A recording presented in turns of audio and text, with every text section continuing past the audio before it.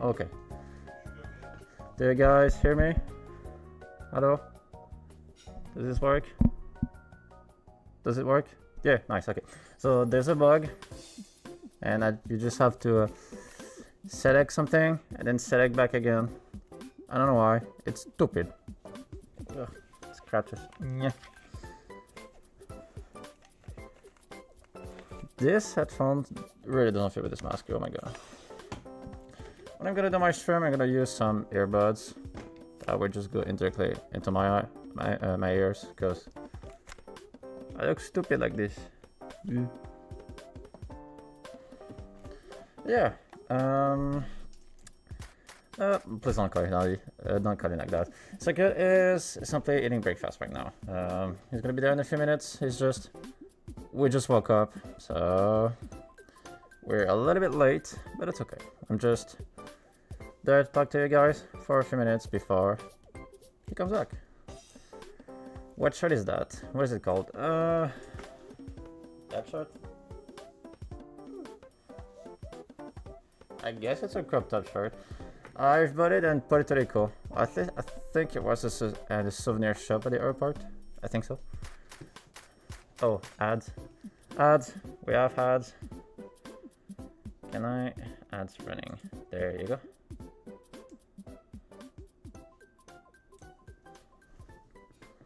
I have 11 ads. Oh, Jesus, that's a lot. I mean, the thing... Does it depend on the time it lasts for myself? It says 1 minute 48. I'm hoping that's how much it will take for you guys before the end. I don't know why the first ad starts so soon in the stream. It's so weird. But like, they should start maybe 30 minutes or an hour after. Eh, it's okay.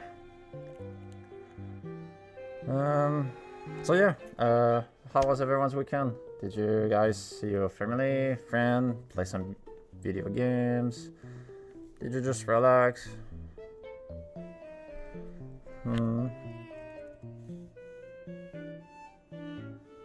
You drew? Nice, nice.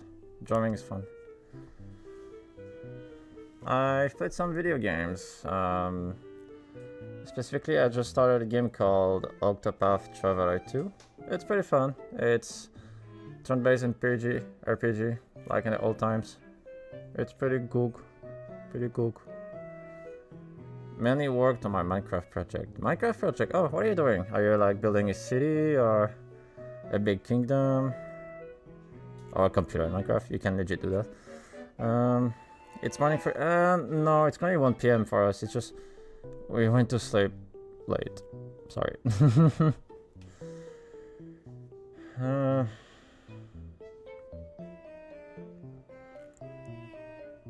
Have you or Secret ever tried Red Dead Redemption 2? I don't think he did. I'm not sure. For myself, no, I didn't. I've never owned the game, so... It doesn't look bad. It looks fun.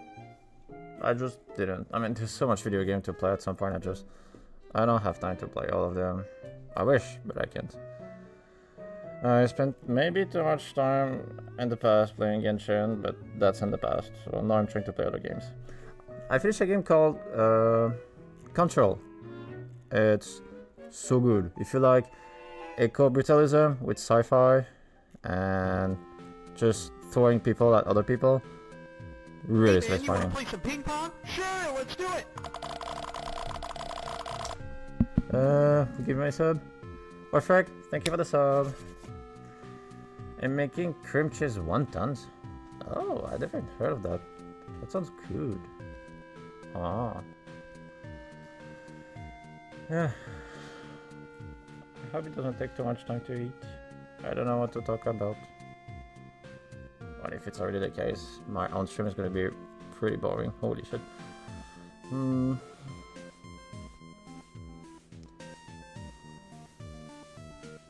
Alright, I think the ads are over. There you go. Okay. Is the breakfast good? Yes, he said oui. First, what is your favorite food? Oh, I like pancakes, even the one with the meats. and I like ice cream. Yeah, ice cream. One! The main list, thank you for the sub. What did you make for breakfast? I made him some eggs. We ran out of cheese, so I just added some spice, like whatever. Oregano and garlic powder, mostly. I'm hoping it's good enough. Fish teach us swear in French. I don't know. Depends. You want the France swears or the Quebec swears? Because those two are very different. I mean, all of this from Quebec are just religion based, and we just use them for everything. What was the hardest part of learning English? Being able to listen. Just like understanding what people are saying. Like just knowing what words are used, because for the longest time, it just felt like I was listening to gibberish. I didn't understand what I was listening to. Talking was okay. Reading and writing, fine. But listening, I couldn't. I was so fucking hard. I'm also partially deaf. Like, my left ear is not that good. So, meh. The hardest part of English is no, okay, for those things, I really don't have any difficulty. For me, it's really easy. Just making a difference between those words, it's not a big deal.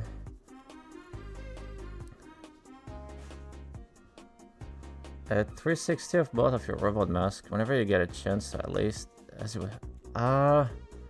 yeah, I could. I actually have an app that lets us use, like, you just turn around someone a couple of times, and then it makes a 3D model of this. I want to try it again. I did try this with Lo-Fi when I came to visit him last November. I can hear someone. Hi. Oh, you look, dang, you look good.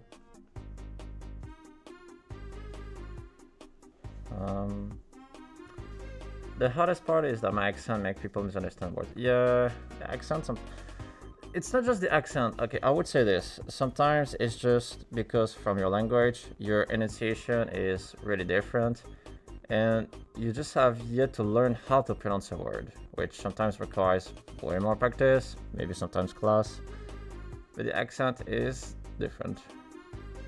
And yeah, the Punky is back. Hi. Hi. Hi.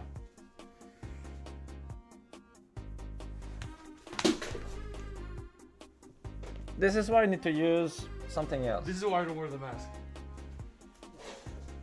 Ugh.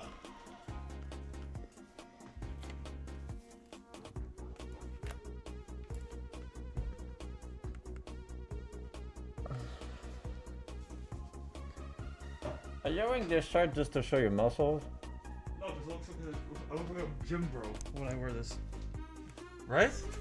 Yeah, Don't I? Yeah, you're not wrong. Right? Yeah, that's the whole point. You dropped something.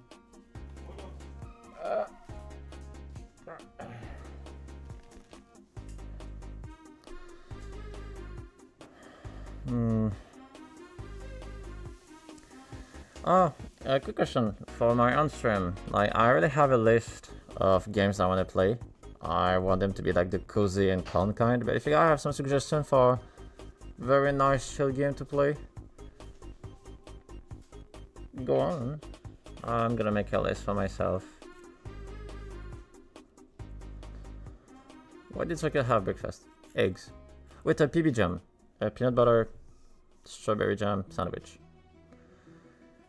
For sure, is a Twitch account up? It's existing, but it's not completely set up, so... I like your cock, G. Little Honey Bear, thanks for the 2-tier sub. Sure, let's do it. 2 subs. And Iceblade, thanks for the sub too.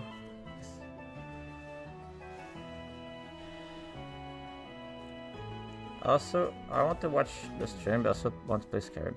We can do both. Sometimes I just watch a stream and I play a game at the same time. Especially if you don't really care that much for the sound, but for sure. I'm funding like $700 of our instructor. What? Do you really? What the heck? Okay. I hope it doesn't stop you from paying the rent. I bet Ryan is really happy with this.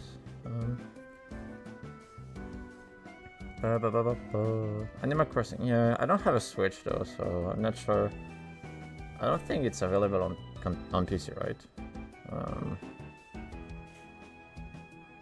I do want to play Stardew Valley at some point.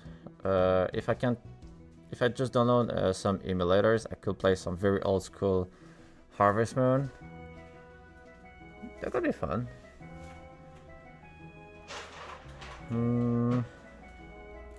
Scrambled egg sandwiches with shredded cheese. Okay. Well, we're just missing some shredded cheese. I need to buy some shredded cheese. Right now? No. Right now I'm very hungry.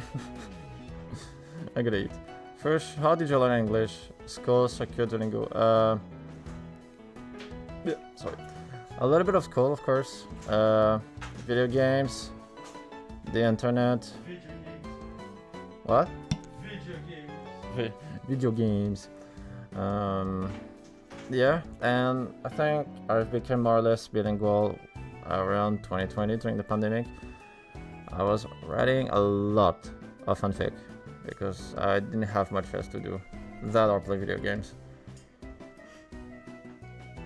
And no, you won't be able to find those fanfics because I decided to scrap them. Does Circuit ever cook for you? Yeah, sometimes. Like we have a barbecue, he will cook some meat. It's pretty good. Sausages and other stuff. So tips for earning a new language. I'm trying to learn Italian. Oh, Italian. Tips.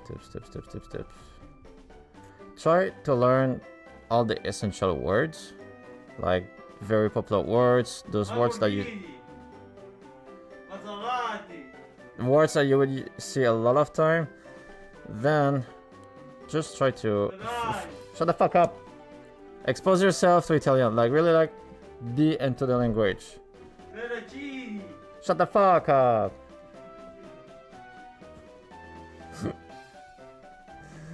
Yeah.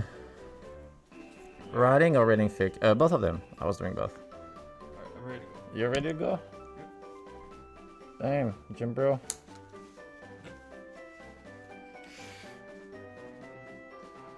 I like a cut, G. Yeah. Alright. Okay, if you're learning a language, Duolingo is not gonna be enough. Let me tell you this. Like, try to live a little bit in the language. Like, you go on the internet, just expose yourself to the language. Go, and if you can make friends and talk to them, just really like learn sentences. Try to learn how to speak the language, not just a few words here and there. Like, don't learn stuff like, oh, how to put an apple in the toilet, like Duolingo would fucking do, because sometimes their sentences don't make any sense. Just learn the language on the internet, literally. I can read some German. It's a little bit close to English and French, so sometimes I can read instruction and such in German. Italian is easier. Italian and Spanish is easier to read, as because I speak French, so sometimes I can't fully read what's being said on paper. But that's pretty much the limit. That's just because, you know, language family tree. The Romance language are very close to each other.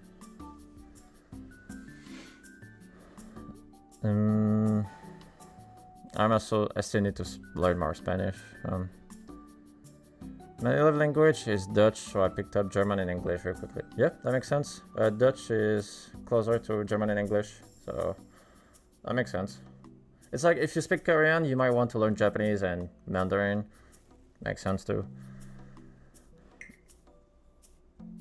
Italian songs all the time, but I want to be able to understand them better. Yeah, that's a nice goal.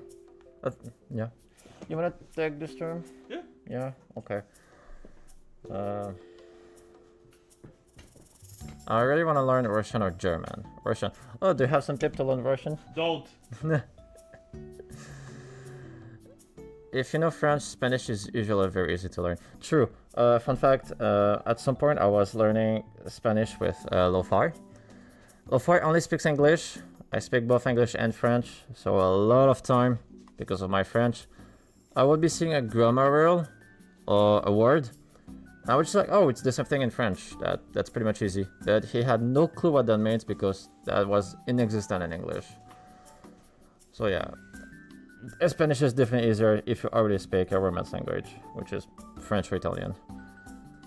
I think sometimes Italian can understand what Spanish people are saying aloud, even without knowing the language, but I'm not too sure. Alright, I'm gonna go. I got some work to do and breakfast to eat. I will give you back circuit. I still need to set up my own stream. I don't know when it's gonna be ready. I'm hoping before the end of 2024, of course. Yeah. I hope you guys will have some fun. From what I've seen, you will have some gym advice. So, yeah, from the strongman itself, because you won't get those advice from me. Strong? What do you mean? You're strong? Jesus. Didn't mean that hard. Sorry. Sorry. Okay. Sorry.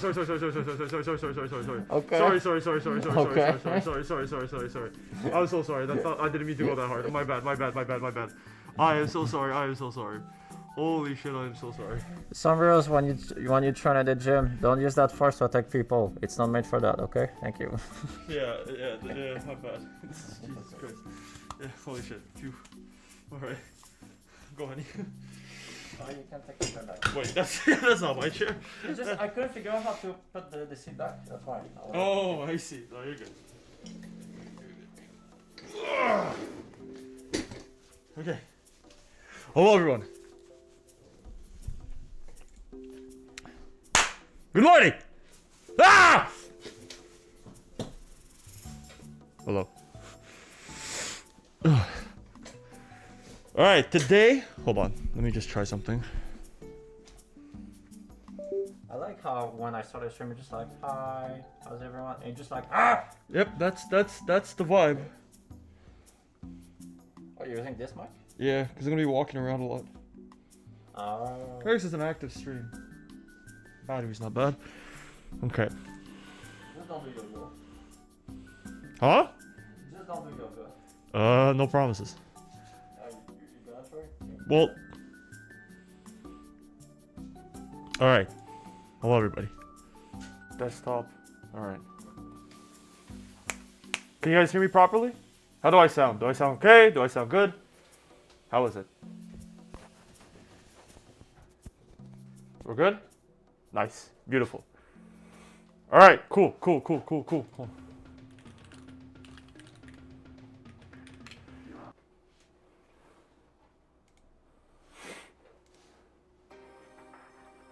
All right. Hello.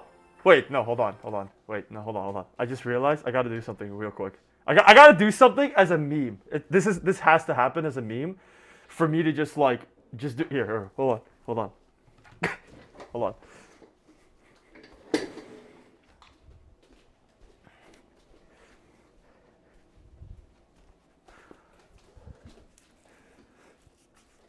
sure don't want to wear a coat? Too? I was thinking about it, but the coat doesn't make sense when you go to the gym.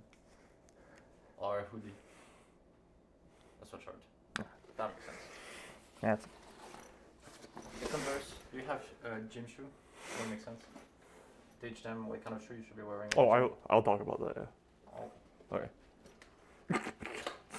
Just gonna walk up like this. I'm Brad. Wait, hold on. It's like this. Hold on. It's like this, and it goes like, yo! What's up, brother? What brings you into the gym today? Dude, you look huge. Ladies, what's good?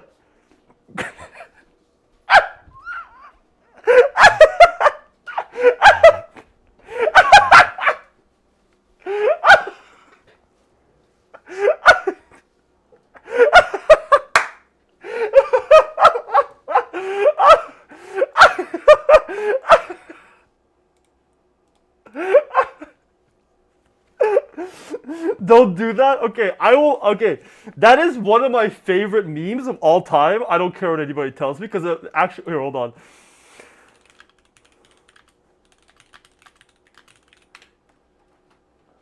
Where's that meme? I love this meme to death because this shit makes me laugh so hard. This is the original voice actor, by the way. Oh, yo! What's up, brother? What brings you in today? Dude! You look huge. Oh, ladies, what's good?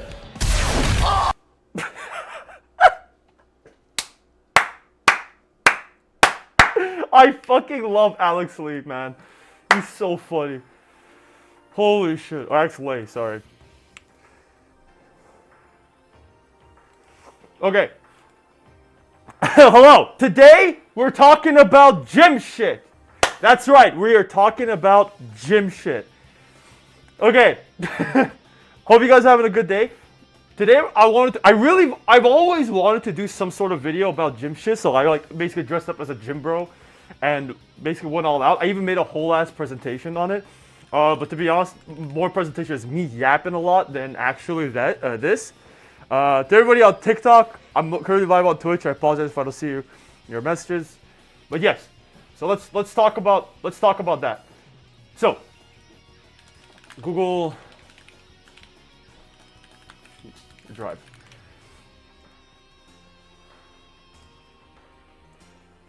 Okay, how do I run presentations? Hold on. I haven't used a presentation tool ever since high school. Like legit, I have not used it since high school, and I have no idea if I'm doing this right or not.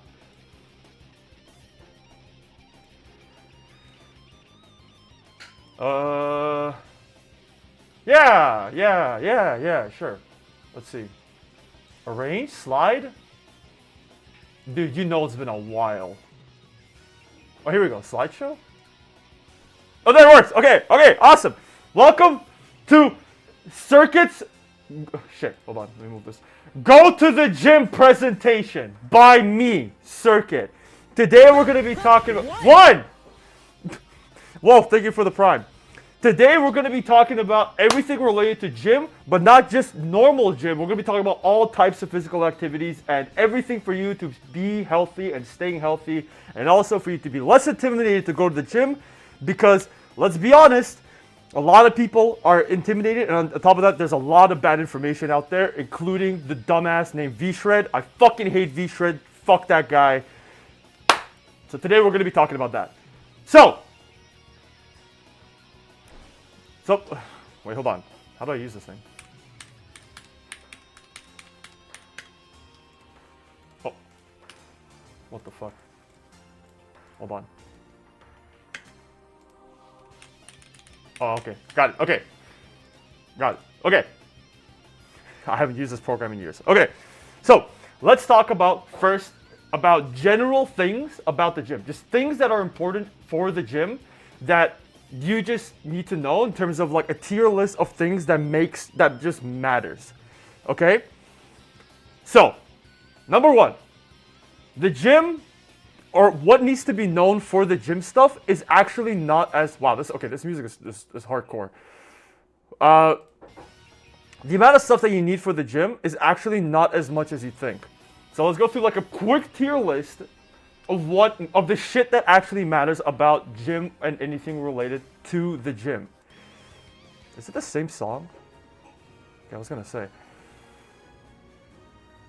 So for the gym, what basically the best and number one thing that matters, it's three things. It's the diet, it's proper workouts, and just working hard in general. Technically sleep as well, but you should be doing that good anyways. A tier is probably just proper supplements. But this is not mandatory. In fact, if anything, all three, I will give you three different supplements that matter. And you don't even need to take them technically. You genuinely don't need to take them. Are they better for you to go to the gym? Yes. Do you need them? No. But they can and will help if you want it to help. And then everything else does not matter. Not like literally everything else doesn't really matter. Maybe proper equipment matters a little bit. And for the love of God, yeah, anabolic steroids, don't do that shit. That shit's ass. That shit's hot, stinky ass, and whatever. That is what matters. So before we get to that, the best thing to do is also get gym buddies. I recommend, if you can, get some gym buddies. If not, find the motivation to do it. Motivation is the biggest thing that matters in the gym, but it is not your sole factor to stay in gym. Because, let's be honest, going to the gym is hard. Like, I'm going to be honest with you, straight off the bat, going to the gym is hard. If you fuck up, if you are lazy, you're not lazy, or just sometimes you just can't get yourself out of bed, that's okay. It's all about constantly going hard how to get gym buddies. So basically that kind of stuff, that's what matters. So if you can get a gym buddy, get a gym buddy. If not, it's okay. Well, find your motivation. And by the way, I want to point this out. Motivation could be literally anything. Motivation could come from anything and anywhere, as long as it's not malicious. And even if it comes from malicious, that means you need to probably have some self-reflection. But I digress. I will tell you what my motivation was to go to the gym. I hated the fuck out of myself. Now, is that a good motivation? It depends, right? But like that's the point of the contention. But I will never forget the day that I changed my profile. Like, I changed my what's it called? Wallpaper on my phone to constantly remind me and like get me into the gym, because I always wanted to look at a specific physique. That's pretty much it. For you, it could be anything. You can, if you find like a reason, like, oh, I just want to go to the gym because I want to be a good cosplayer. I want to go to the gym because, or I want to be bigger because I want to carry my boyfriend or my girlfriend across the room. Or something like that, right? Anything in general, anything can and will be motivation as long as you believe in it that hard. Remember that. That's what matters the most. So, with that in mind, let's talk about the terminology. This is a quick thing. I want to go very quick on this. I don't want to really nerd out on you guys super hard, because let's be honest, terminology only matters a little bit, but I just wanted to make sure that you guys understand what I'm talking about when I start yapping a lot. So when I start yapping words that you guys won't understand, this is what I'm talking about. This is the biggest things that we're talking about. So number one, compound and isolation exercises. So what is a compound exercise? What is an isolation exercise? Compound exercise is anything related to any exercise or any movement that requires you to use 2 or more muscle groups. So basically, a squat, a pull-up, a dip, all of those things require you to use multiple muscle groups. And if you guys don't know what a muscle group is, we will get to that in a moment. An isolation exercise is something that only requires one muscle group, only one. So for example, a bicep curl, that only uses your bicep. Like a lateral raise, that only uses your shoulder, ideally. Right? But a squat would use more like your hams. Like it would use your hams, your ass, maybe a little bit of your abs. That is a compound exercise because you have to use more than one workout. Boom. Beautiful. ROM. ROM stands for range of movement. Range of movement basically means a workout, or a movement. Like it's the range of said movement. What is the full, when people say full range of movement or full ROM, they talk about doing the movement in its full capacity, in its full range. So for example, if I do, I'm going to give oversimplified, like a gross oversimplification. If you do a squat, right, and you do this, that is not full range of movement. If you do this, that is way more range. You see that? This versus this. You see that? That's what they talk about when they talk about range of movement. Same with a bicep curl. Like this versus like this. Like this, and like this. That's what they mean by ROM. That is what they're basically trying to talk about.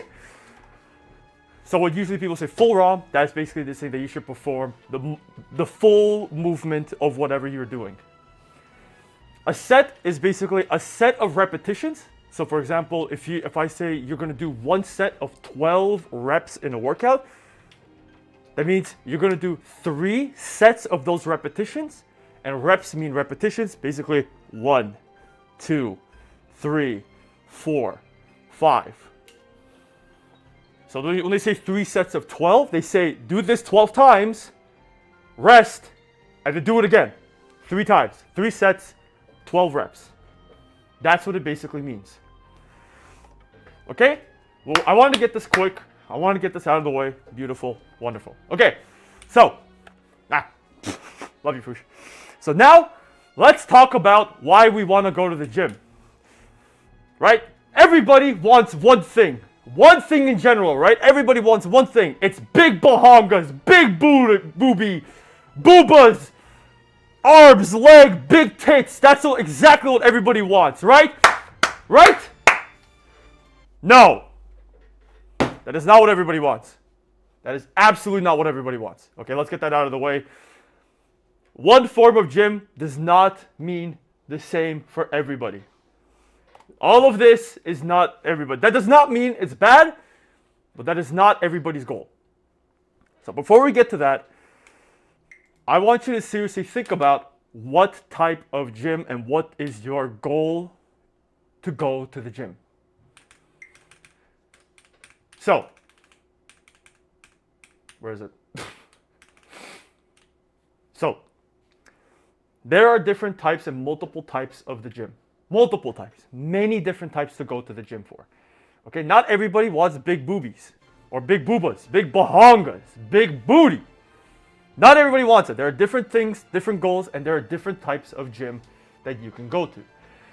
First of all, you should generally be physically healthy. That is just a general thing. If you want big tits, big butt, that's good. That's bodybuilding. You want to pick up also if you want to pick up very heavy shit, if you want to like, man, dude, there's a person that like had a car flip over them. I wish I could just deadlift that car and save the person that got into a car accident. That actually happened, by the way. That is a legitimate thing that actually happened. There was an actual like strength Olympian or some shit like that who basically saw somebody get into a car accident. It got flipped under and they got stuck inside. He went up, he deadlifted it, and he got people out. That is an actual thing. I just want to point that out. That is an actual thing. And yes, that is also a goal if you want that to happen. The different thing, movie shit. For example, do you want to do like handstands or just like pull-ups or flips or like anything body related? That's good too. That is called calisthenics. Running fucking sucks, but running is also good for you. That is cardio. That is simply cardio, also very good for you. Flexibility shit, yoga, Pilates, and anything movement related, also very good. Sports shit, any sports that you do to a degree is also very good for you. Because sports is fun. Sports is easy to kind of get into. Also good shit. Also types of gym. That is a type of gym to me. That is a workout. And of course, practical. And then there's also practical movement workouts, that we will talk about, because sometimes you just want to be healthy in general, and that's totally fine too. That is also very valid. Except for CrossFit. I fucking hate CrossFit. Okay, listen. We'll talk about CrossFit later. I genuinely think I hate fucking CrossFit. I hate CrossFit. I will talk about why. We will talk about it, and I'll give you the extreme good reasonings on why I hate CrossFit. Now, is CrossFit bad? I don't know. But I hate how CrossFit is applied in today's standard for many different reasons, and we'll talk about that later. Okay? Cool. Wonderful. All right. Back to the gym. Before we talk about all these types of gyms, right? All the types of stuff that we want to get into. Let's talk about first doing movements. Let's talk about actually general tips. Actually, hold on. No, we'll get to diet later. General tips of doing a movement or doing an exercise. That is what matters the most right now. So how do you do a movement? Yes?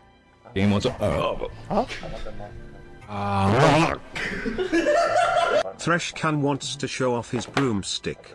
I apologize. Who said that? Oh no, you're good. Who said that? Let's see if I hate you. Let's take you to 100 bits. Alright. So let's talk about doing a movement. So a movement is basically just an exercise that you want to do. Push-ups, sit-ups, whatever you want. Okay? What does that mean? So when you do a movement, there are a couple of things that you have to keep in mind. Number one, you want to understand the basics of a movement. You don't want to half-ass it. You want to know what it is. It's basically that's why they call it proper form. Form basically means you're doing the workout properly. You're not fucking it up. Now, usually when they say don't fuck up your form, it basically means don't start like doing it in a way where you're like, oh, what the fuck am I doing? Oh, no, that's how you get injured, right? Which goes to the next point, or more like the third point, do not get injured. Listen, injuries are one of the worst things you can do to yourself while working out. It can be permanent, it can be bad. Now, I'm not trying to scare you. It's very hard to do a permanent injury, but it's still possible, especially the type of workouts that you do. That is just a general thing that that happens. That is life in general. That does not mean you should coop up at home and be like, I'm scared of everything. No, listen, shit happens. As long as you stay safe and mindful of what you're doing, your injury goes down. Like your chance of injury goes way down astronomically. Number three, do not start heavy. Go extremely light because you want to, one, understand what you were doing, obviously. And number two, you also are, let's be honest, you're weak. Like, you're weak. Like let's be honest. And that's okay. Listen, you're weak. You're not strong.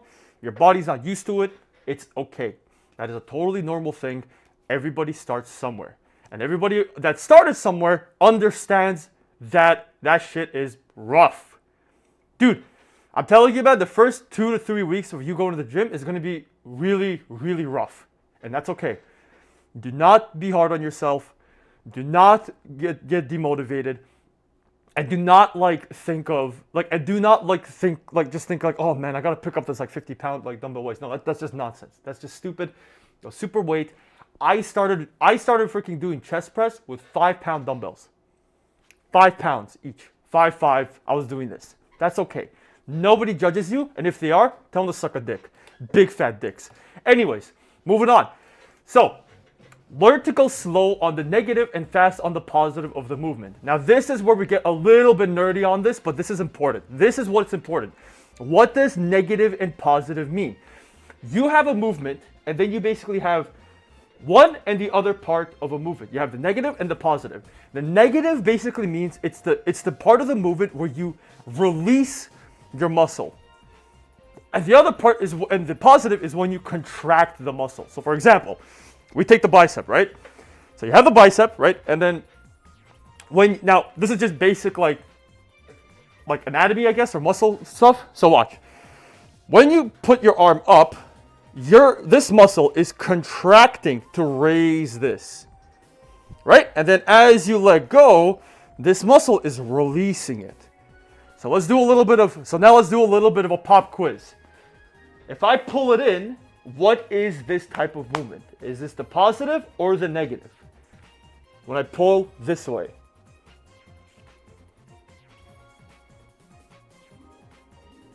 I'm gonna wait for everybody because I think it's a little delayed. Negative, positive, positive, negative. Okay. And again, by the way, it's totally okay if you're wrong. Totally okay. Okay. I forgot. Positive. Okay. B. Can my face go in between? Fuck you, Major. Never mind, negative. No, it's the positive. When you contract your muscle in, right? You're pulling it in. This is the positive. Because you are basically flexing your muscle inwards to do the movement upwards. Now, if you start releasing it, this is the negative. Now let's get a little bit tricky with it, right? This is a very simple. This is like the easy one, right? This is the easy one. Let's get a little bit tricky with it, okay? So, let's say we're doing something called a dip, right? Okay, I'm gonna basically, hold on, pull.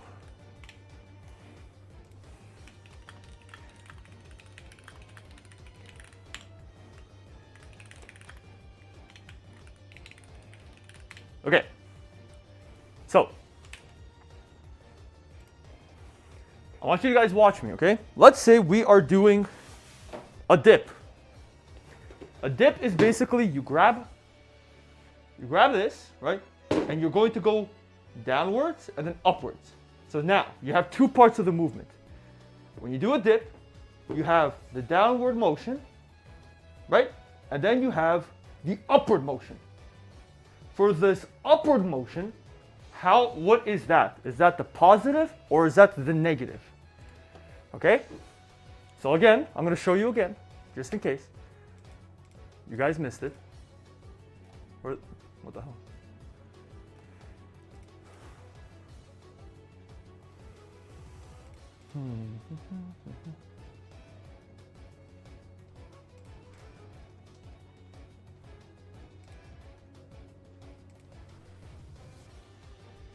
I can't see it.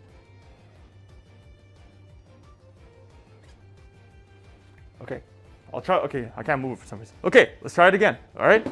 So, not this part. When I go upwards, okay, like this part of the movement. What is that? Is that the positive or the negative? Perfect. Okay, okay. People are paying attention.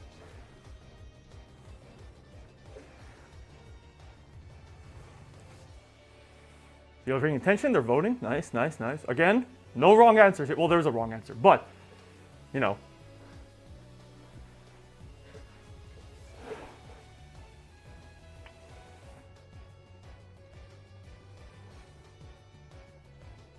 Damn, there's a 50-50 here. You see, this is a good thing because I'm going to finish the vote in like 5 seconds. As soon as I figure out where to move this thing. Oh, there you are. You're going to go here. Beautiful. Okay, I'm going to finish this. So the people that said it is the positive, yes, you are right. Absolutely right. The people said it's negative, no, you're wrong, and that's okay. That is a good thing because you are learning. You are learning. So, now, if you think about, so this is why you need to research on the movement itself. The movement is what you need to learn on every single workout that you're doing on a simple basis of which one's the positive and which one is the negative. So, the dip is supposed to contract two things. Your tricep, like this, because you're pulling it upwards, and your chest because you're squeezing yourself in upwards. You're taking your chest and you're squeezing it upwards. That's what you're doing. So because of that, if we're going downwards like this is the negative. So we're going downwards. And then you're trying to pull yourself up. So you're contracting your muscle to push yourself up. That is called the positive. And this is called the negative. Like that. Okay. I'm going to give you one more, and this one might be a little bit tricky. So pay a little bit of attention, okay? Okay, so this is basically almost called like a row. So you're going to go up, down like here. Now, this is the movement. Down, up. So if I start lowering myself down like this. So that's the first part of the movement, and this is the second part. So when I go downwards, is this the positive or the negative? Once I go downwards, is that the positive or the negative part of the movement? When I go down.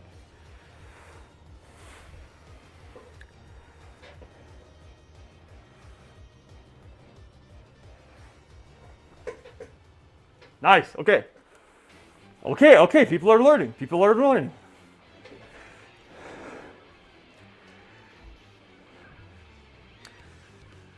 Yes, exactly. Okay, perfect. Everybody that voted negative, you are absolutely right. Because here's the thing, that exercise works your back, right? It works your back. So what happens is when you work your back, you're contracting the muscle inwards, right? Because your muscle is basically doing this to pull yourself up.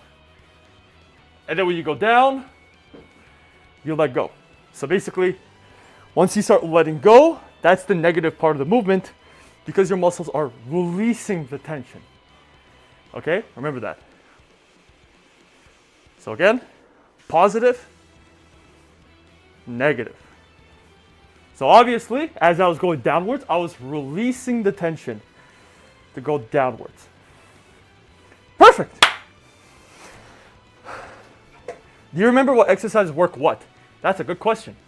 I do, but I didn't initially because I use a wonderful thing called Google and apps. And that's okay. That's a good thing. This is why I tell you to always learn your movement. Understand the basics of the movement that you are doing. So, if you don't understand what the movement does or what it works out, Google it. Simply Google it.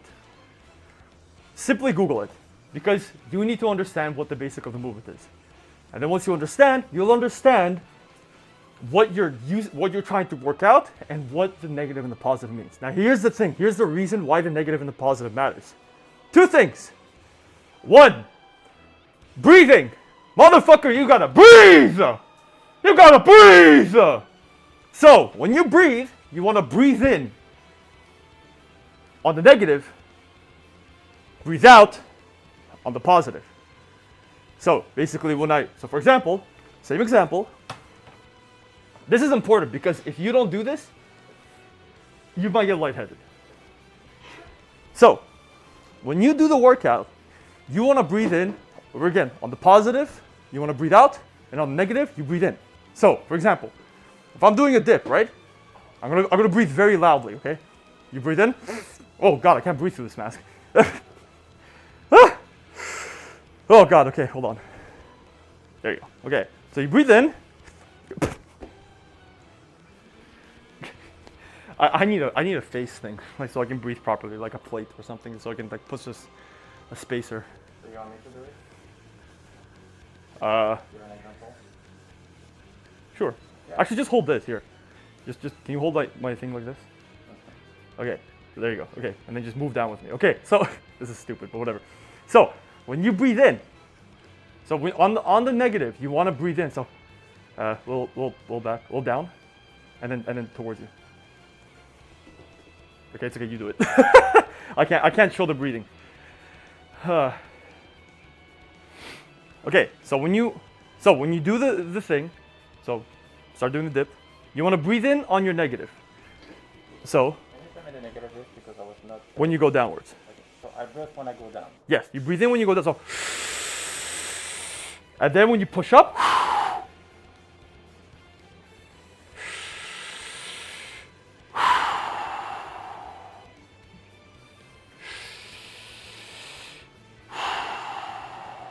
perfect. Thank you. Like that. That's what matters the most. Breathing is a very important thing because when you don't breathe, you're pretty much going to pass out. Not a good thing. And it's going to affect your performance and you're going to go lightheaded, yada, yada, yada, yada, yada. It also gives you more focus on your thing. Yeah, because you're not passing out. Yeah, but also it's just consistent. Yeah, So you kind of got yeah, exactly. Yeah. So, with that in mind, that is what you do in the positive and negative for breathing, because breathing matters a lot. Remember that. The second part of why this is important is because when you do the positive and the negative on the movement, you want to make sure there are parts where you do fast and slow. Now, this again, I want you to understand this is going to take a lot of practice. That is totally okay. You have to understand that. The positive has to be fast. Safely though. Remember, safely. That's what matters the most. When you push up, you want to do it fast and then slowly go back down. Your negatives need to be very slow. Your positives need to be very fast. Why? Because you're working on the contraction of it, but also when you slow yourself down on the negative, you stretch your muscle. That's what matters the most. You have to stretch it as much as you can within your range of movement. Remember that, the ROM. Remember what I said before? Were you guys paying attention? Nice. Goes down. That's your ROM. You're trying to basically go slowly, and the slower you go, the more of a stretch and the more like you basically rip your muscle. And then you go hard on the push. So what does that look like? You're gonna look like this. So, it's gonna look like this. You're going to go down very slowly. up to like 3 seconds. So just count to 3 on your range of movement. So 1, 2, 3, and then 1. See how fast I went? 1, 2, 3, 2. Like that.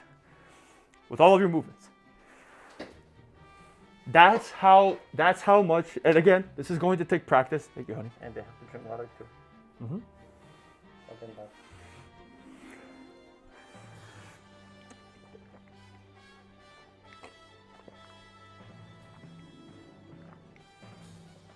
I can't even do a dip.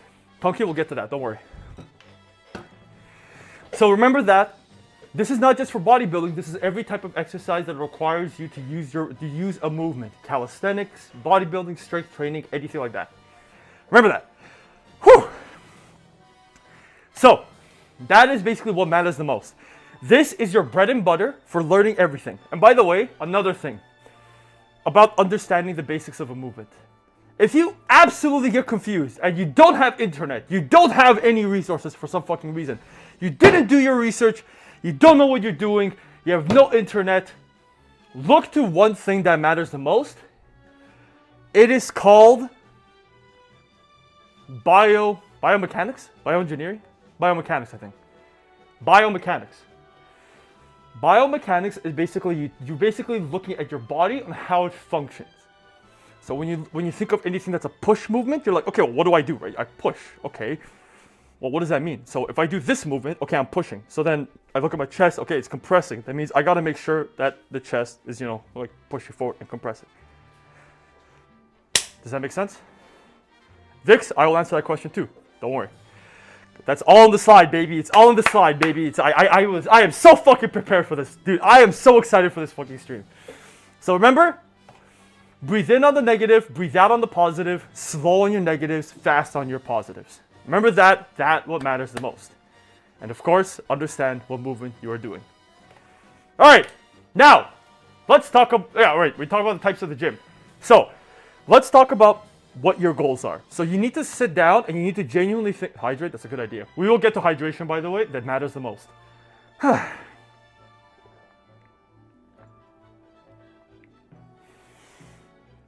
Actually, we just talk about it now. Yeah, you know what? Let's talk about it now. This is actually important. Who here knows the difference between an aerobic exercise and an anaerobic exercise? Who knows the difference between those two? I always get to mix up two, to be honest.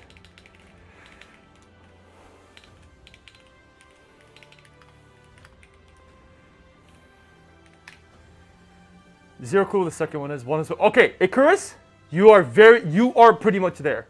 Icarus has it down to a notch. I'm gonna wait for everybody else to answer, and then we'll see. Animatronics, no. For your cardiovascular system and health, yes, but think of more of like the practicality of it. What is the difference between an aerobic and an anaerobic exercise? Aerobic needs air. Yes. Okay, good. Good. Icarus and he shows that. I'll get to that, Nicole. Don't worry.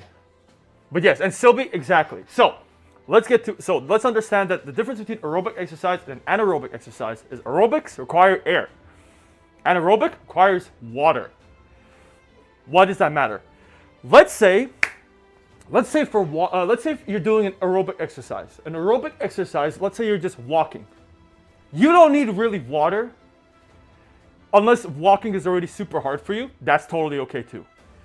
But but basically like that, okay? So when that happens, that exercise itself, all you need to do is breathe in. Because aerobic is usually for a very long period of time. You're not really pushing yourself at an extreme level, but you are at an amount of level where all you need is just air. Anaerobic is think of bodybuilding, like calisthenics, running, like running at fast periods of spaces and then slowing down. HIIT, which is called HIIT. When your body is working super duper hard, you need water. Or you're just going to cramp up, pass the fuck out. Your body's not going to have a fun time. That is the difference. Remember that. With that in mind, when you do these workouts specifically, that's not running, or that's not like walking or whatever, you need to go in bursts, stop, and then you need to rest and drink water. Remember, every time in between your workouts, you drink water all the fucking time. Like this.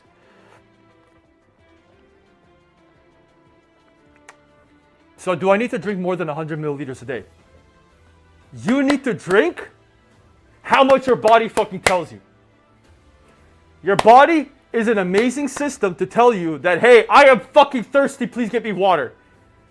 And all you have to do, and I know some of you are going to say it. Some of you are going to say, oh, but I forget to drink water. I just forget. Dude, you put water on your desk and your body will reach for it automatically.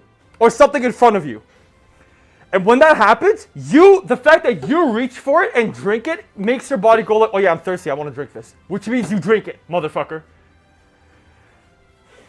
Because your body is known to hydrate yourself because it knows that it doesn't want to die. My body doesn't do that, what the fuck? Have a bottle of water in front of you. Just always have a bottle in your sight in front of you all the time. My body don't do that, then force. I swear, I'm pretty sure it does. I have 2 liters of Coke to my next couch, good enough. No, Wolfman, no. I did that and my body ignores it. Are you, okay, if you're working really focused on like a studying and stuff like that, that kind of makes sense. But if you're like working out or like walking around or just like when you get up and sit down and your brain's reset, it will see the water, it'll be like, I want the water. This is why I have multiple bottles of work when I'm going to be at. There is actually research about that, but I will get to that later, Weaver. Please remind me later. Okay. Let's talk about bodybuilding, my favorite, bodybuilding. Let's talk about it. Do you want big tits? Do you want big ass? Do you want big arms, big legs, big calves, big chest, big back, I don't know, big neck, I don't know, fuck it, big everything. Bodybuilding, that's the way to go, baby. Woo! Bodybuilding, let's get a round of applause to bodybuilding. Let's fucking go.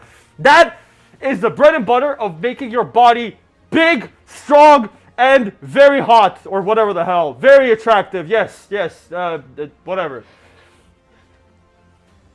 But that does not mean bodybuilding is 100% for you. Let's get that out of the way. Just because you work out your body to make it look good does not mean it does everything it wants. Just to make sure, bodybuilding and every type of exercise will work something out all the time. That is always it. If you do bodybuilding, you're doing some form of strength training and cardio. If you're doing cardio, you're still doing some form of strength training and bodybuilding. That is something that will always be happening across the board for all of the different types of gym that exist here.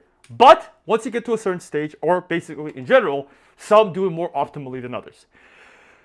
So, how often is it ideal to work out? I'll get to that. So, yeah, moving the muscle, exactly. Moving the muscle equals working out, period, end of story. That is how it is, no matter what. That's just a general fact. But you have to understand that if you're just trying to basically look good and like do this and all that kind of stuff, then bodybuilding is for you. But if it's not for you, that's totally fine too. But let's for now talk about bodybuilding in general. Let's talk about the pros and cons. Of course, big titties, all that kind of stuff. On top of that, it's actually easy to track progression because all you have to do is raise the fucking weight. It's not that hard. All you do is, 25 pounds is easy. I'm going to go to 30 pounds. Very fucking easy. Easy peasy, lemon squeezy, no problem at all. Cool. Wonderful. But let's talk about the cons. It's not perfect and whatever. Number one, not exactly fully about strength. It will still work out your strength, don't get me wrong. You'll still have strength training. But if you could, let's say you worked out for a year versus a guy that worked out a year for strength training, you're not going to be as strong, but you're going to look better. So remember, goals are important. Number two, you need equipment. It's the gym. You need equipment. You need dumbbells, you need like equipment, all that kind of stuff, yada, yada, yada. You need it. You basically need it. That is definitely a drawback, especially for people that don't have enough money for a gym membership, don't have enough money for other things. That is a simple, obvious thing. And that's okay, right? Just letting you know, there are strengths and weaknesses to bodybuilding in general, and that is one of them. We got ads. I'm going to start taking questions, and then we'll continue the slides. We have ads coming up. So right now, everybody ask me questions while we wait for all the non-subscribers to watch terrible ads, and then we come back. All right. Toss me questions, guys. Toss me questions. Whew. Do you need knees to work out? Well, your knees should be healthy some way, but no, you don't need to. Listen, if you go to like if you're on a wheelchair, you can still go like work out. I'm not even joking. I've seen plenty of people in wheelchairs to work out. Enjoy the I a little bit. Tips on weight loss. Punky, I will get to that. I'm glad you asked that question because I will get to that at the end. Trust me, that is the diet portion of this presentation. Trust me, I got that shit covered for you, baby. Let's go. What's the best one for someone with major asthma that can't do stairs without an inhaler? Simple, slow it the fuck down. Slow it down. Listen, if you have asthma, actually I do talk about this for a little bit, but basically the quick thing is slow it down even more. Jelly said, what do you suggest I do when I accidentally overwork one muscle group? Rest it. Rest it. Simply rest it. If it does get sore and stuff like that, put some heat on it. Make sure you stretch it out and move it. You know, it's the opposite of rice. Make sure, like let's say like I overstrained my bicep. Put some warmth on it, stretch it out. Make sure you fully like do stretches on it, so it kind of like expands a little bit and gets blood flowing back into it because, well, you overworked it. And then of course when you come back to the gym, take it a little bit easy and then go back to your proper form. What do you recommend for a skinny fat person to get that hourglass? Alex, I am so happy you asked. I will get to that in the diet the diet part. But Alex, I used to be skinny fat, and then before that I used to be anorexic. So I will tell you that, no problem. What's good thoughts? What's good for those who have hard time keeping weight on? I am so happy you guys are asking this question because at the diet forum, I am literally gonna go crazy on this shit. Okay, anybody asking diet related stuff, God bless. Do you have any advice to get motivation? I will talk more about that later, but the general thing is if you have friends, get your friends into the gym. And number two, find the reason you want to go to the gym in the first place and then have that in front of your face all the time. Because my fucking reminder is I want to have thresh tits. But I also like giving hugs to people. And I'm not kidding, that is a totally valid motivation. Can I DM you some vids with workouts to judge? Everybody, if you guys want me to judge at the end of the video how you do your workouts, please post it in the Discord at Gym Talk. Gym Talk is where, like, basically, once you go to the Discord, go to Gym Talk, post your videos here, and I will judge them at the end of the video. Please post it because nobody posted shit, and you guys asked me to do it, so it's kind of weird. Weird, champ. But yeah, got it. Home workouts for people scared to the gym. Stardust, I will get to that as well. Literally like in 2 slides. I'm not even joking. And Sparks, same thing.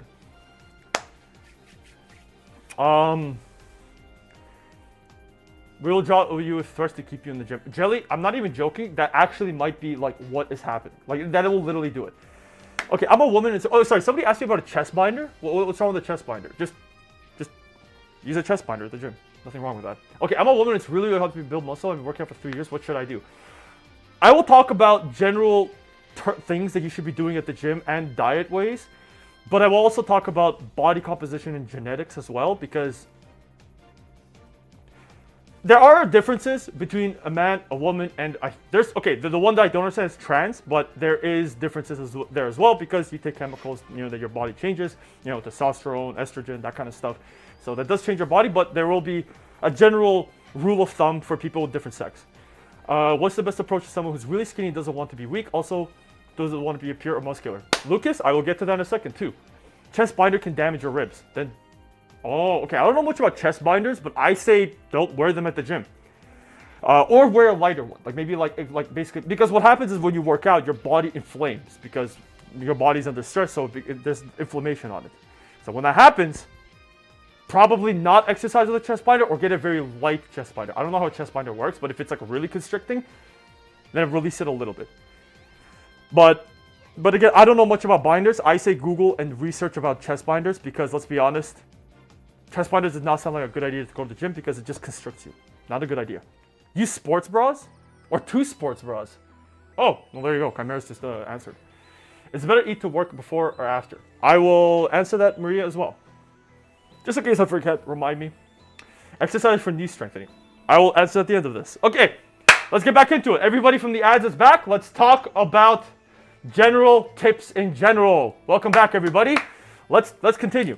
We will have a Q&A session, by the way, at the end of this, so don't worry. I will be answering your questions, no problem. If there's anything that I missed, so far, hold off for a little bit. And yeah, So yeah, pretty much. All right. Let's talk about general tips for bodybuilding. So, again, remember how I said focus on the movement, especially the negative? Technically, this applies to every single type of exercise that is related to your body movements, like calisthenics, which is like body movements and whatever. But nevertheless, especially in bodybuilding, this is important. Don't get injured. This is also a general tip. Do not fucking get injured. Do not get injured. I swear to fucking God, do not get injured. For beginners, okay, we're gonna nerd out a little bit, okay?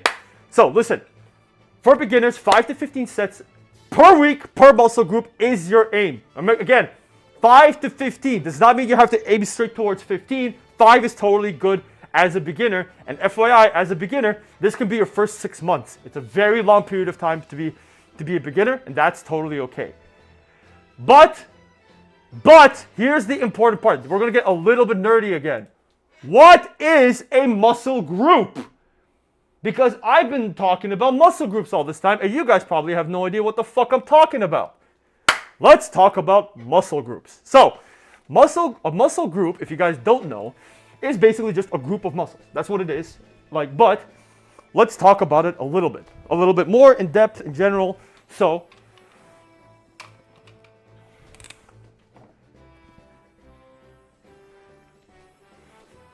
let me just double check to make sure this works. Okay, so let's talk about muscle groups in general. Okay, if you guys think about the word, why did the word go? Whatever. So a muscle group is basically you have a group of your muscles, right? So I'm gonna ask you guys something. How much? You know what? Fuck it. Here. And by the way, I don't care if you guys go awugo or whatever. Listen, this is important. This is actually very important. We're gonna be talking about muscle groups in general. I'm gonna be asking you guys very quick questions, and you guys are gonna have to answer this.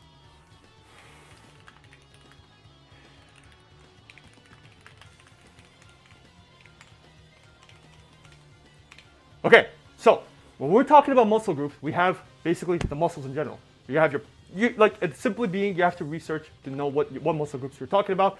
You have your pecs, bicep, tricep, forearm, hamstring.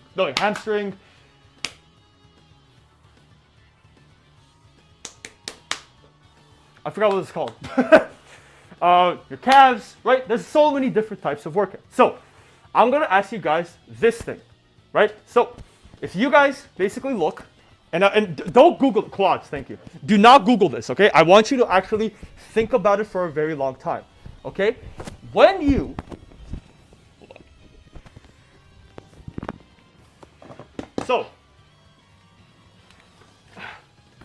think about anything types of workouts, okay, or just muscle groups in general, let's talk about simple being the pectoral, right? This is your pec, right? Like this, okay?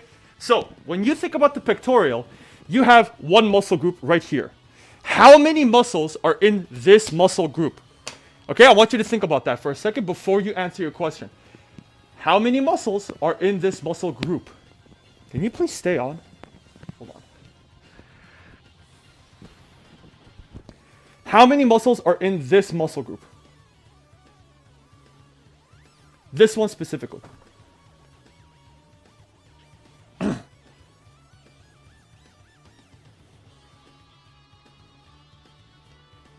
Okay. I'm gonna count to 10 seconds. You guys get your last volts in. The pectoral, how many muscle groups? How many muscles in this one muscle group? Notice how I said in this one muscle group. Okay, I'm gonna wait. I'm gonna 10 seconds. 10, 9, 8, 7, 6, 5, 4, 3, 2, 1. I'm gonna wait.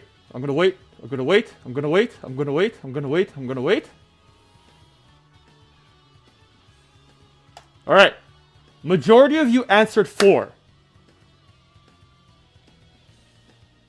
You guys are making me doubt. Hold on.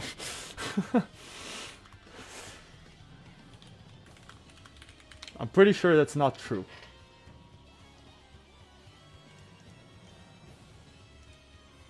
Okay, good. Okay, so I just want to make sure, because you guys actually scared the shit out of me.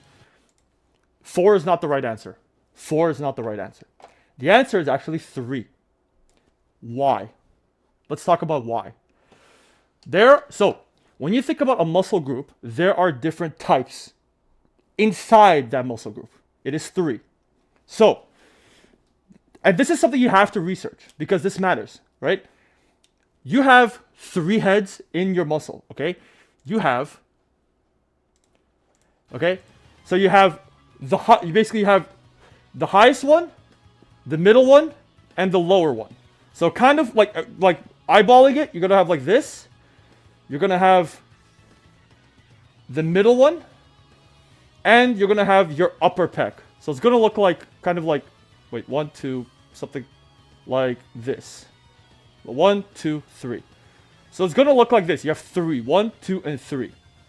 This is your 3 heads of a pectoral. That's how it looks. Okay? So basically so this is your upper head because you have one muscle that goes like this. You have another muscle that goes like this. And you have another muscle that goes like this. Now, that does not mean one workout only works one of these. There are workouts that will work many types in your muscle group, but that does not mean this one thing is only one big muscle. It's actually 3 like this. Holy shit. Okay? So, with that in mind, let's make another one. Let's think of another one. And this is actually very easy. You guys ready for this? The bicep. How many heads or how many muscles are in this muscle group of the bicep? It's in the word. That's your hint. Your hint is how many in a bicep.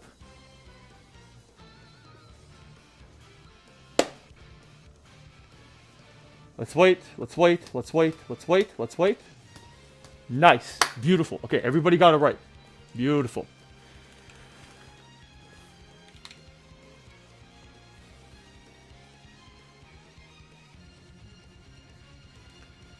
Some people might argue there's 3, but that's not true at all, actually. Okay, so, by the way, you guys can hear me properly, right? Yeah, okay, cool. Alright, everybody voted that is 2. You are absolutely correct. Here's the reason why. It is called the bicep, which means bi, 2. Bicep, bisexual, I don't know, right? So, you have 2 parts of your muscle right here. I think it works like this. So you have the long head and you have the short head.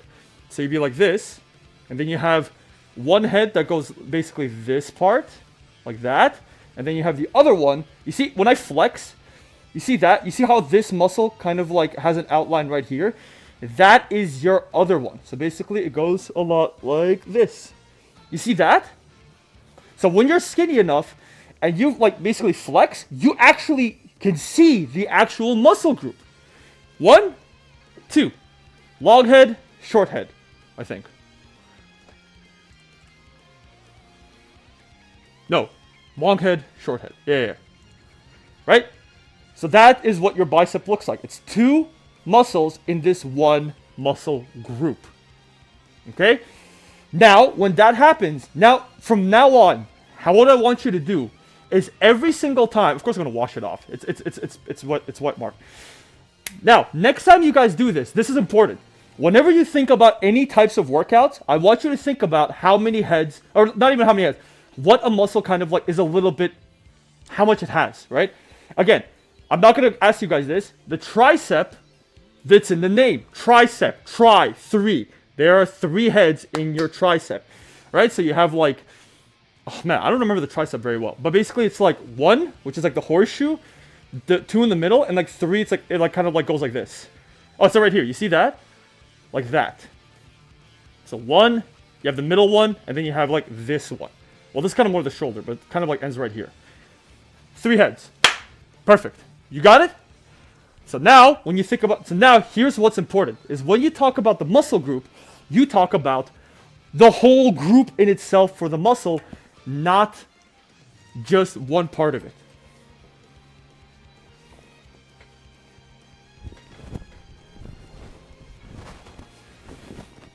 Why do I have horseshoes in my arm? Beautiful.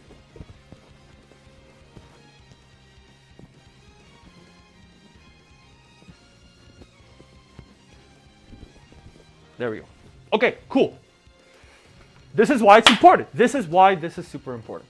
So, with that in mind, when I say 5 to 15 sets per muscle group, that doesn't mean each single one. That is not what I'm saying.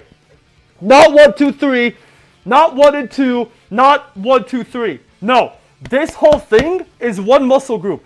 So you put 5 sets, 5 basically sets of an exercise to work on this thing. And then 5 sets of this thing, 5 sets of this thing per week, which means you can split it up. We will get to that later. Does that make sense? Because again, like I said,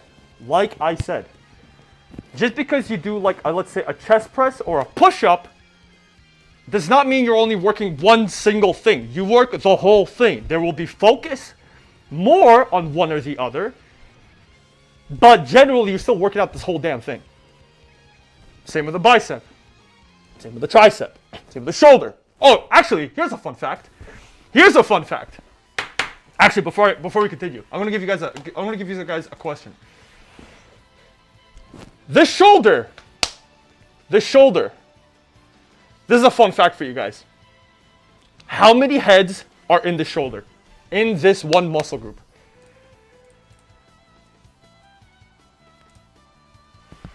Right here.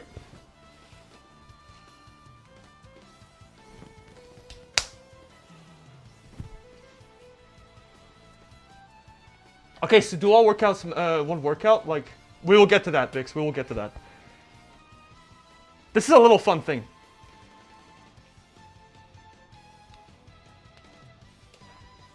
I'm going to do this just to show you guys. How many heads are in the shoulder? Okay, you guys getting ready for this? I'm going to stop the vote. 3 is technically right. Anatomically not right. In fact, this is technically a trick question. But we're going to assume it's 3. You guys want to know how much it is? You ready for this? You guys ready for this? Actually, I don't even know if I could draw this, to be honest.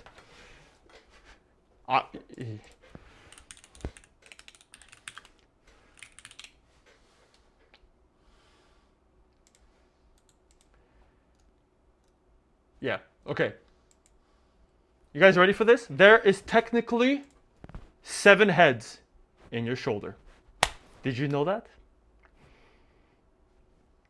You have 7 heads in your shoulder. It literally goes 1, 2, 3, 4, 5, 6, 7. That wasn't on the poll because it was a trick question. That's right. But we are focused on 3. For shoulders, you have to think about the mid, the front, the rear. But we group them a little bit because the shoulder is kind of weird. Because if you really look into it, technically, apparently there's 7. I didn't even know that. But there's 7. But just assume, but for your mental sake, there is 3 heads. Workout, for like the workout wise, there's 3, not 7. You sneaky not giving us the answer? It's just a funny meme. Okay, so now again, let's just, to make sure we got this sorted. For beginners, 5 to 15 sets per week per muscle group. After that, 10 to 20 sets as just a normal person. Now, remember there's a thing called overworking, which means do not overwork yourself. That does not mean you have to do 15 sets per week per muscle group or 20. Listen, my highest ones is my chest and my bicep. I don't know why the bicep, but those are my highest ones. I do 18 sets for my chest, and this is stupid, 18 sets for my bicep. Not a smart idea, but at the same time, it works for me. Well, technically not true, actually, because there's another muscle right here called the brachiodialis, but whatever, that's just nerd shit. We'll get to that later. But that does not mean you have to do at the far end of the range. You could still do 5 per set per week per muscle group, because that's totally fine. In fact, if anything, we'll talk about how to measure how you push yourself. Okay. Anyways, enough about that. That was just a fun little thing that we could do. Okay. Next tip, obviously drink water in between your sets. Basically, every time you're waiting for your next set, you drink water. 100%. This goes for every type of workout, but just in case I need to say it again, drink your water. Number 4, if you're doing a compound exercise, you rest for 3 to 4 minutes. I'm not over-exaggerating this number. 3 to 4 minutes for your compound exercises, and for your isolation exercises, 1 to 2 minutes. Not 3 to 4. That's like 3 to 4 minutes for compounds, 1 to 2 minutes for isolation exercise. Now, some of you are going to be like, that's way too long. No, the fuck it isn't. Anybody that tells you that's not long, I mean, that's too long, they can shut up. So, what is a compound exercise? So in the beginning we talked about a compound exercise is an exercise that requires to use 2 or more muscle groups, like a squat, a deadlift, a chest press, anything like that. Usually your big heavy movements, and your isolation ones are your light ones, like your bicep curls. That's just like one muscle group. Tricep, one muscle group. You're like this thing or this thing. That's just one muscle group.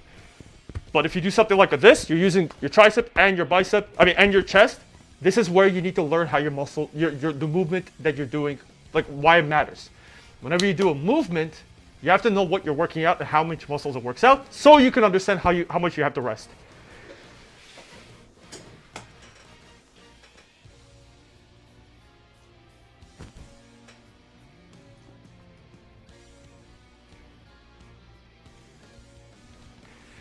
So, and by the way, just in case it needs to be said, your legs also have heads. So if you do this, you have, my legs aren't that strong, but for example, your legs are like this. Like you have like one head like here and like one head like, again, Google it. I actually don't remember how many heads it has. I think you have like 2 heads here. Like down like this, and it's like one here and one here. Something like that, right? And your hamstring right here goes like this.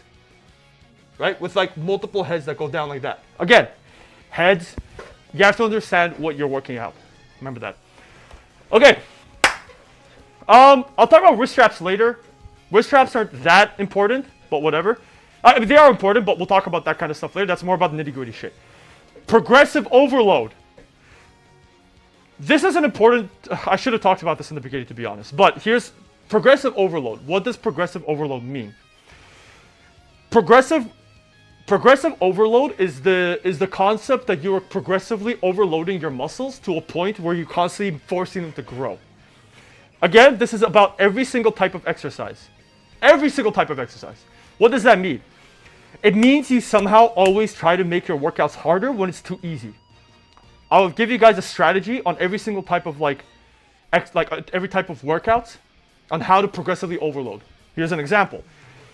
For bodybuilding, it's very simple. You do this, and you're like, oh, I'm doing 5-pound dumbbell bicep curls. Oh, this is easy shit. No problem. Pick up the 10 pounds. Oh shit, this is kind of hard. Perfect. Stay there. Same shit. And I'll tell you how to do it calisthenical wise and all that kind of other stuff wise.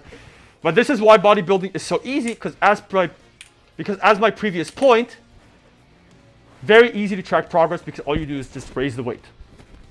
We'll talk about that later. We'll talk about how to track that better, but just keep that in mind.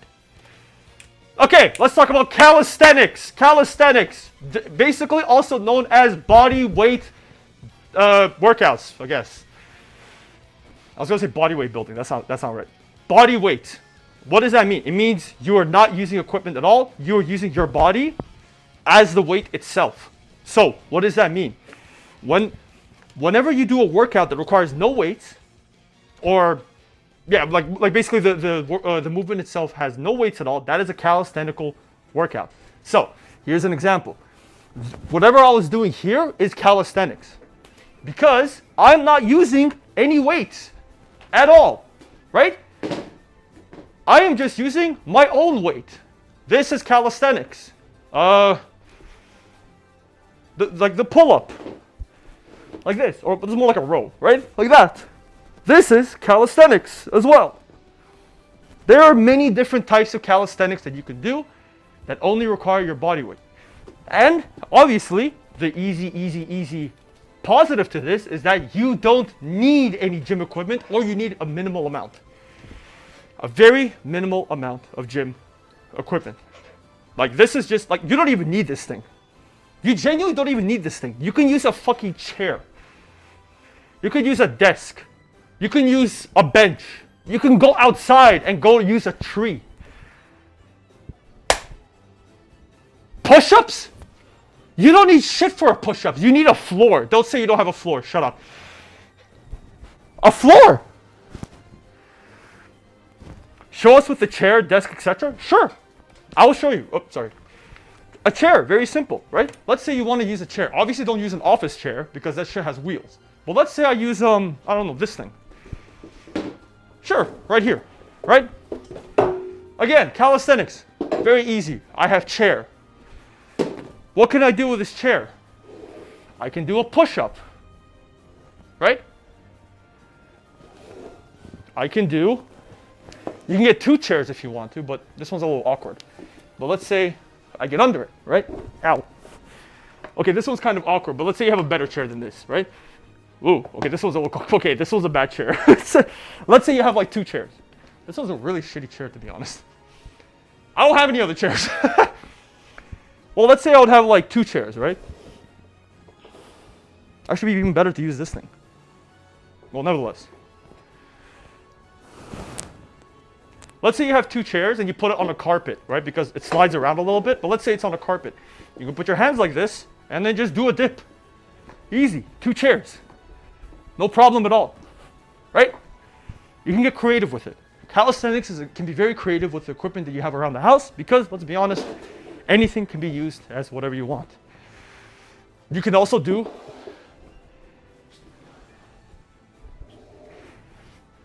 right? And these are only some of them. A push-up is a push-up. You just do it on the floor, right? Same with like a little bench like this. You can just go and you can just do an assisted dip. Like this. See? You can get really creative with it. So don't be demotivated. If you're at home and you don't have any equipment, see what you have inside your house. It's really cool. Now, that's the first pro. The second pro is obviously it's really fun once you're pretty fucking damn good at it. That is important because it's actually technically a con as well. Works out a lot of balancing. So just to make sure, beyond the muscle groups that I showed you, there are also a lot of minimal, tiny muscles all across your body.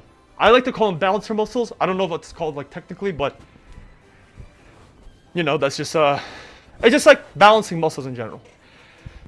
Calisthenics really does a good job working out your balancing muscles because you use your whole body most of the time, which is why calisthenics is also, in my opinion, a very good way to work out for everything.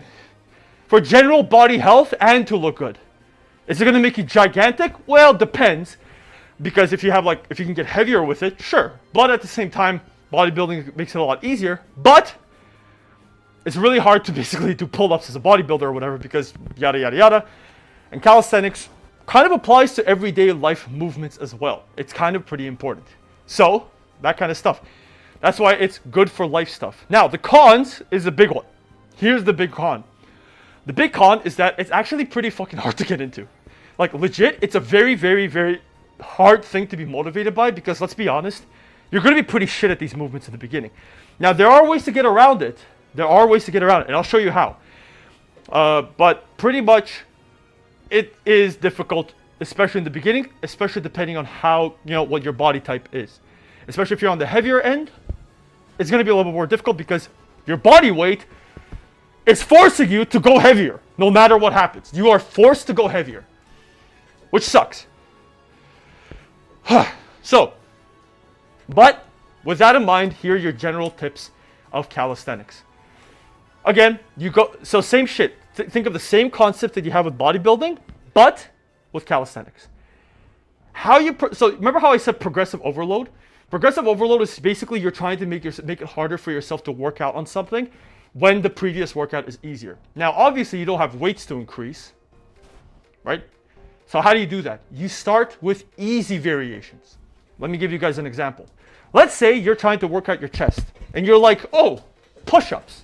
Obviously, push-ups. Okay, let's do some push-ups. And then you go basically sit down, and you're like, and then you go like, okay, I want to do push-ups. And then let's say you do it, right? Like, you're like, oh, this is so hard. Oh, I can't even do one. Oh no, I'm demotivated, right? Okay, that's okay. That's all right. A push-up isn't the easiest way to go about it. How can you make it easier? You find an easier variation. And also, there are also harder variations. We'll get to that later. But let's say you want to make it easier for yourself. Okay, you can't do a push-up. That's perfectly fine. A good way of doing it is you do an incline. So basically, you do it this way instead, like that. What happens is that some of your weight gets shifted towards your legs instead of your chest, making it a lot easier. So this makes it easier. With that thought process, what if this is too hard? What do? You elevate yourself even more.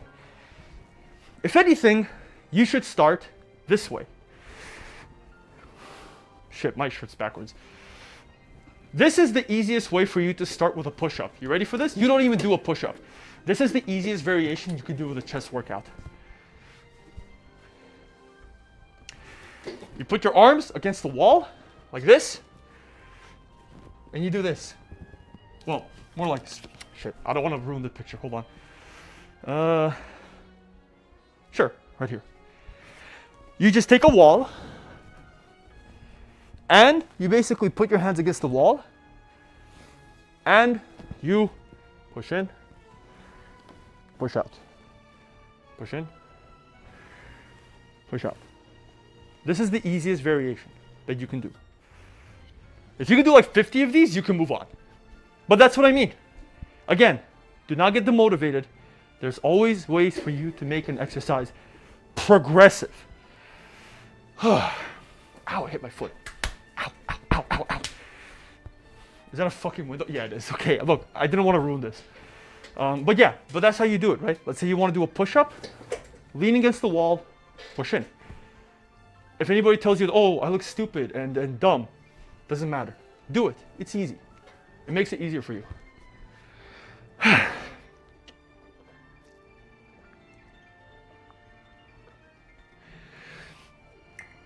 Fruit Loop said it's all about balancing yourself basically. Not really, because you're still pushing yourself. Yes, you are balancing yourself, but you're also exerting force to move your body. So you are still bodybuilding. You just have to find variations to make it harder over time. Once you do this one, the wall push-up, you can move on to an incline push-up. Then you can move on to a standard push-up. Then you can move on by raising your legs up and doing a push-up that way. And then you can do other things, maybe like a one-arm push-up, a one-arm assisted push-up. The world's your oyster. Again, you are only limited by what's around you at the end of the day. One. Whew. Jack, thank you for the tier 1. Again, and this applies to everything. Let's say you want to work out your legs, squats. If you want to work out other things, I don't know, just figure it out, right? Like a bicep curl, just pick up something. Or you can, what would be the equivalent of a bicep curl in calisthenics? I actually don't know. Oh, a chin up, like this. It's like a pull up, but instead of your arms like this, you can do it like this or like this. And that'll work out your arms too, a lot. If you barely complete your exercise, like it's really difficult, do you reduce the reps? Is that what you want? You make your variation easier. That's what you do. You don't, well, you could also lower the reps until you get to a point where you can do a high enough reps. And once you hit that point, then you're like, okay, this workout is pretty easy for me. I'm going to move on to a harder movement. That's what you do. So again, if you can't do a standard push-up, you do a wall push-up. Stuff like that. Pretty cool. Pretty cool. Okay. That is how you basically do progressive overload. Okay. Of course, and the second thing is that you have to practice big movements, okay? The big movements would be like a squat, a push-up, that kind of stuff. That's what you work out as well. That's what matters the most for calisthenics. You work out your big movements, and it's really good for your IRL stuff. Really great. Okay. Let's talk about strength training. This is the caveman. This is caveman brain bodybuilding right now. This is caveman shit right now. Strength training is, I want to pick up heavy item. Big rock, I want big rock to go up. That is what strength training is. Strength training is all about bursts of movement. Very fast, very burst, big weight, uppies. That's what it is. It is unga bunga up the ass. That's what it is.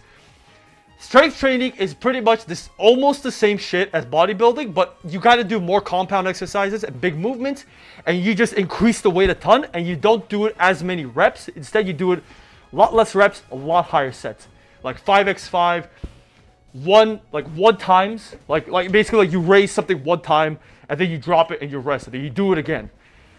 So pretty much think of like a lot of common ones that I can think of. Actually, wait, before we get to that. So again, the pros. It's really fun if you enjoy strength training and just basically monkey brain shit, which is again not a bad thing. It's totally okay to be monkey brained. Okay, if you like just picking up heavy weights, that's how you do it. It's great. It's awesome. It's easy. It's fantastic. It's wonderful. It is just generally a great thing to do. Give me a second. Okay, did make an announcement. Okay, cool. Okay. So, basically, very easy, makes sense. Strength is fun. And also, obviously, strength is fun to build up because it makes you hella strong. And obviously, remember that thing that I told you about? How that bodybuilder, or sorry, that Olympian basically saved somebody because somebody got into a car accident, flipped under, and then literally just picked them up, like picked up the car and got them out? Yeah, that's because that guy was a strength trainer. He literally just picked up car and they got out. Strength training is also related to actually, well, that's more general athleticism. We'll get to it later. But that's what it is. You basically take one big movement and you basically just try to do that one big movement really hardcore. So for example, actually, sorry, before we go to that, the cons. Let's talk about the cons. The cons is unfortunately, listen, I hate to be that guy. You have a lot more concern about getting injured. Why? Because you are picking up really heavy weights at a very big burst in a very fast way. You have to be very careful and you have to really worry about your form. You can get injured, especially in a very bad way, like a spinal injury. Like a deadlift, if you do it incorrectly, you're gonna have a bad time. Not a good time. You have to be very careful. You have to go very slowly, and you have to make sure you know what you're doing, and you always have to be critical on how you do the movement. How did that big muscle not work out? What's calisthenics? It's basically just calisthenics. That's what you do. Yeah, exactly. Like a disc slip. You got to be very careful. A disc slip is basically the worst shit you could do, right? So again, be very careful. It does. Now, here's the thing. You still work out your physique. You will still get bigger and stronger, but it won't really show as much as like bodybuilding or calisthenics. But you're going to be stronger than them. Like, I'm going to be honest with you.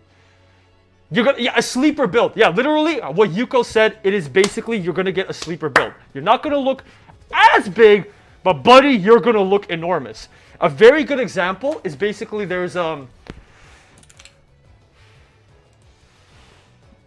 me find it.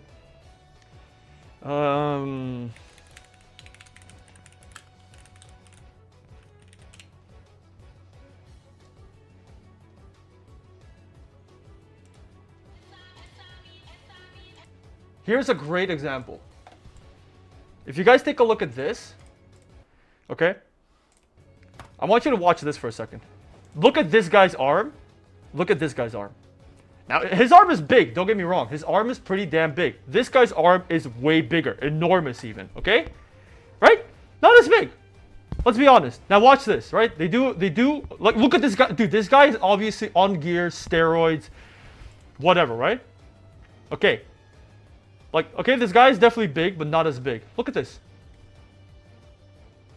Bro, this guy's not doing shit. But look at that. Dude. This video, by the way, looks like ass. I just want to point that out. Horrible. But whatever, nevertheless. That is basically what strength training is. Also, hi, Rob. That is what strength training is. You're going to basically just be stronger. What if I tear my muscle when working out? Basically, we're trying to avoid that. We'll talk about that later, but you're trying to avoid that. I will talk about that later in the Q&A. Ask me that question again later, but we'll get to that. But basically, the big thing is obviously do not fucking injure yourself. Be very careful. Do not get cocky. Is it his grip strength? It's everything. Because he's just stronger because he practiced that movement more. Anyways, general tips. So, the general tips, and here's the thing, I'm not very proficient at strength training, but I do know a little bit. Usually strength training is a lot lot higher sets, a lot lower reps. So you do like one deadlift, heavy one, then you drop it, and then you rest, and then you do it again, or you do 3, or you do 5. They usually call it 5x5 or the big 4. Those are the 2 types of workouts that I heard for strength training. If you want to do strength training, Google those things. 5x5 and the big 4.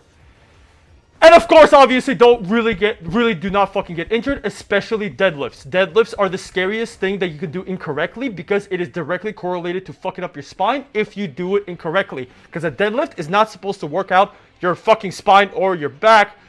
It will anyways, but it's supposed to be mainly for your ass and your legs because you're doing a hinge. Got it? Moving on. Cardio! Sonic! Gotta go fast! Ha! Look, listen, okay, I'm gonna be honest with you. I hate cardio. Nobody likes cardio, okay? Well, no, that's not true. Not nobody. Cardio sucks, dude. Like, fuck, man. Cardio fucking sucks. You're running for an hour, or you're on a bicycle for an hour. You have to make it fun. My poor ears. Was it that bad? Sorry. Was it... Ah!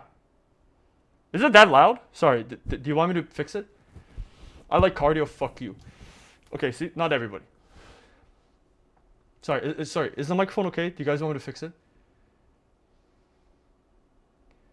It's slightly loud. Hold on. Ah! Yeah, there we go. Here. Is that okay? Nope, you're good? Okay. I'll put it here. If cycling is as good as running, I'd say even better, personally. You're fine. Is skating cardio? Absolutely. Not the best one, but still good. So, what is cardio? Cardio is very simple. Cardio is basically you're just doing something for a long period of time. Again, remember the aerobic versus anaerobic exercise? That's what cardio is. You're basically doing something for a long period of time where your heart is just running. You're mainly working out your heart and your cardiovascular system and your nervous system more as in just your muscle. That does not mean your muscle is not going to grow. Bro, if you watch cyclists, they got like big thighs. They got like fuck. It's like this big, man. It's like thick as shit. But you're mostly working out your inside, then your outside. That's basically what cardio is.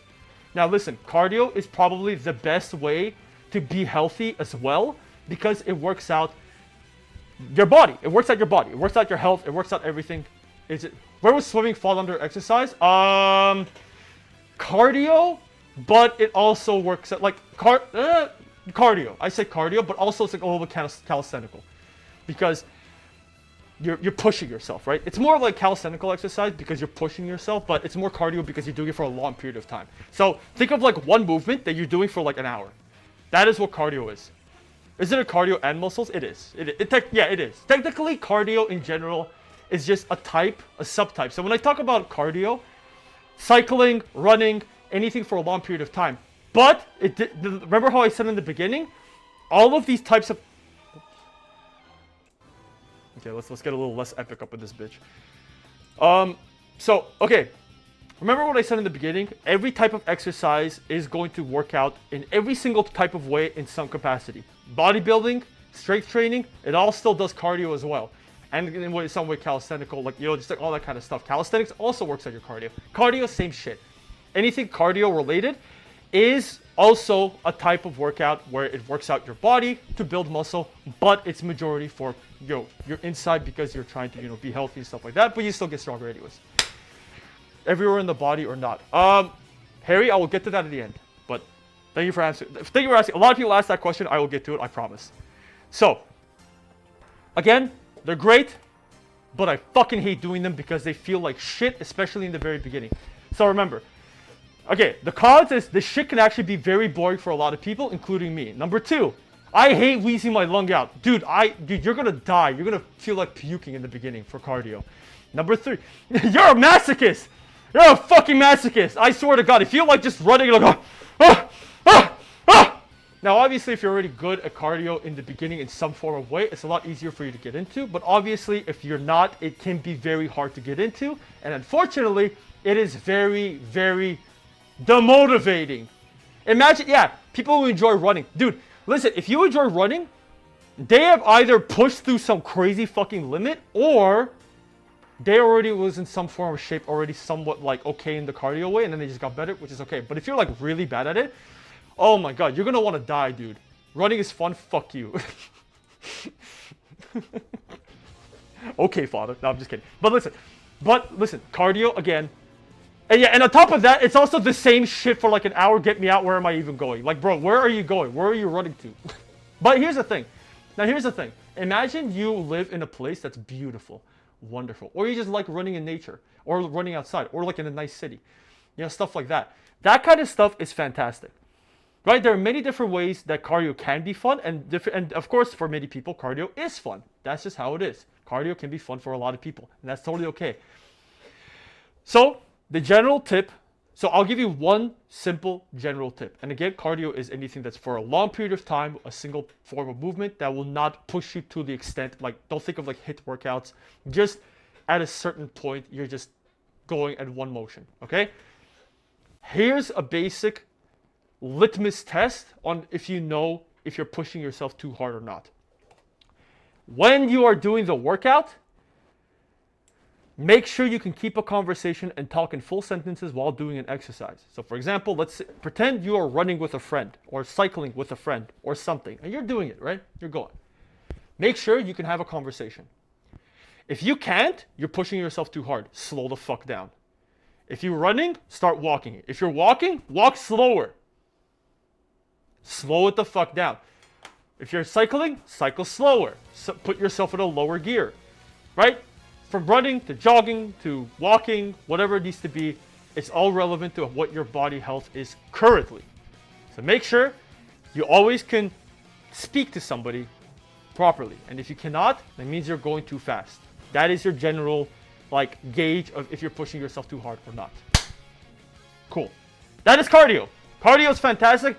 One of the best ways to basically be healthy in real life. Good heart equals good health. Cardio is goated, but I hate doing it nevertheless. But it is very fucking goated. Alright. Next tip. Yoga. Listen, flexibility. My back, ow. Okay, flexibility is an extremely important thing. How do you test that? Like I said, you make sure you keep a conversation and talk in full sentences out loud. If you cannot, you're pushing yourself too hard. Okay, yoga. Yoga is very good, especially as older you get. I'll get to that in a second, Google. I will get to that later. So yoga is very good for you because as older you get, you need to work on your mobility, not just flexibility, but also strengthening the muscles based on a movement. That's what it is. Okay? Will cycling burn body fat everywhere in the body or not? It will. But there are a lot of different things about that. I will get to that later, Harry. But listen. The older you get, you need to work on your flexibility. Flexibility is the thing that will determine if you're going to be an old ass man in a rocking chair at the age of 60 or not. Flexibility is important. You need to really use your flexibility. Trust me, you do not want to have back pain. It sucks balls.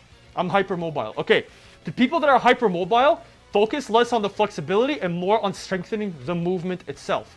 Remember that. The movement itself is very important. It's not just about, oh, I can put my back like this, or put my hand like this, or I can put my leg up here. It's also about, if you're doing a movement like this all the way back, you're also trying to stretch your muscle, and then with a little bit of resistance, and slowly work it back. There's a lot of different ways you can work on that, but remember, you have to even strengthen. Do you do yoga? A little bit, actually. Now, it doesn't actually work out your strength in some ways, but it does work out... No, that's a lie. Okay, why did I even write that? Okay, when I say strength, it doesn't work out strength in big movements to make you pick up really heavy weights. But it does work out your strength in very long movements, which is very important. That is the way why you stay healthy, because you also want to work out your flexibility in a very usable way, right? So, for example, here's a great example. Your lower back, okay? Oh, actually, this is perfect. Here, this is an actual perfect thing. This is perfect, okay? All right, so I want you to think about this for a second. Now, this is important. This is actually very, very important. It's not just about flexibility. It's also about general... Actually, wait. That's my next point. We'll get to that later. But yeah, anyways, flexibility is very important. Please use it. Also, you feel like Zenyatta. Listen, man. We know who we are in this community.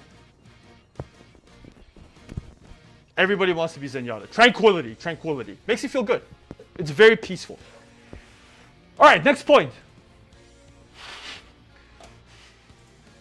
CrossFit sucks, bro. Brother, CrossFit is dog shit. I'm sorry. Listen. I'm sorry. Okay, I want you to look at me in the eye. CrossFit is dog shit. I don't care what anybody does. This is my opinion at the end of the day. CrossFit is dog shit. Okay? Listen to me. If you do CrossFit, I beg of you. I beg of you to make sure you know what you're doing when you do CrossFit. Listen, CrossFit, I hate CrossFit not for the idea itself. The idea of CrossFit is actually pretty cool. Now the problem is the application of CrossFit is dog shit. Very, very, very dog shit. It's borderline people scamming you. It's like a scam artist. Listen, CrossFit in itself is great because you basically just work. If you guys don't know what CrossFit is you take a really heavy weight and you start whipping it the fuck around. That's basically what it is. It's trying to combine strength, basically like strength training and cardio together, which is kind of like a good idea. In application, especially with when people are trying to scam you by opening all these fucking CrossFit gyms, bro, this is a borderline occult. Listen, remember how I said you have to control what you do and make sure you know what type of movement it is? Brother, if you start fucking whipping shit like this non-stop as a workout, there is one point you're gonna get injured. It's gonna happen. I don't care what you say, it will happen. Whether you like it or not, this will happen at some point. It is extremely straining on your skeletal system. You have no control over it because you're just whipping shit out. And on top of that, you will get a permanent injury. This is the number one thing. Permanent fucking injury. You will either tear your muscle, you will dislocate something, or even worse, you will fuck up your spine. Do not, I beg of you, do not do CrossFit. And if you are doing CrossFit, make sure you are doing it with somebody that is not putting you in injury. My cousin did CrossFit, ended up with a spine injury. Look what I just said. You see what I mean? Just listen. Maybe, listen, I'm not going to say CrossFit doesn't work. CrossFit probably works. Any form of movement and exercise works at the end of the day. A little bit of everything versus permanent injury. Brother, the scales are not to your favor. Like, brothers and sisters, do not. This is not worth it. Literally do any other type of workout and you will be fine. Stay the fuck away from CrossFit. I beg of you. You will literally get injured and trust me, it will be not worth it. My uncle did CrossFit, he's paralyzed now. See what I mean? Don't do CrossFit. Don't do it. You need to make sure your movements are in control. Not whipping shit around. I see people like throw plates at each other. Like, what the fuck are you doing? Is it going to make you healthier? Sure, until you get injured. Then you won't be healthy. Just don't CrossFit. I don't care if there are haters of CrossFit. Listen, just don't do it. Just don't do it. Yeah, plates. They threw plates at each other.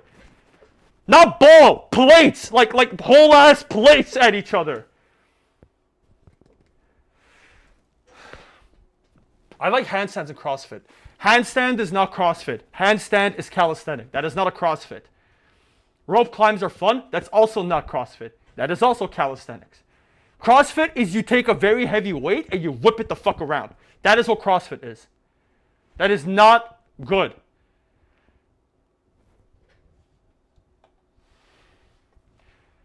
This is not discus. Exactly. Dude, don't do it. Don't do it. Just don't do it. If you guys are doing pull-ups, sit-ups, like all that kind of stuff, that's calisthenics. That is not CrossFit. CrossFit is some next shit. If you throw a ball at each other, that's still fine. Your spine is the main communication system of your body. It holds a giant neuron stem, branches, that helps you stay alive. Do not fuck it up. Yeah, your spine is one of the most important parts of your body. Don't fuck it up. That's it. Okay, I move on to calisthenics now. Yeah, just do calisthenics. All right. Now, before we get to the next part, which is about diet, let's talk about general movements itself. This is just called general athleticism. Because let's say all of these things are not what you want, right? Not what you want. All right, cool. That's okay. Listen, that's totally fine. Remember how I said general movements and like just general things that will keep you healthy?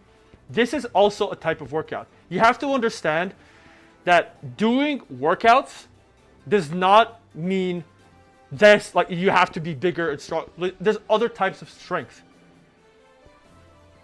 How to be big to give good hugs. Refer to the time I was talking about bodybuilding. Okay. Listen, there's different types of workouts and there's also different types of general athleticism. At the end of the day, understand one thing. When you try doing something, when you work out on something that you're trying to do, you will get better at the thing that you are trying to do. Here's an example. This is the best example. Let's say you want to learn how to pick people up and carry them. You want to know what you do? You pick something up that's heavy and you walk around with it. You walk around with it. That is how you learn how to basically learn the thing that you want to do.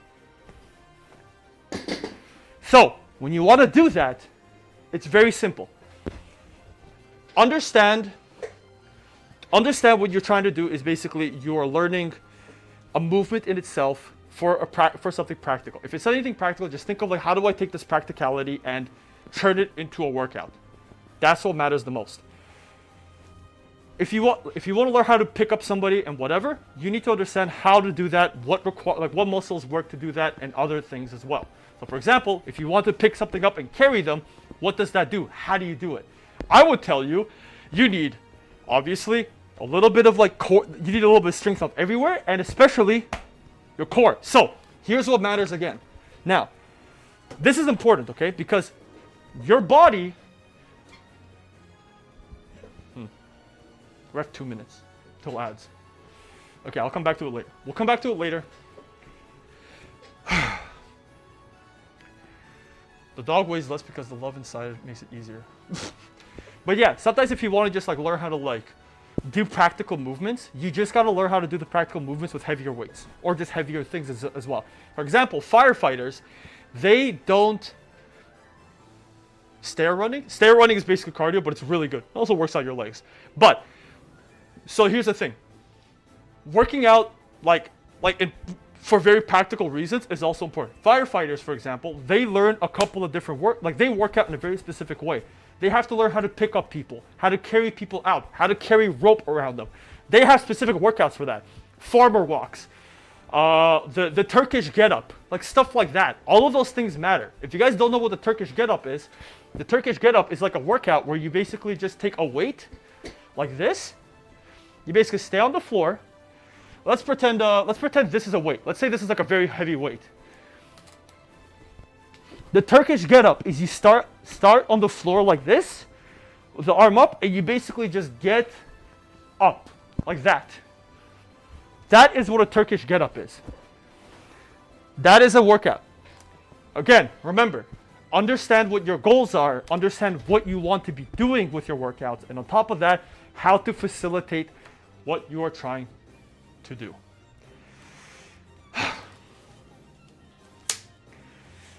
This is a long presentation. I know you guys are asking a ton of questions, and I apologize for not answering them right now because I will be answering those questions later. Like literally, it's going to be part of the presentation later.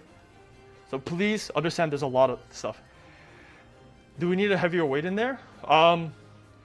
Depends on how you can do it. Right? It all depends. Okay. We have ads coming up. Everybody, let's take a break. Take a deep breath. Everybody get some water. Get other stuff. One. Token, thank you for the tier 1. And Jack Attack also, by the way, if I missed it, thank you for the tier 1. But the workouts are sit-ups and push-ups and that. We'll get to that in a second. So, actually, that's a good point, Vix. I did want to talk about that. So, everybody, we got ads. I'll be right back. I'm going to just pee.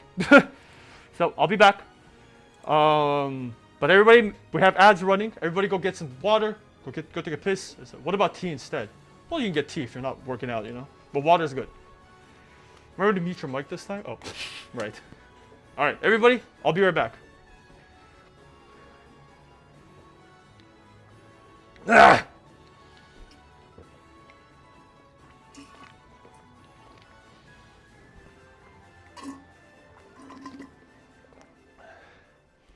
Just saying, there's a lot more to explain about, and I'm excited to talk about more stuff because the next thing we're going to be talking about is diet.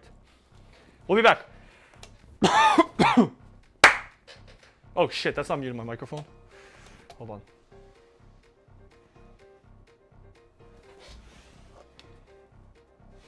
I got an idea.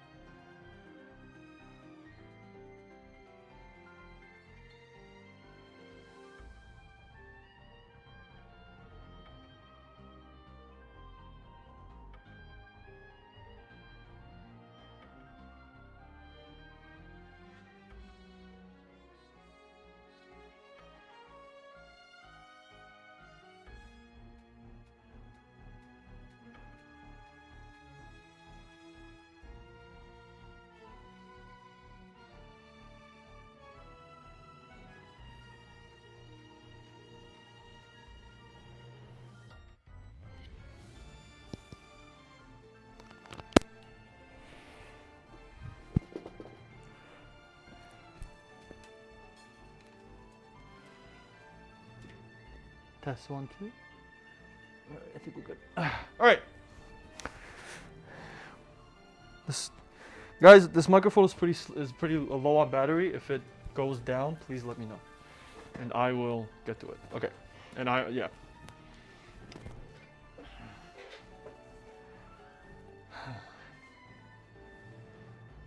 You're just slightly loud? Really?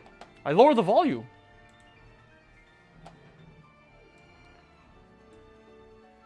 Yeah, no, I'm probably gonna. Yeah, I mean, I'm gonna have to take the shirt off again for like something. So don't worry, I will. Yeah.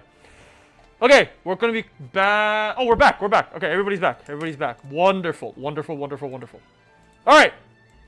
So before we move on to the next point, let's talk about the next thing that's important. So this is now again, we're coming back. Paradoxical ass Mike. So let's talk about the next thing. So this part is important because this is also about general athleticism and why you are trying to work out in general. If some things do not make sense, like those things do not make sense to you, or like, this doesn't really fit my goal, understand what is your goal in general and what are you trying to do. So now, think about it this way.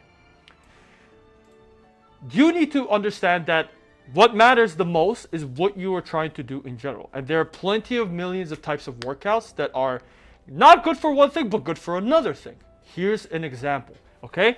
Let's say you are trying to learn how to pick up your wife, husband, whatever the fuck, and carry them across the board, okay? This matters the most to a lot of people, and that's totally okay. That is a goal, and you want to do that goal. Or let's say you're a firefighter, or something that basically has to do that kind of stuff as well. So here is why that's important.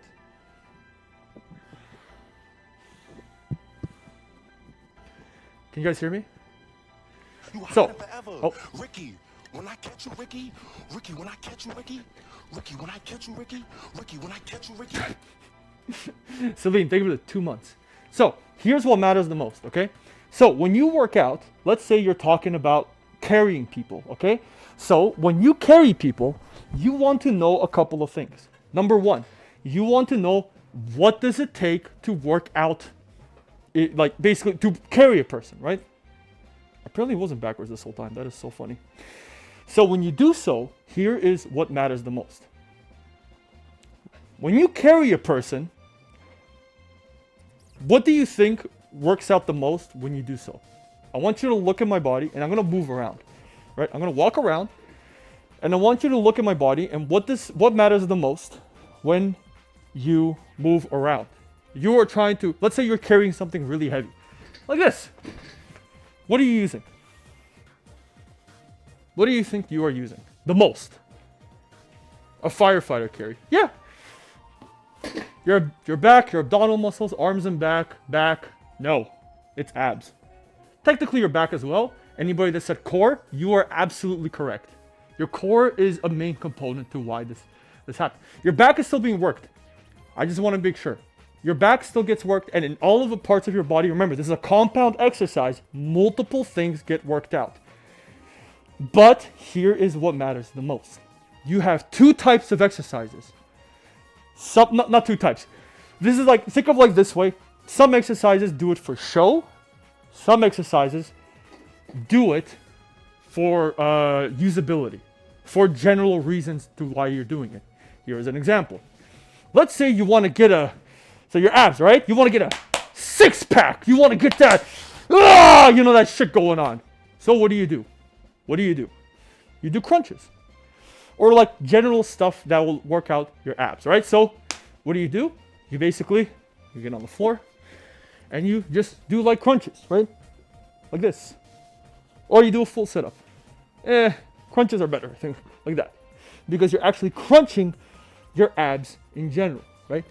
Because if you think about it, you're constricting your muscle to go down. Now, as well as, right, you can also do this, right? To work on your upper abs, you can, raise your legs up. Because again, you are crunching your muscle to raise it up. Now, here is what matters the most. How many times, now think about it in real life, does carrying somebody require you to do this?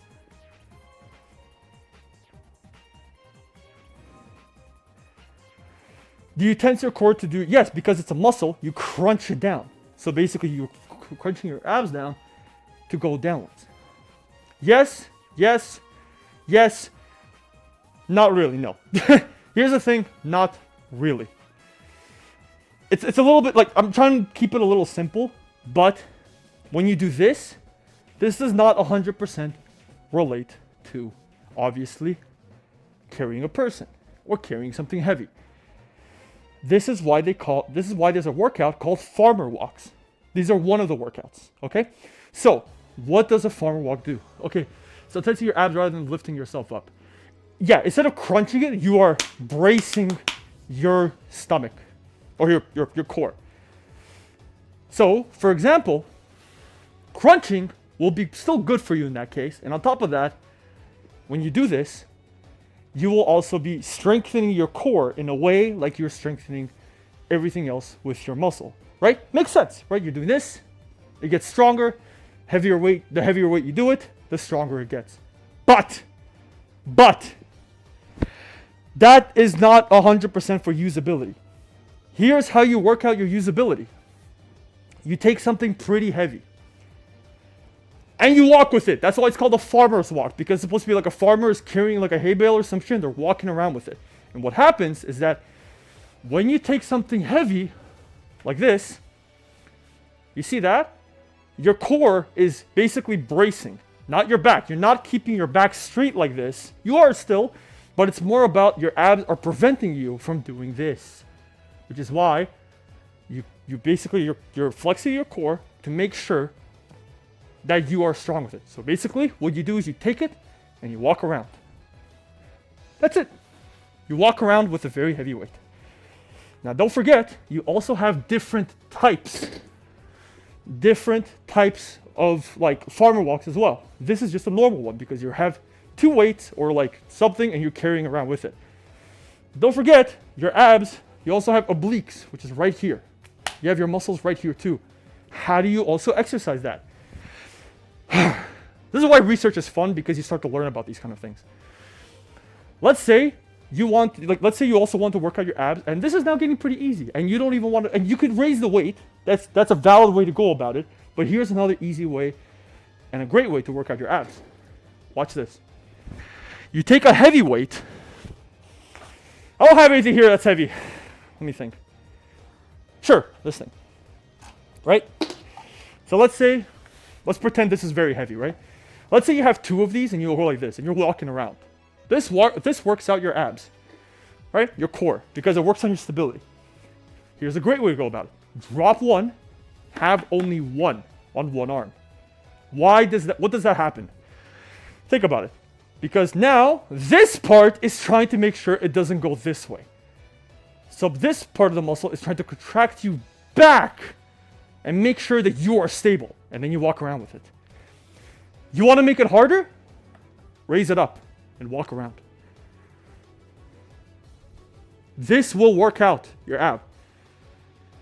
Because you're trying to keep yourself stable, right? At the end of the day, think about what you're trying to do and what you're trying to avoid. I want to carry somebody. I want to make sure I don't fucking crumple when I do that. How do you do that? You work out your stability and you go.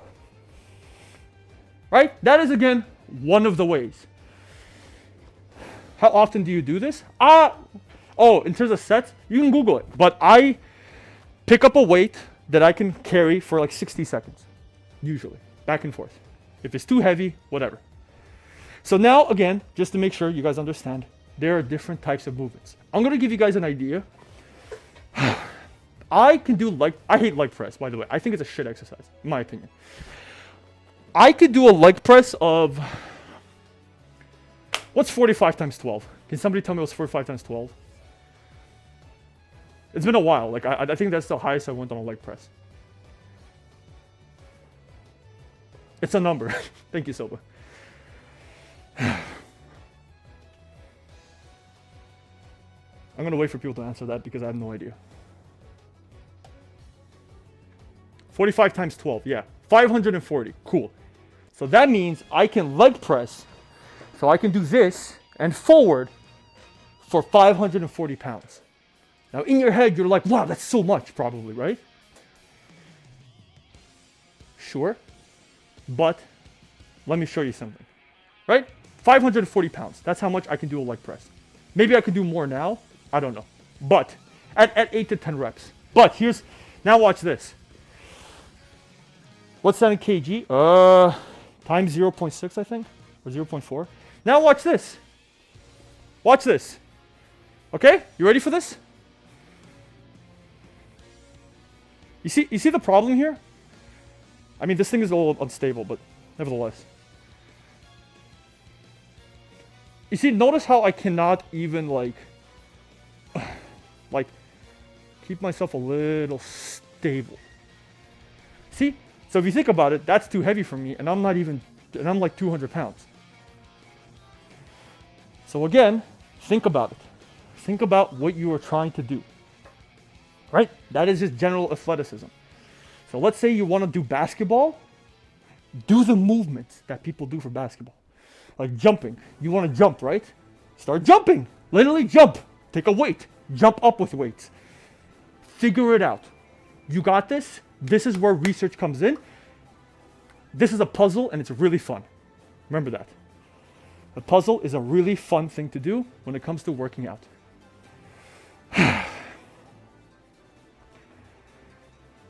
Yeah, but also ankle and knee stability, not just core, everything.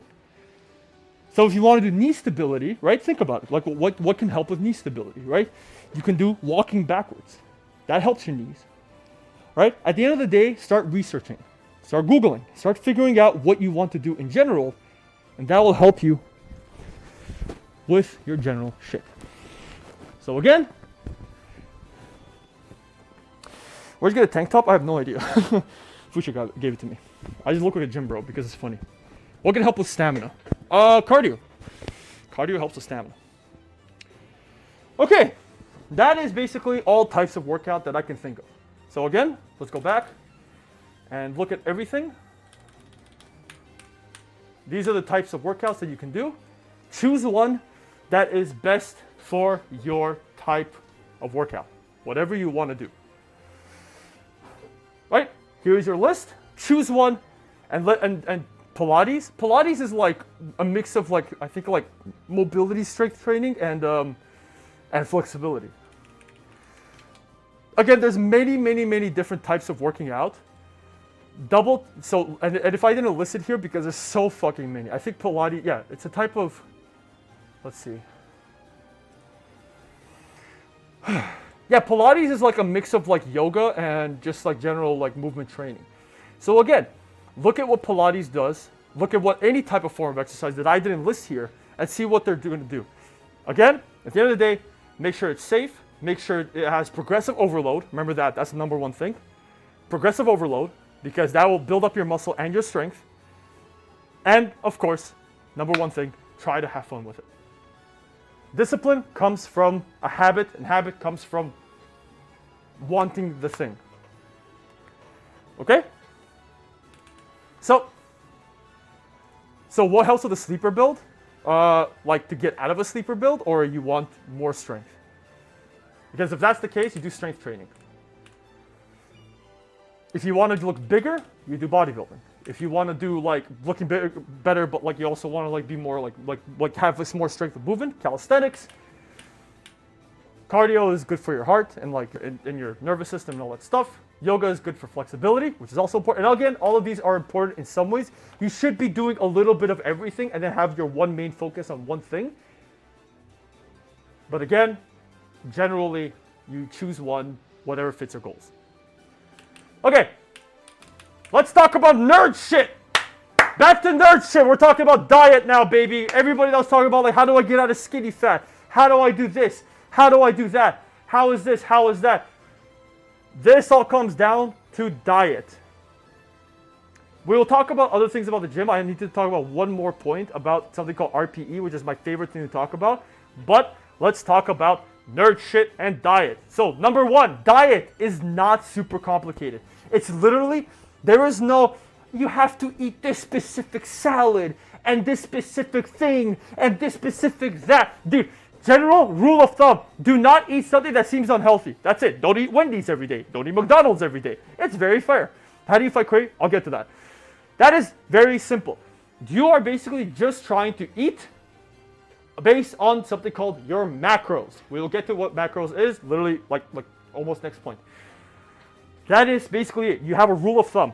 Make sure you don't eat anything that's super processed a lot. You can still eat things here and there. It's okay, right? Like you're not gonna fucking die, right? But again, at the end of the day, you can eat whatever you like. Just make sure it's generally healthy, right? Right? Don't fall into this thing of like, oh yes, if you eat this one salad that has these specific things that you find in the ass of the Himalayan mountains. No. Whatever you want to eat, you can still eat it. There is no such thing as bad food. Just don't go crazy with processed food like McDonald's. That's it. Cake is not a bad food, FYI. Too much cake and too much anything is bad, but whatever, yada yada, I digress. I'll talk about it literally at the next point. Think about metabolizing. Foods metabolize at a different speed. Like cake. Cake is sugar. Sugar metabolizes very, very, very fast. Which means cake is not bad for you. But sugar means you need to use it immediately. So what happens? Right? What happens when you eat cake or when you eat sugar? It means that your food is slowly metabolizing this thing over time. Now it could be very fast or very slow, depending on what the food is, plus your genetics. We'll get to that later. So if you eat a lot of cake and you go straight to the gym, you're probably going to use that sugar almost immediately. What happens when you don't? And of course, if you eat something like rice, it metabolizes a little bit slower, right? Chicken, whatever. Things, just take a look. Look at how things metabolize fast, metabolize slow. Peanuts metabolize pretty slow. But also, sorry, actually, we'll get to that later. Right? That's just a general rule of thumb. if you eat something that metabolizes really fast, make sure you use it if you don't want to get fat. And if you don't, well, it's going to turn into fat. Anything that metabolizes over time into energy that isn't used turns into fat because your body goes, aha, I have now a repository of energy if I ever need it. That is what your body does. Your body is basically like, I have energy. I must use energy. Oh shit, I can't use energy. I will put it to fat. If it uses it, it uses it. If it doesn't, it turns it to fat. Use it or gain it, I guess. Not lose it. Use it or gain it. That's literally the whole point of it. That's it. That's pretty much it. Aside from that, just don't eat too much like crazy processed shit. How do you know? Just general like think of like things that will basically like get you a lot of energy really fast versus something that will get you energy over time, right? Sugar will give you like sugar rushes and shit like that, right? Versus other stuff. Usually it's just sugar. But moving on, next one. So again, sugar is fast, rice is slow, and blah blah blah blah. It gets turned into fat.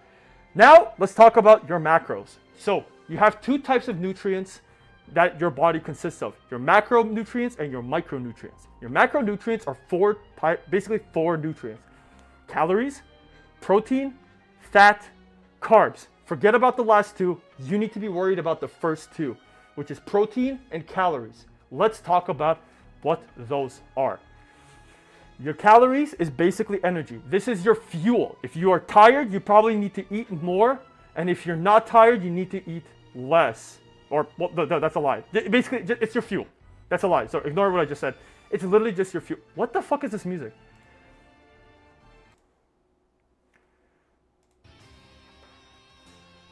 Sorry, it's some epic or whatever. Sugar equals metabolism, less sugar equals fatter. I'll get to that in a second, Vix. So, basically, your food has carbs and protein no matter what.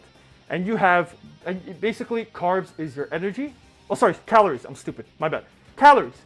Calories is your energy. That is basically just how much energy that you get in your body, and then you can use it. That is it. On point. End of story. That's all it is.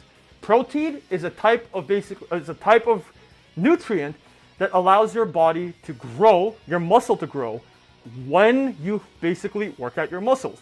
Right? Here's a big thing. When you work out, there's something called muscle synthesis. It's basically just a phenomenon where your muscles basically rip and then it starts padding shit in.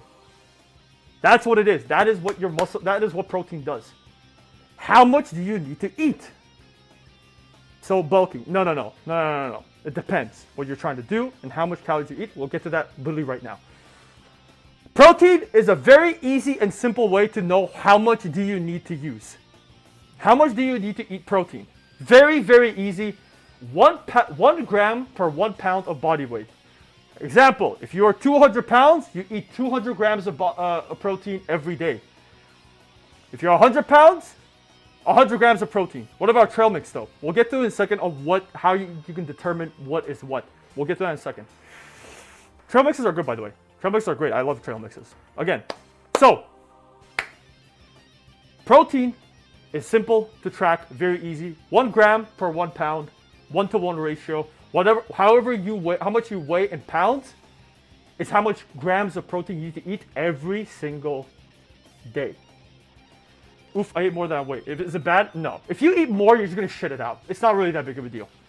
Same, and like if you eat less, then you're just not gonna. It's not gonna be as much, and that's okay. Totally fine. Number 2, calories.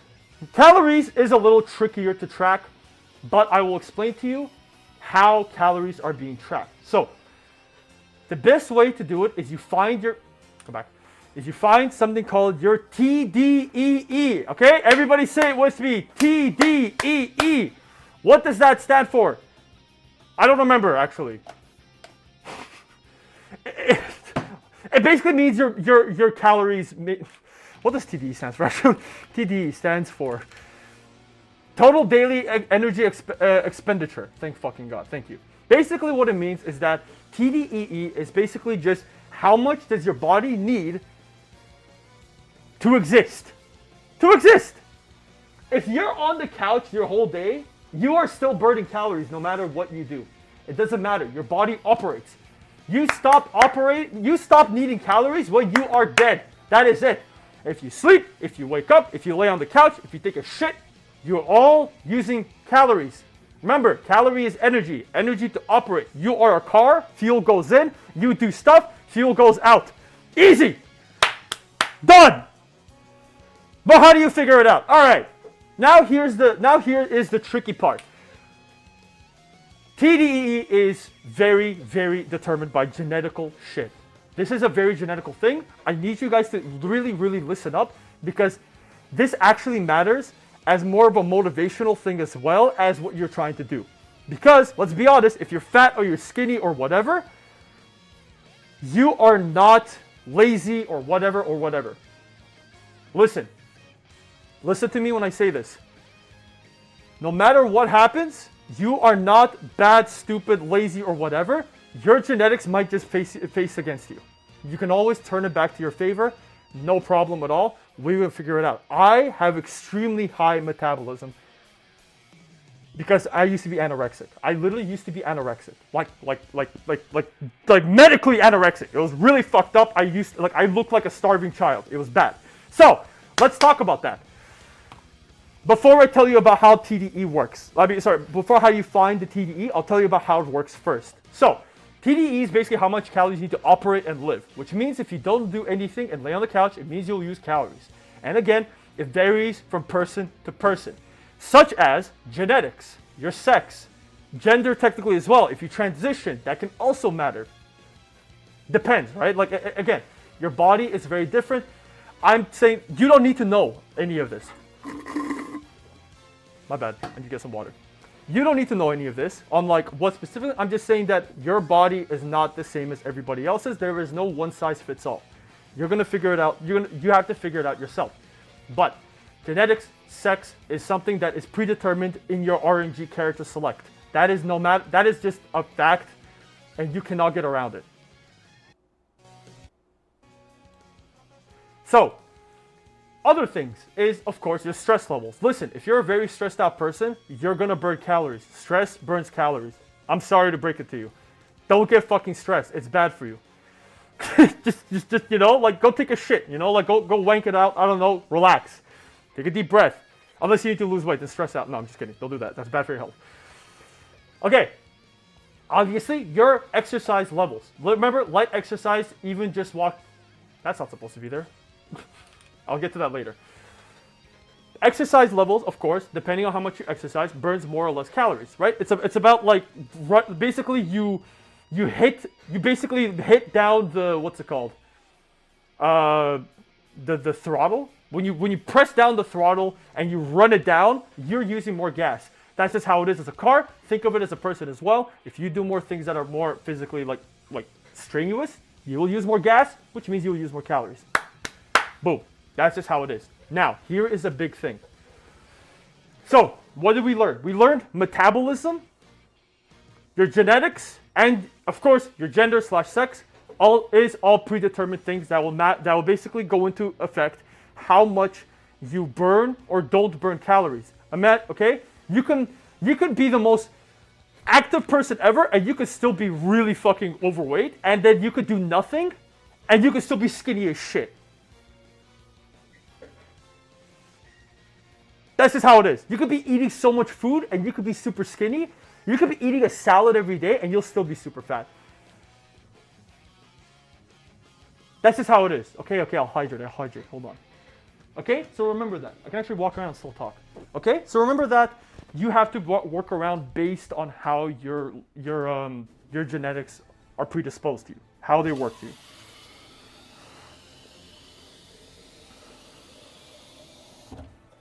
Okay? Remember that. Now, there's another thing that a lot of people actually don't know about. It's called NEAT levels.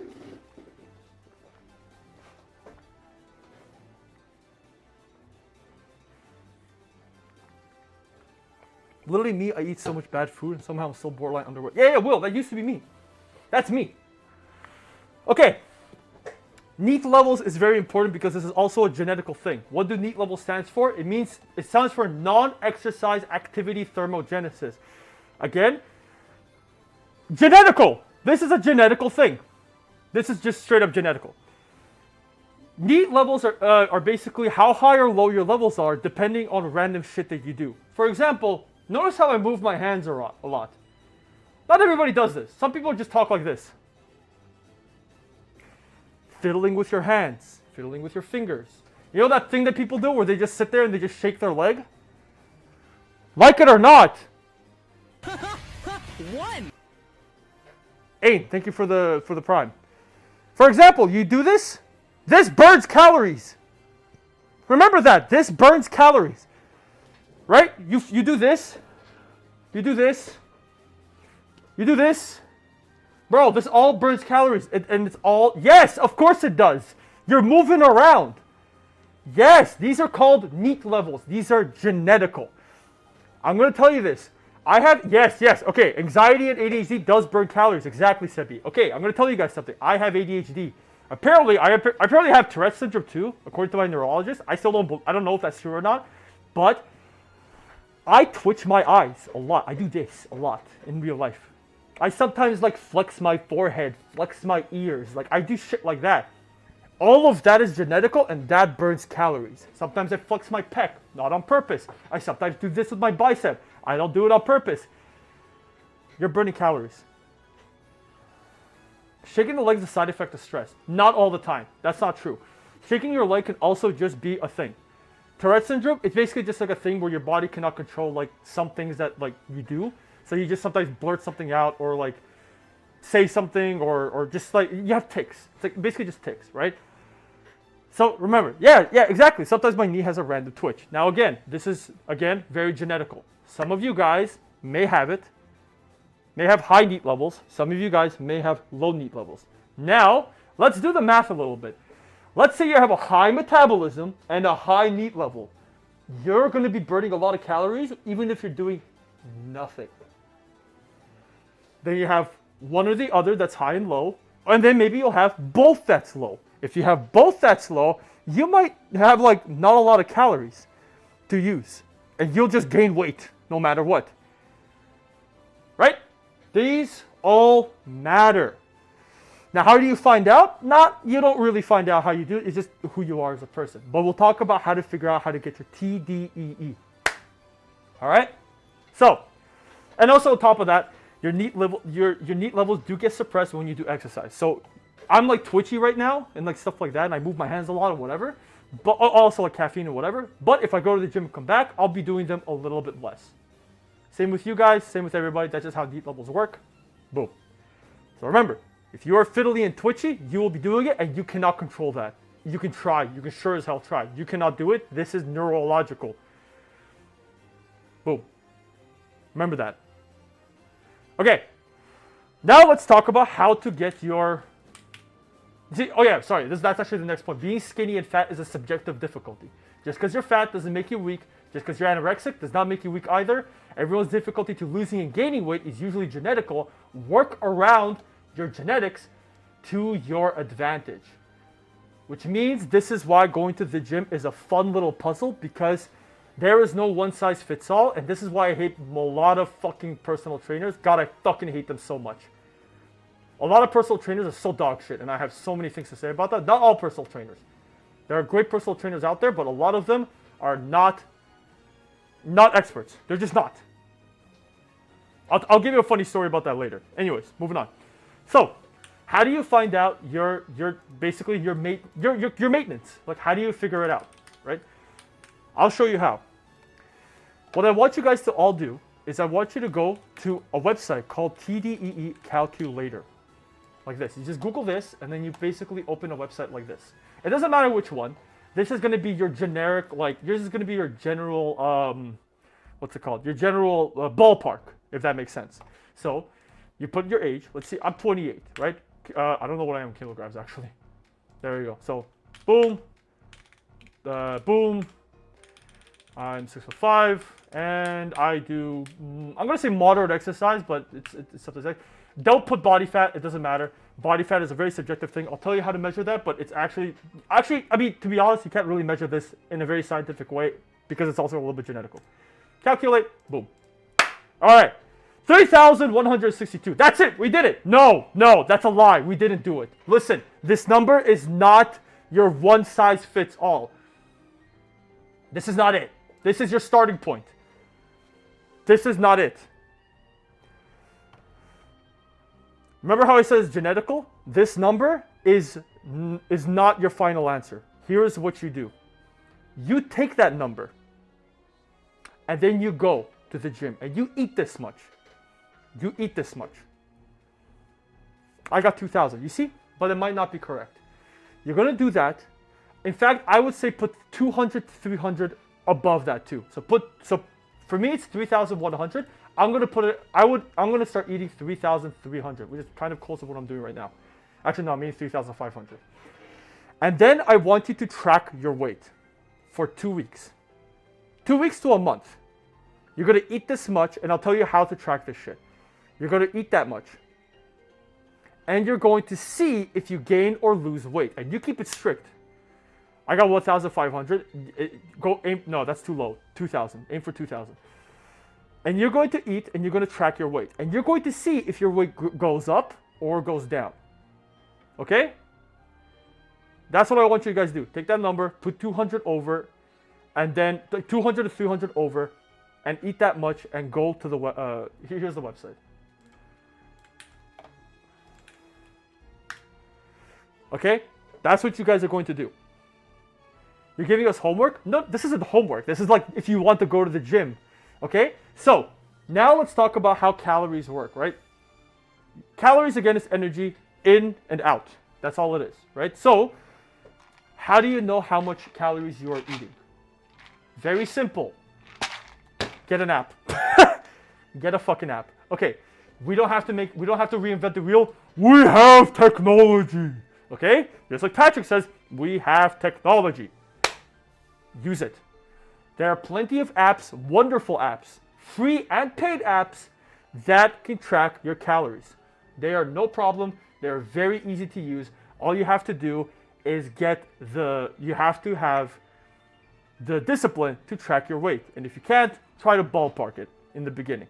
But as more strict you do it, the better you'll get your understanding of how much calories you're eating, and then you'll understand how much more or less you need to eat. So what do? Here are some apps that I recommend. If you guys are okay with spending money, there's an app that I like to use called Macro Factor, which is fantastic. I love this fucking app. It's really great, but again, it's a paid app. But let's say you don't have money. That's totally fine. There's another app called Chrono... what was it called? Chronometer?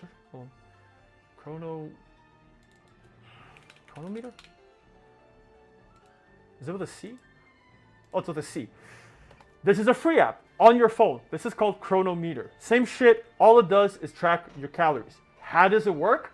You open the app, you register, you do whatever, and then my parents make my meal, so I don't know how to track my calories. Here's the wonderful part. Start involving yourself to see. You don't have to cook with them. See what they're doing. Get in there. Like see what they are making. It gets a little bit fun and creative because you're going to be like, oh, what am I eating? And if you are just having snacks, now here is the easy thing that you can do. You can do it two ways. The apps all have a barcode scanner. All you do is scan the barcode, and then it will pull it up. It will immediately just pull it up and be like, okay, I know exactly what food you're talking about. What was the app again? It's called, so the free one is called Chronometer, and the paid one is called Macro Factor, okay? Here's the free one. I use Macro Factor because I paid for it, but if you guys have no money, that's no problem at all. Use Chronometer, it works just as well. It just has ads, whatever. I just like Macro Factor better, but whatever. It doesn't matter. Great app, wonderful. So how does it work? You basically sign up, and what you do is you scan the barcode. You scan the barcode, and then it'll tell you, okay, I know exactly what you're talking about. I got all the nutritions. Then you basically say, how much did you eat? Here's the next thing that you need. This is it. You need a food scale. Easy peasy. All you need is a food scale. Ooh, shit. All you need is a food scale. So, get yourself some sort of a food scale. Again, it doesn't have to be expensive. It can be very cheap. But listen, this is important, especially if you're trying to gain or lose weight or whatever. Here's how it works. You basically just... let's see. I need a container. Okay, sure. You know what? Let's just pretend, okay? So, right, you have a food scale, right? turn it on. Right? And then it's going to be like, okay, it measured at 0. You put the container, right? And then you reset it. Like let's say you put it in a bowl, right? And now it resets to 0. And then you put how much you ate. So if I had I don't fucking know. Let me get a bowl. Hold on. Let me get a bowl.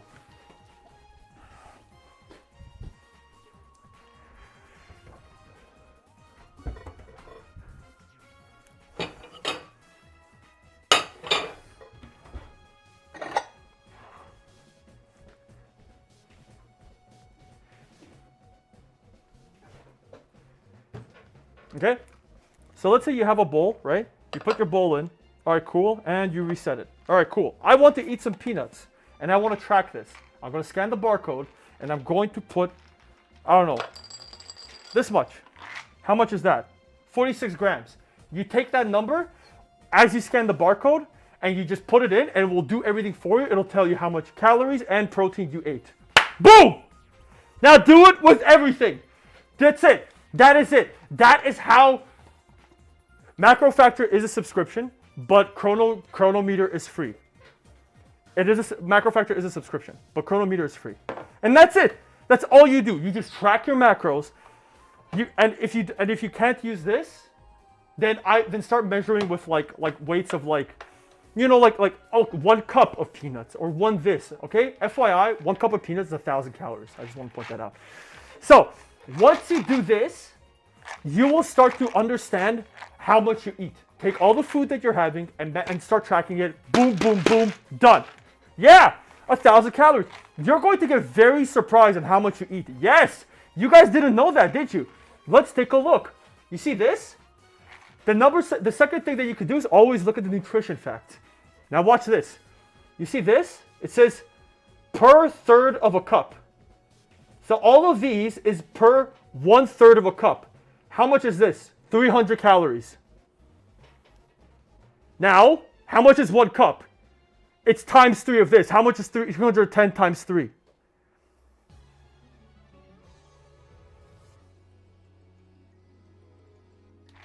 You see what I mean?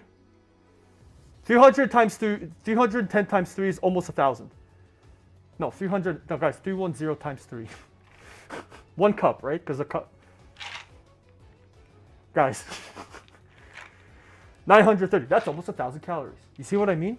930. This 1 cup of this is 1,000 calories. You see what I mean? So 150 grams of peanuts, 100 calories. Crazy. No, not 150 grams. No, this isn't cups. This is a cup. If I get a cup and I put it in, what I measured was not a cup. What I measured was just 50 grams. Right? But whatever you measure it in, the app will automatically tell for you. It'll automatically figure it out for you. So now, basically do that and take every single thing that you eat and measure it. Chicken breast. Lunch meals. If it has a barcode, scan that shit. Scan that shit, put the weight, easy, done. That's it. That's all you need to do. Okay? Here's your bread and butter for making food or getting food ready, or even if you get a snack. You scan the barcode, you say how much you ate it, and that's it. Let's say, and here's the thing, sometimes you don't need to measure things. Let's say you buy yourself, somebody said, like a little snack, right? Like a little snack, right? You buy yourself a bar, like a snack bar. You scan it, and it'll literally tell you how many did you eat of these. You can just do one snack. Like some of them will actually just tell you how many bars did you eat. You do 1 or 2, and it will do it for you. It'll do everything else for you, easy like that. What if no barcode? Well, that means that's a general like food, right? Broccoli, eggs, stuff like that. Just search it up. Just write egg, broccoli. Just write it up, right? That's it. But anything that's specific and has a barcode, just scan it, say how much you ate it, and that's it. You're done, and you will track your weight. And that's it. You know your protein. You know your calories. School lunches though. School lunches. Oh, like you eat at school. Okay, well, try to not do that. School lunches are gross. Which app is this? Chronometer and Macro Factor. Chronometer is free. Macro Factor is paid. Here's the free one. Okay. All right. Does that make sense? And then after that, you track your macro, you track your weight for for 2 weeks, and you check if you gained weight, kept your weight the same, or lost weight with the exercise that you're doing. That's it. If you gain weight, that's okay. Like if it's a little bit. If you're at your weight, you can increase it a little bit. If you lose weight, you're losing weight. Is that your goal? Is it not? There you go. Here's my opinion. If you are starting the gym or starting to work out brand new, eat more than you should. More. Remember that. Right? That's called the calorie surplus. If your intake is this much and this is your maintenance, eat more. So if you're skinny fat, eat more weight. If you're skinny, eat more weight. If you're fat, unless you are morbidly obese and like you really need to lose weight, I still say go a little bit more. You can still go under if you want to or at this, because here's the thing.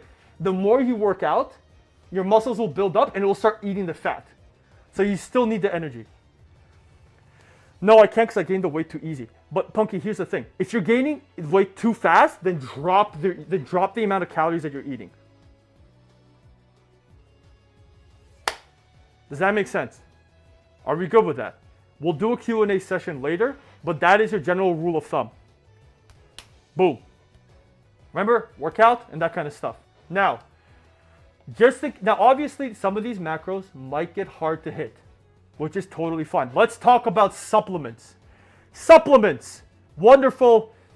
The world of gym is all about supplements. Fuck. How do you not give it to cravings like sugar cravings? Get something. Okay.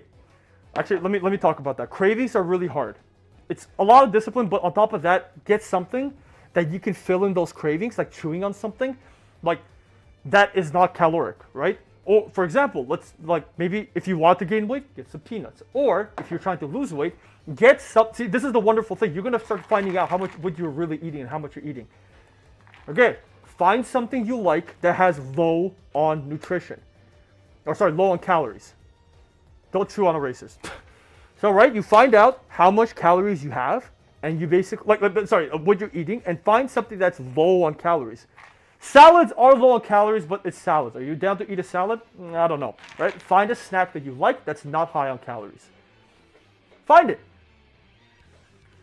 No, don't eat plastic. There's plenty of great snacks out there that aren't very caloric. Fruits, sure, but fruits aren't for everybody. There's so many different types. Guys, you don't need to eat fruits. There's many different types of snacks. All you have to do is go and search for it. Salads taste nice. If you like a salad, go eat a salad. If you don't like a salad, don't eat a salad. Find out what you like. Here's the biggest thing about food. You have a relationship with your food. Understand that. This is called food relationships. Do not fucking ruin it. Do not force yourself to eat some shit if you do not like it, okay? Listen to me. Listen to me. Look at me dead in the eye. I want you to listen to me very fucking carefully. Just because some dumbass influencer on TikTok or on YouTube told you, oh, you should be eating this food to lose weight, tell them to go suck the biggest dick if you don't like it. If you don't like it, there are alternatives. Find your alternatives. Keep your relationship with your food healthy. If you hate the food you eat, you will not make it. You will not make it. Keep it simple. Find the food that you like, eat the food that you like, and work around your calorie macros. Remember, if it fits your macros. Again, if it fits your macros. Find something you like, work around it, make sure it fits the amount of calories and protein that you eat, and boom, you are done. Okay? Understood? Remember that. Remember that. It's important. It's okay to not like food. Find the food that you like and eat that food that you like. Make sure it, just as long as it fits your macros. That's it. Your calories and your protein. 2 things. Now, let's talk about a great fad that everybody likes to talk about. Supplements. Okay, listen. Listen. Supplements are all over the place. Okay, let's talk about this. Like this is obviously, look, capitalism, all this shit. We know all this stuff. There are so many supplements out there. You just need 3. You just need, and technically these aren't even mandatory. No, not hair supplements. There are supplements for you to basically keep your macros or whatever, or reach your macros or whatever. You only need 3. and you don't even need all three of them. Protein, creatine, caffeine. Optionals. FYI, these are all optionals. And on top of that, it also depends on who you are as a person and what your restrictions are. For example, do not drink protein shakes if you are lactose intolerant.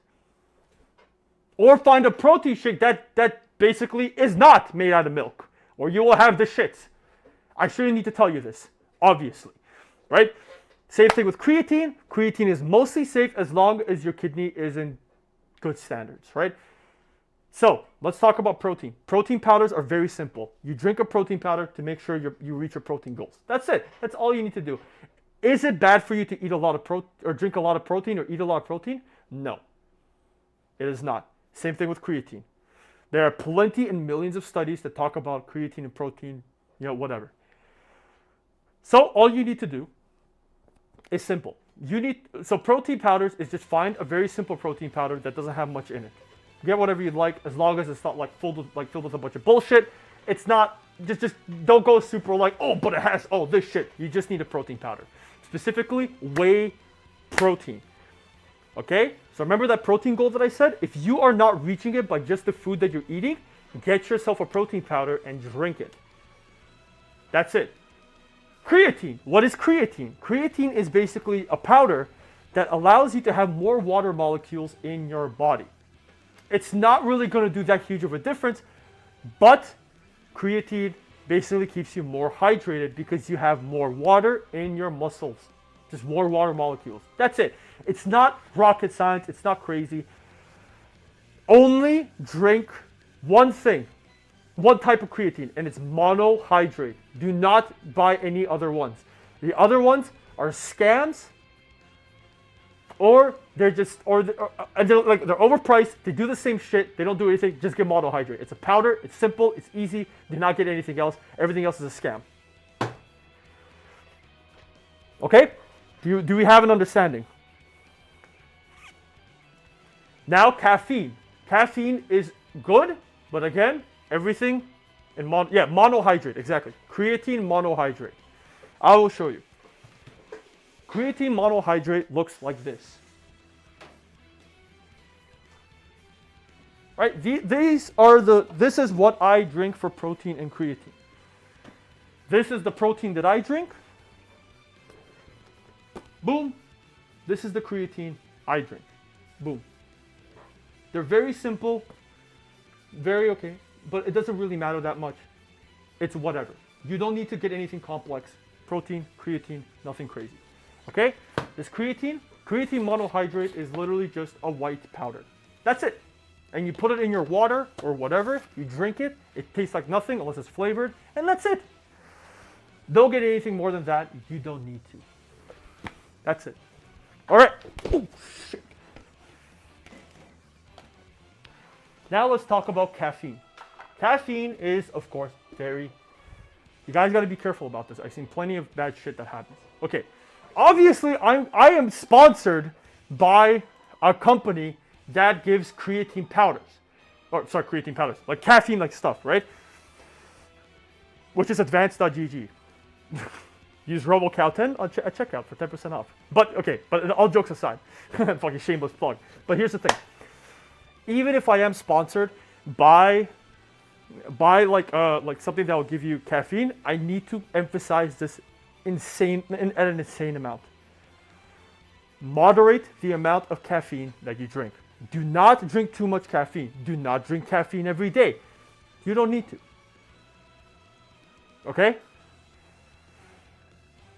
Okay, so remember that. On top of that, understand how much caffeine you are drinking. And I'm going to be honest with you, I'm partnered with Advanced GG.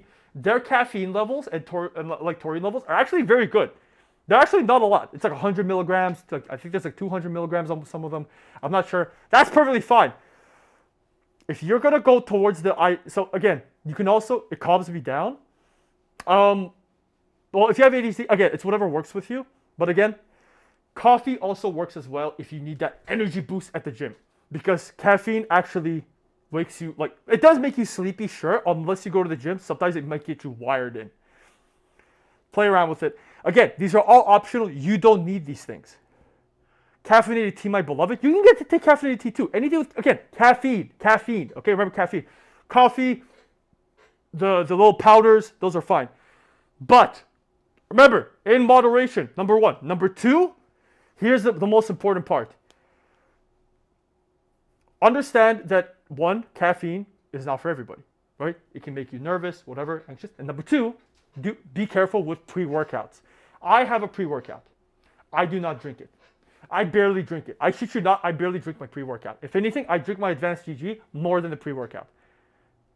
Because pre-workout is good, but again, in moderation, and there's a lot more. Like basically, the goal, like, my pre-workout has like 250 milligrams of caffeine, which is already quite a little bit, and I don't even take the full scoop, I take half of it, which is 125 milligrams, which is pretty much the advanced GG shit.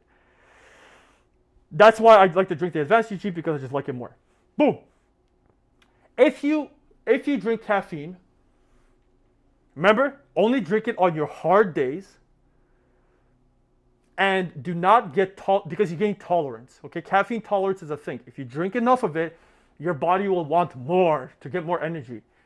Cycle out. If that happens, stop drinking caffeine for like a month, and your body will come back to normal. Then you can start again. Remember, it's all backwards. It's totally fine. But again, absolutely optional. You don't need to drink it, and if you do, make sure it's in moderation. Only drink it on hard days. I only drink it in hard days. I only drink it for what's it called? For leg days, I believe, because I borderline pass the fuck out on leg days. Okay, that's it. Those are your three. Those are the three things that you need. You do not need anything else. BCEEs, all this other shit. Vitamins are okay. Vitamins not bad, but like you should be like vitamins should be more of like a filler if you can't get your vitamins from food. But again, not a big deal. Okay, that's it. So remember, the three big ones is creatine, caffeine, protein. That's it. Protein if you can't get it done, and whatever. Okay, next point. That's it. That's all you need. So, let's talk about steroids. Okay, this is important because I really need to talk about this, and I know there are kids here, which is exactly why I'm talking about this. Listen, I knew kids at 15 years old that took steroids. We have to talk about steroids. I would be irresponsible if I did not talk about steroids. We need to talk about it. Okay? Listen, steroids are very effective. Very effective. I will say this right now. Steroids work. They work really well. Very, very, very fucking well. Steroids are so effective that if you took steroids and never worked out, by this bar, you see this? You see this thing? Notice how if you don't train and you took steroids, you gain more muscle than a person that trains and doesn't take steroids. If I sit on my ass on the couch and take steroids, is roid rage? Oh, I'll get to that. Yes, it is. So steroids are very effective. They do exactly what they say. They basically get you big very fast in an unnatural way, because it is unnatural to have that much testosterone in your body, plus multiple other things, trend, whatever. So again, if you want to get big, go take steroids. Go great. It's great. Go do it. If you're okay with all of this. If you're okay with all of this. You see this shit? Are you okay with all of this? Steroids will 100% work. That is a standalone fact. We're not going to pretend like it doesn't. That's just stupid. That is nonsense. That is silly. It works. But steroids have an insane amount of health risks. It is a genuine problem. I've seen in real life people take steroids. I will give you the very simple ones, and I will go into severity. 1, it speeds up your age. It speeds up your age. I want to show you guys somebody. This is a very popular influencer, and he's a great guy. Okay, don't get me wrong. He's a great guy. He's a nice guy. Wonderful person. Okay? And he's been working out for years. Okay? His name is Sam Sulek. Right? He's jacked, he's huge, he's on a lot of gear. How old do you think he is?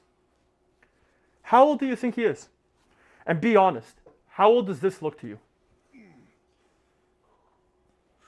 27? Okay. 27, all right. 24, 25, 24. 40s. He looks 50, 30-ish. 35, 30? He's 22 years old. Maybe 23.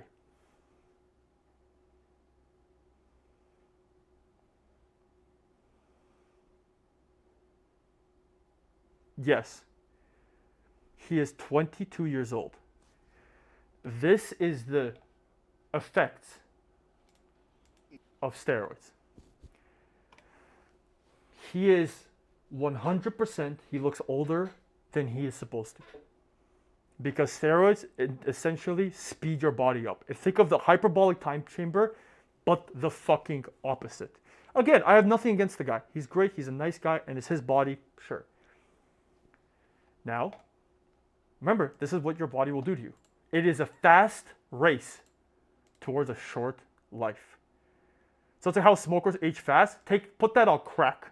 That's what it is.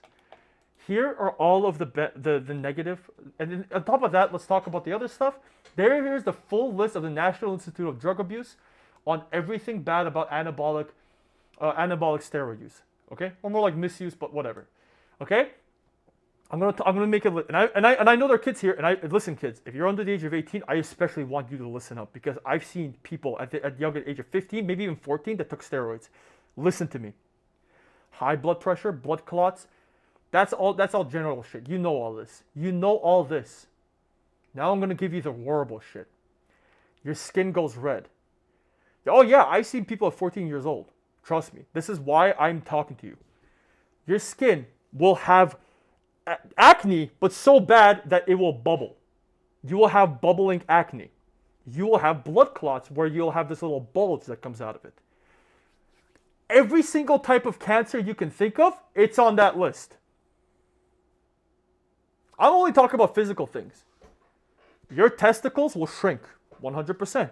Shrink so much that it will go inside you. You have to pop it out. Are you okay with that? Are you okay with that? Like, look at me deep in the eye. You really need to want this if you're okay with this. Yes.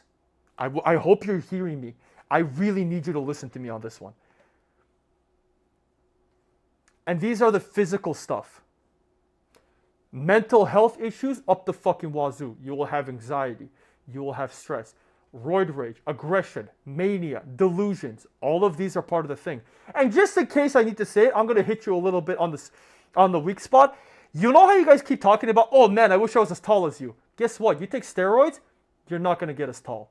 It fucks your stunt. It fucks your height. It fucks it up. I'm not kidding. It actually stunts your growth. You will be shorter. Because I know how self-conscious a lot of people are with the height. There you go. If anything, your mental health will get worse for it. Okay? And again, your skin is going to get fucked. Scalp, oily scalps, acne, cysts. Gross. That's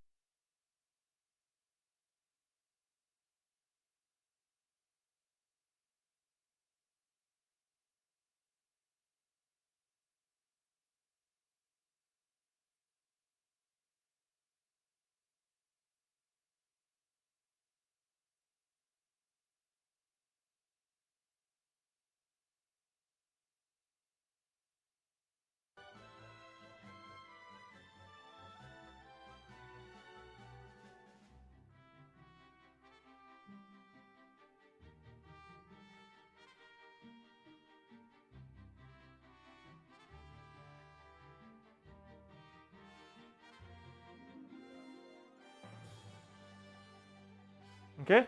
So again, I'm going to say this one more time.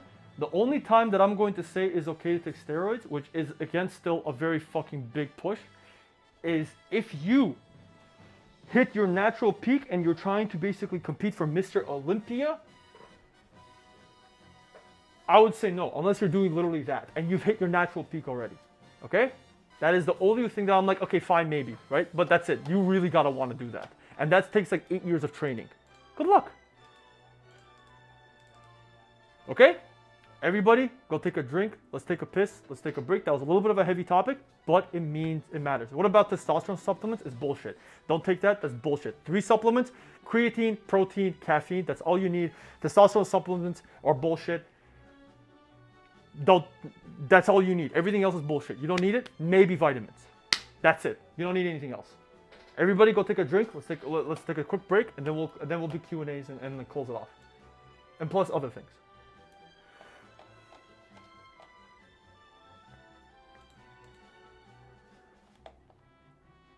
How do you recommend working out? I'm pretty. Oh, don't worry. We'll talk about it. All right. I'll be back. Give me a second.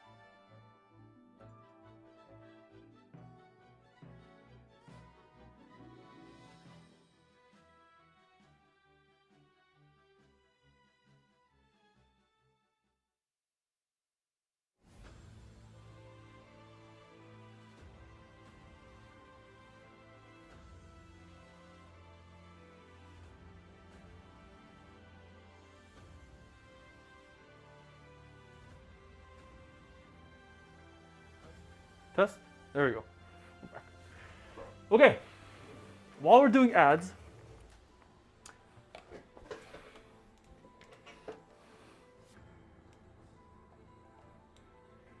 yeah. All right. So, cool.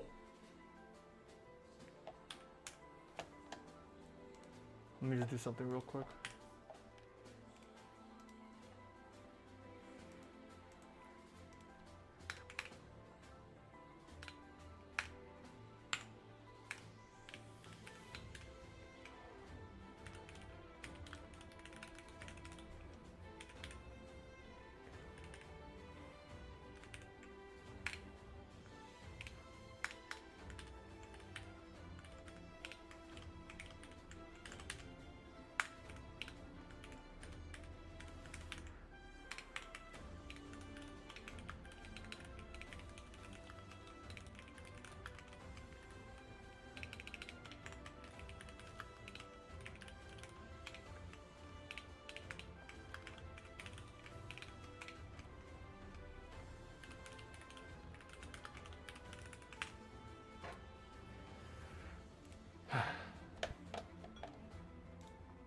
Cool. All right. So, all right. Let's while we have. Hey man, while you we, wanna play some ping pong?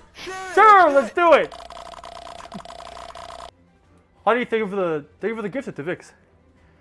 Bro, he's got a KFC advert. That's just funny. That's just timely. All right.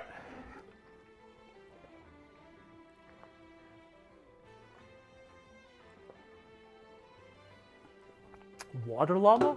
That looks funny. What is that?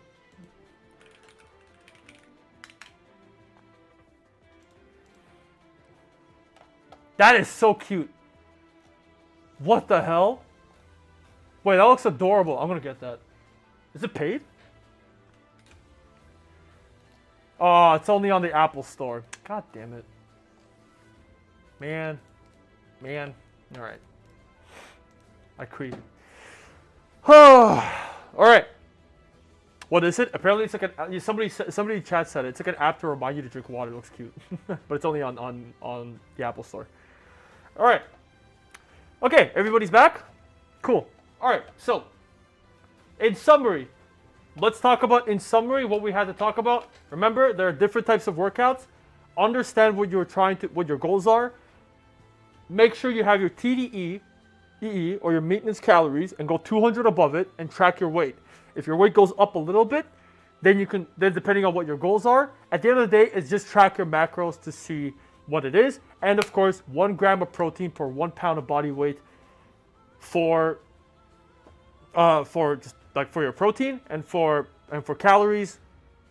Simple as that, right? Like for calories, basically, you're going to do that, track your weight and whatever. Somebody did ask, how do I check my fat percentage? The mirror. That is the only way to go about it, the mirror, because the mirror is the best way, and there's not really, unless you have like some crazy ass machine that hospitals have, just look at the mirror and that's it. And the mirror is your best gauge on your goals, on how you want to look. You should not quantify how you want to look. Gaining and the weight scale for your body weight is just to track if you want to, yeah. Hey man, you want to play some ping pong? Sure, let's do it. Damien, thank you for the gifted to Excess Mirror. Eyeball it, yeah. For your physique, just eyeball it. But if you track your macros, all you have to do is find your calories that you need for maintenance, and then eat that much plus 200, and then simply see if you gain or lose weight after 2 weeks to a month. If you gain weight or lose weight, if you lose weight, eat some more. If you gain weight, like depending on what your goal is, right? Does that make sense? That's the other summary. And number 3, love exercising. Do have motivation for it. You don't have to go bodybuilding or weightlifting or all this kind of shit if you don't like it, and the calisthenics or whatever. If you like sports, do sports. Sports are good. Basketball, volleyball, baseball, whatever you want. Enjoy the exercise that you do. Everybody's different. Remember that. If you want to look jacked, bodybuilding, yada yada, everything's there. Now I'm going to give you guys some beautiful resources. Resources to give you answers on everything. Here are my people that I look for everything. Okay? If you want to do bodybuilding, Jeff Nippard on YouTube is goated. He is the science-based GOAT. Sent this last 3 PRs I had and a workout list if you want to see it at the end of the... Oh, yeah. We're going to do reviews, and please send it to me. Or just ping me or something like that. If you guys want me to judge shit, please put it into the Discord on Gym Talk, and we'll be talking about it right like in a second. But yep, Jeff Nippard, goated on YouTube. He's wonderful. He is a wonderful, he is basically the gym person to get people into the gym. Hands down, next to JPG Coaching on TikTok. Jeff Nippard is by far my favorite content creator when it comes to anything related about the gym.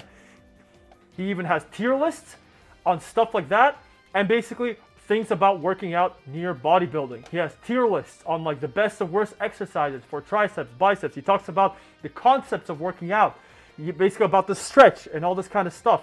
He's a wonderful person. He's great. I highly, strongly recommend watching him on YouTube. Wonderful person. Amazing guy. Seriously, he is the GOAT. He even started doing research papers on working out itself. And again, remember, not every workout fits all, but he really gets into the nitty-gritty of it. It's wonderful. He's fantastic. The next person is obviously JPG Coaching on TikTok. He is also wonderful and very snappy. And I think it's on Instagram too, I hope, but whatever. He makes short form contents. Wonderful guy. Will you be sharing the presentation on Discord? Yes, I will. Here you go. JPG Coaching. Wonderful guy as well. Has plenty wonderful resources and talks about gym shit in general. He talks about range of movement and just general things on whatever. Every fucking thing. He has a kid? Congrats to him. Holy shit. Again, right? He just talks about everything, and if you have trouble finding a video about something, just do JPG Coaching. I don't know, leg day. Yeah, see, like there, leg day. Boom. And then and there's plenty of ones. You just pull this. Only try this leg workout if you want to make relax. There's the MCA. I can't play it, but that point still stands. I forgot about the MCA. If you guys like calisthenics, body weight movements, my favorite guy is Hybrid Calisthenics on YouTube. Wonderful, super chill guy, great guy. Also talks about a lot of health stuff and mindset. Great guy, He's like everything calisthenical wise, he's great. Right here, boom. Hybrid Calisthenics. Wonderful, wonderful person. And he also has like a beginner program and just general stuff because he also talks about people. It's kind of more catered towards people that don't have access to the gym or whatever. Just great things in general, and talks about kind of the fad of moving away from the traditional. You must be doing this specifically way because it's all over the place. And I just remembered another guy is the Stay Flexy guy on TikTok. I think he's on YouTube too now. Let me check. Stay Flexy. And this guy also calisthenical wise, Stay Flexy. He's a little hardcore because he's really talented, but he also talks about like obviously for beginners as well. The Stay Flexy guy, his name is Movement by David. Thank God he's on YouTube. Wonderful guy, also great, and also talks about just in general things on like the like usable strength and movements that require you more about flexibility and yada yada yada. Now of course he is really good at being flexible, but of course he makes videos for everybody. Wonderful person, strongly recommend him. Movement by David. I will write that in there. Let me write this in there right now.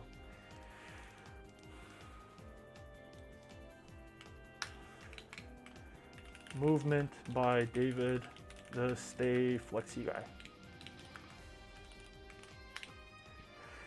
For everything else that I can't think of right now, Squat University on TikTok is wonderful. I really love this guy because this guy is actually shit, what was it called? He's a really good... Shit. Shit. I actually remember, I forgot the word.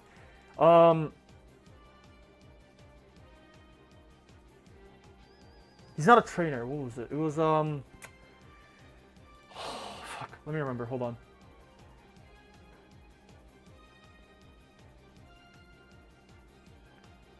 How did I forget this?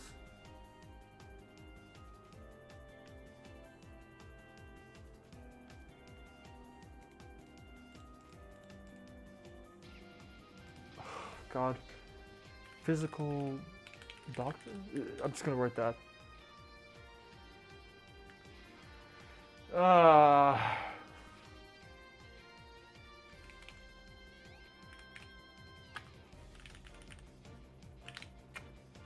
Do you guys know what I'm talking about? Physical therapist. Thank you. He's a physical therapist. Wonderful guy. Squat University. He talks about just general things on like when you just are like don't understand why you're having pain and something like that. Squat University. Wonderful guy. He is great. And of course, everything else, and of course, anywhere on YouTube, do your research. Remember, person by person varies. Look at those kind of people, see what they kind of recommend to you, and work around that. It's wonderful. And now, the apps online, I recommended two for you guys, which is MacroFactor and Chronometer. Chronometer is free, MacroFactor is paid. Those are calorie trackers, but also install an app called Heavy. It is basically a tracker for stuff that you can make workouts in and you can share it between people, and I fucking love it. I love this app to death. I wish I was fucking sponsored by them, but I'm not. I'm kidding. Please sponsor me, Heavy. I beg of you. But see, for example, it's basically also like a little bit of a social media platform. So if you do it with your friends, I think it's a great way to go about it. And you can basically, because you can follow people. Here's an example, right? This, for example, he just did some workouts, you press it, oh, look at all the shit he did. Good shit, right? And then, of course, it tracks your workouts. You can have routines, and then you press start and it does your workouts. And you can also track what you do, like how much you do them. So, like, if I press start, it will tell you, like, hey, like, you know, like you did this much weight and whatever, right? It's an app on the phone. It works way better as an app on the phone than it does, as of course, on a desktop. And obviously, you can follow your friends. You can follow each other. And everybody, basically, you like kissing boy, what the fuck? And basically, right, like, and you can also, like, for example, you press this, and it tells you, like, oh, how much pounds did he do? How much reps did he do? And stuff like that. Wonderful app. It's free. It's great. It's wonderful. Question, as a trans man with bad knee job but want to get cut, how would you suggest to start? Same thing. with bad knee joints, work out your knee joints by doing backward walks and workouts that actually help your knee joints. And of course, if you want to get cut, like I said, find your TDEE, your maintenance, and go a little bit lower than that if you want to cut. But I recommend aiming for recomposition, because if you're in the beginning phases of the gym, your body is going to transform. I'm telling you, in 1 year, if you are consistent, you will become a completely different person. I assure you on that. So, again, Heavy, wonderful app. Not sponsored, unfortunately, but they are amazing. I love them to death. They're great. Now we'll talk about Q&A. Let's get you guys involved. I've been yapping for about 4 hours. 3 hours. That is my presentation. That is a lecture on everything gym related, as much as I could think of without getting into the nitty gritty. So let's talk about the nitty gritty. Q&A and reviews. You guys wanted me to review your workouts and other stuff. Let's talk about it. First of all, let's get your questions in very slowly. Oh, actually, I got an idea. Hold on. Q&A. Hold on. Okay, actually, I feel right here. Boom. Aha. I think it works.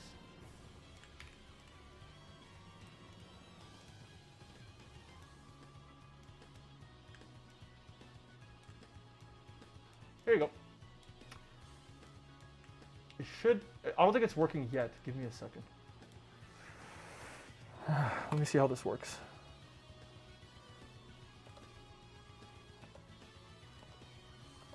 Okay, I think it works. If you guys want to ask your questions, please write actually, let's test it. Somebody write exclamation mark question and whatever question you want. I'm transitioning and dealing with skinny fat. What's your recommendation on getting that hourglass figure? You want to aim for recomposition. Recomposition means that your body is going to transform. Find your TDEE and eat. Basically, you want to gain weight because you're going to lose fat but gain muscle at the same time. Oh, it didn't work. Sorry, give me a second. It's not working. Oh, questions. I think it's exclamation mark questions.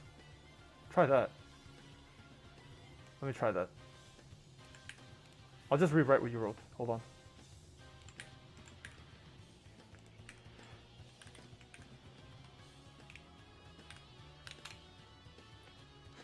Oh, it worked. Okay, it works. So we'll get to that in a second. So, to answer your question, if you want to basically get out of skinny fat, find your maintenance calories, eat 200 above that, and obviously work out. Push hard. I recommend bodybuilding, but there's plenty of different ways for you to work out. Whatever helps you stay at the gym or stay working out, but eat 200 plus over your maintenance calories. Weigh yourself. Make sure you're gaining weight just a little bit. The fat will go away because your body will gain muscle and start eating that fat over time. It's going to take quite a bit. Stay vigilant. That's my biggest advice. If you cannot meet your protein goals, get yourself a protein shake. Boom. Okay. Next question.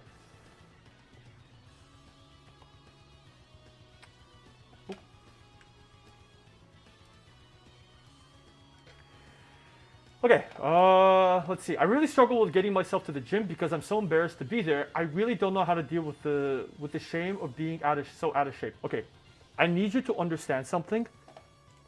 Nobody gives a fuck about you. And that is the nicest way for me to say this right now. Nobody gives a fuck. I'm being dead ass with you. Listen, unless it's personal shame, that's a little bit different. That's a little bit different. But if you're worried about what other people think of you, listen to me, nobody gives a fuck. Because you are a side character to everybody's main movie. You are not even a side character, you are the fucking background character. And anybody that does pay attention to you will always do it with praise because they understand how much hard work you're putting it in. Listen, and I mean this genuinely. When I see somebody hella overweight at the gym, first thing that comes into my head, and the majority of people's head, is God fucking damn it, this guy is pushing it. This guy is fucking pushing it hard. He's going off, baby. Whoops, my bad. Whoever that, Frog, thank you for the 2 months. That is basically it. Like, listen to me. You it's okay for you to understand that you want to improve your body. There is nothing, you should not beat yourself up over it. By the way, please make these questions gym related to what we were talking about. Moving on. So, it's okay, like, I don't want you to hate yourself for being unhealthy. I want you to genuinely just look at yourself in the mirror and be like, I just want to improve how I look. That's it. End of story. Don't think more beyond that. And if you really, and if there are people in your life that shame you for who you are, those are not people you want to be around. And trust me, I've been there, done that. People made fun of me for being skinny all the time. Not good friends. They are not good friends or good people to be around. Even family members as well. They are not good. That is just a genuine answer, period. I hope this helps. Please understand, in the nicest way possible, nobody gives a flying fuck about you at the gym because they're too busy focused on themselves and trying to not pass the fuck out at the gym. Boom. Hope that helps. Next question. Cold? No, I don't have a cold. Thank you. Next question. This one's cut off.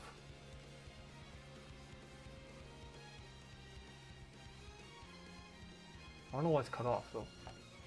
Okay, I'll just read. I want to have abs and relatively skinny, so I know it's possible. I just have to get rid of that layer of fat. How do you recommend losing fat while gaining some muscle and having that weight gain or loss? Okay, so visible abs is a very hard thing to do because you have to be very, very skinny.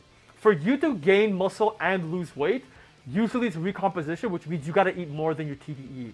Now, you will still have a little bit of belly, but usually having a visible belly means you are very, very, very skinny. Like, unreasonably skinny. It's rough. In my opinion, if you want to gain muscle and lose weight, at this, or more like, listen, if you want to lose weight, you have to eat lower than the calories for you to exist. You're lower than your TDE.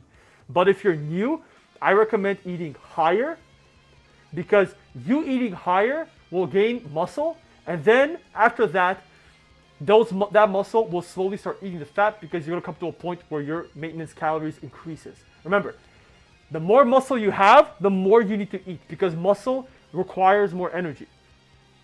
Over time, your TDE will increase a little bit, but you're not there yet. This is gonna be a very long time. In your first year, just eat 200 over. Unless you really care about visible abs, but that is not the only thing you should care about. Remember that. Always bulk for recomposition, bulk then cut. Don't even worry about cutting yet. Bro, cutting is like at least in a year. Bulk for one whole ass year, your body will recomp so fucking hard, you will look like a different person. You will look skinnier and like a Dorito shape, or if you're a woman, an hourglass shape, give or take. There you go. Always gain muscle. Your body will change. You will lose fat. And remember, okay, sorry, I just need to make sure you guys understand. Muscle is more compressed and heavier than fat. So even if you gain weight, you're losing mass. Or not mass, you're losing like how you visually look. Because fat is more, has more volume per the weight. So if it eats a lot, right? Remember that. You're going to be gaining weight, but you're physically going to look slimmer because muscle is heavier than fat by like at least 2x. It's a lot. Trust me, it's a lot. Weight, like muscle, is like very fucking hardcore. Fat is like this blow. It's like water almost. It's like this thing. So you will lose that fat despite gaining weight. That's why I say eat more so you can actually recomp. And you will lose the fat over time, and when you're chilling, that muscle will start eating your fat too. Because again, you want to have that energy to keep going to the gym. I only recommend as a beginner to eat less if you're like very, very, very, very overweight to a point where it's like a health problem. Beyond that, just keep eating a little bit more, like 200 to 500. 500 is already extreme, like 300 more. How do you know how many reps and exercises to do? Okay, so in the presentation in the beginning, 5 to 15 sets per 5 to 15 sets per muscle group per week. So all of your muscle groups should be hit 5 to 15 sets You don't have to be at 15. It could be in between. It could be even 5. That's okay. Right? It depends on like how used to it you are. How used to it you are. 5 to 15 sets for every single muscle group. And for reps, if you want to do strength, go low from like 1 to 5. For bodybuilding and like basically like gaining muscle, 8 to 12. I forgot to talk about RPE, the most important thing. I forgot about talking about RPE. This is actually a very important concept that I have to talk about. Sorry. Keep asking your questions. I will go through them. You guys need to talk about, so RPE is basically a term called rate of perceived exertion. This is a very subjective thing because it's a you thing. It's a very specific you thing. Listen, do not shame yourself for getting a 5-pound dumbbell. You need to think about, let's say you take this, right? You take this and you start doing this. If you do 8 reps and you're like dying, you're like, ah! That's your weight. 8 to 12 isn't the thing you should be aiming at and stopping, period. You need to push yourself to your limit, like beyond your limit, until your arms or your legs or whatever cannot come up anymore. And you keep going. That's how you work out. You basically take something and you go. And you keep going. And you keep going. And you keep going.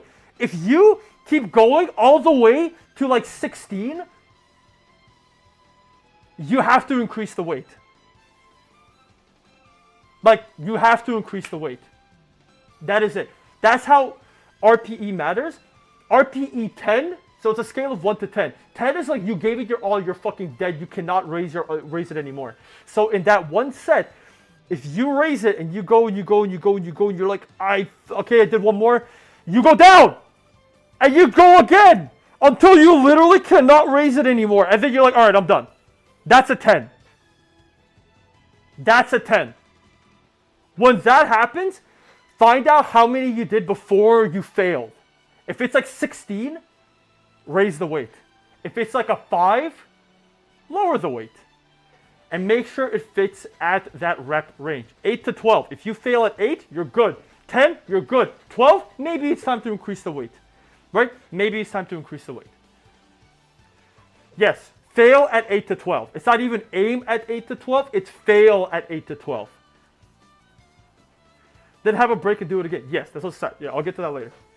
I hope you guys understand that. RPE is your main point of measurement. The weight is literally just a weight that you do. You're just tracking it. Doesn't matter if you start at 5 pounds or 50 pounds. Find the weight that makes you fail at 8 to 12 as a bodybuilder. As a strength lifter or whatever. There's different programs. Find what works for you. Calisthenics is also a little bit different because sometimes people go up to 50 or some shit like that. It's weird. Hope that helps. Next question. As a person with low muscle tone, I've been trying to improve my arm muscles. Any advice? Same thing. Again, your arms, right? You have biceps, triceps, forearm, and you have this little thing like here. Like, hold on. This thing. You see this thing right here? Brachiodialis or brachialis. I think it's brachialis. Like that, right? This thing. This muscle right here. It's simple. It's simply 5 to 15 sets each muscle group. Hell, I don't even work out my forearms because they kind of work out anyways. Holding. Right? So again, your tricep, find tricep workouts that will hit 5 to 15, or if you're more experienced, 10 to 20 sets per week. That's your one muscle group. Here's an example. One day you do 2 workouts, 3 sets each. That means you do 6 sets in one day. And then another day, you do it again, right? You do this, and you do this, right? That's basically 3 sets, right? You do 3 sets of this, you do 3 sets of this, that's 6. Another day, same week, you do it again, that's 6. That's 12 in total. That hits your 5 to 15. You're done. And push hard. Again, same thing with RPE. You push it until you fail, and if you fail, and if you keep going and going and going and going and going, and you fail at like 16, raise the weight. And again, remember, slow on the negative, fast on the positive. Slow on the negative, fast on the positive. Same thing like this. Slow on the negative, fast on the positive, and push hard. Remember, but don't injure yourself. How do I increase my self-esteem? If you know how to answer that, always struggled with it. It's important to improve it for me. I'll be honest with you, your self-esteem will improve as you keep working out. That's what worked for me. You are working out for your self-esteem, not usually the opposite. Self-esteem matters from many different ways, and of course, with body physique, your self-esteem might get affected because of that, and that's totally fair. That's why you're going to the gym. So if you go to the gym, by the way, is it even, whatever. So again, if you go to the gym, and you're working on yourself, there you go.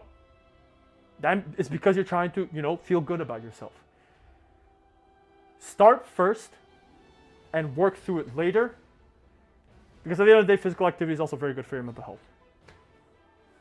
Will the VOD be on something or yes, and it'll be my VOD channel and I'll make a video out of it. Work slowly. It's okay to not be happy with how you look, but do not hate yourself for it. You will work on it. It's a work in progress. It's like a chisel. It's basically like a marble that you're chiseling down. That is your body. How long does it take to see progress? Because I do little workouts every day or every other day, and I've noticed nothing, and it's demotivating. I have done them for months. Okay. Usually you see progress pretty fast-ish because of it's called newbie gains, especially in your first 6 months to a year. Ask yourself this simple question: how hard are you pushing? And be honest. Be honest with yourself. How hard are you pushing? Remember that thing that I talked about? You have to go hard. Not just, all right, I did 8. I'm done. No. 8, 9, 10. You're not done. It still went up. One more. If your arm is still going up, you have one more. It's still going up. You have one more. You keep going. Same thing, every exercise. You keep going until your body says done. And here's the thing, this is now a mental battle for you. Because you have to be your own personal trainer. You have to tell yourself, I have to keep going. One fucking more. If you can't think of that, think of me looking over you. And I keep screaming at you, one more. One more.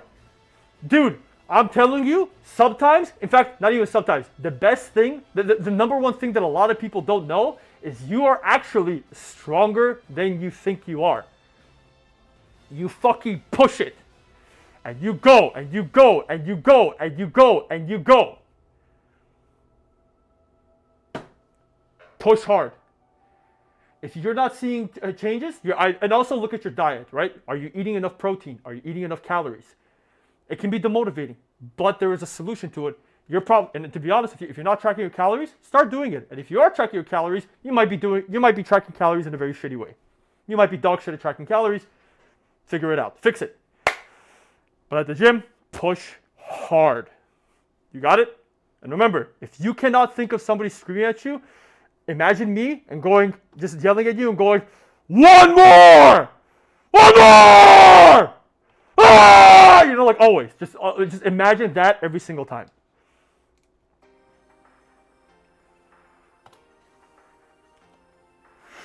Is it okay if I call you Big Brother Sparky? Because your name is Circuit. Yes. Thank you. Thank you, Potato. How can I get relatively fast results? I get easily unmotivated. I don't want to get muscular. Just fit. I have relatively good weight for my height and also for getting motivation more consistently. Ask yourself why you're doing it in the first place. Ask yourself why you're doing it in the first place. This is what I mean, right? Going to the gym for being healthy is not enough. That is a stupid... Okay, listen. Fusha is the same way, and I do not... And he's not... he's not a bad person for this. You're also not a bad person for this. Going to the gym will give you results, kind of fast, but not as fast as you think it will. Remember, that's one. Number two, you got to give yourself a reason. Why are you going to the gym? You need to give yourself a better reason other than staying healthy. If you don't have a better reason than that, you won't really go. Because you're like, I don't really give a fuck. Find a reason. I gave myself a reason because I didn't like being skinny. I wanted to basically be big so I can give big hugs to people. Please make a video where it's just you yelling at US and motivating US to keep going at gym. Why did you say US? You got it. I will... Mods! Please write that down for me. Managers, please. So, again, remember, give yourself a reason.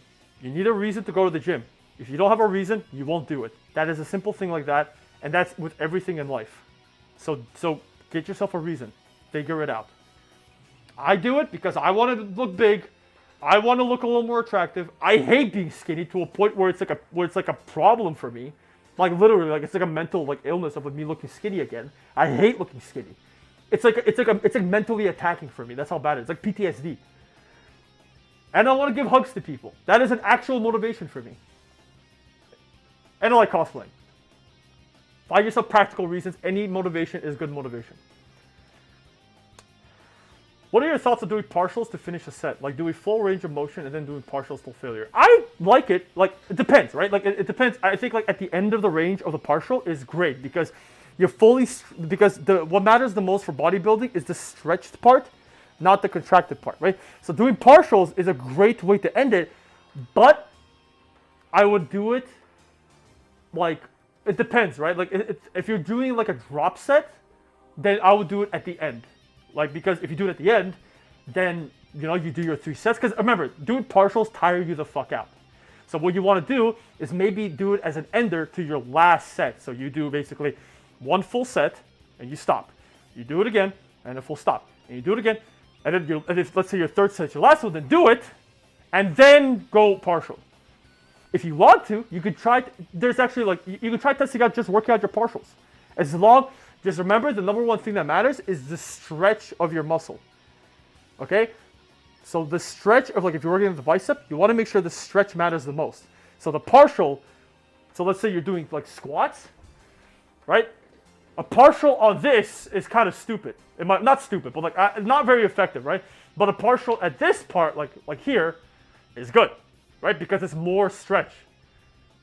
Like, at the end of the, like, you're on, because again, the stretched part of your workout matters more, but again, also navigate around your energy levels to make sure your sets do not get affected.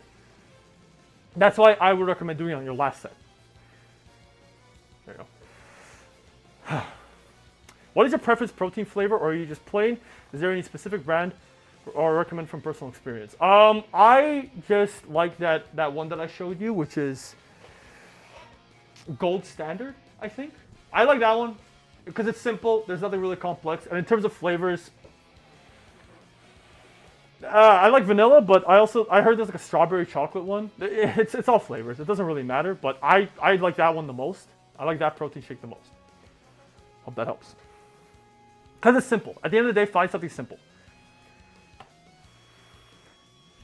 How do I keep weight and muscle on? I can't seem to get over 140 pounds, and I've been this size since middle school, in 30s now. Eat more. Bro, I shit you not, you have to eat more. You won't, like, you have to track your macros. If you are not eating enough, which is a subjective thing, remember, my eating enough and your eating enough are completely different. Find your maintenance calories, go above it, and see if that gains weight. If not, add more. The best thing I recommend is, if you're having trouble eating, is finding snacks. Remember, 1 cup of peanuts, 1,000 calories. Find foods that are caloric, and you're just simply not eating enough. You gotta eat more. Track your macros to see what you're actually eating. At the end of the day, once you start tracking it and seeing what the number is, you're gonna be like, oh fuck, I'm eating a lot, or I'm not eating enough. You'll find that. It's pretty crazy. Track your macros, find what you're eating. How can you tell if you push yourself too much? Because sometimes I end up coughing up blood and push myself too much. Okay, hold on. If you're coughing up blood, you gotta go to a doctor immediately. That's not normal. Number 1. You have to talk to a doctor immediately if you're coughing up blood. That is not okay. That's first of all. Second of all, if you want to know if you're pushing yourself too much, it's simple. You look at your form. So for example, you do a bicep, like a chest press, right? And you're doing it. If you start doing like weird shit, like that's pushing too much because your form is failing. So you need to push yourself hard, but your form needs to be clean. Not like super duper clean, but don't like if you start like fidgeting and like shaking or stuff like that, your form is failing. And if your form is failing, you might be fucking it up. So that's kind of pushing yourself too hard. Lower the weight until you can get it clean and then raise the weight. You can do it cleanly. That's how you push yourself too hard. Make sure your form is on point. Remember, form matters a lot. As for the blood shit, you gotta talk to a doctor. That is not normal. Talking about TDE from earlier, it said 2,000 calories a day and you recommend higher than that. But I also eat a lot less than a day. So I'm wondering if I have to increase my calories to lose weight, if that makes sense. No, if you want to lose weight, you have to eat under your TDEE. That's plain and simple. But I'm telling you to eat more because of body recomposition. Because again, your muscle is heavier than fat. So you will lose the fat, but you will gain the muscle, and you will gain the weight because of the muscle.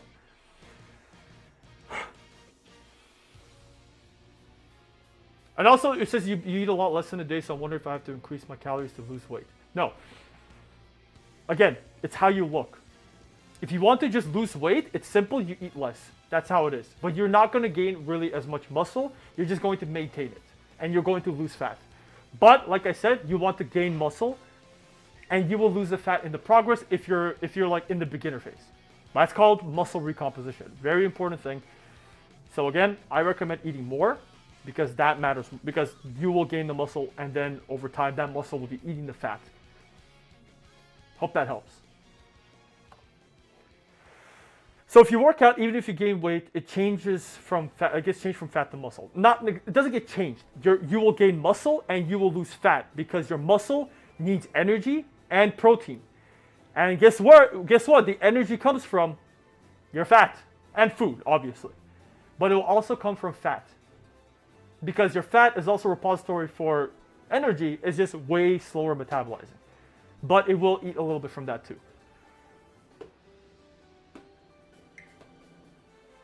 But yes, if you do work out, yes, that is exactly what happens. Only if you're a beginner. But if you're like super skinny, you don't have any fat, and you see yourself like dying and like super tired, if you have like no fat in your body and you're like exhausted, it's because your body has nowhere else to reach for the energy. That's why. So go to failure and then have a break and do it again. Yes, to failure on every set. Yes. So for me, being skinny fat, would you recommend calisthenics or what else for abs and just a nice physique all around? All the things it really helps. Anything that keeps you in the gym. Calisthenics works. Bodybuilding works. Anything works. It matters about what you want to do. This is about your goals. Your goals are what matter. Find what you like doing and then do that thing. That's it. It's as simple as that. Find what you love doing, period.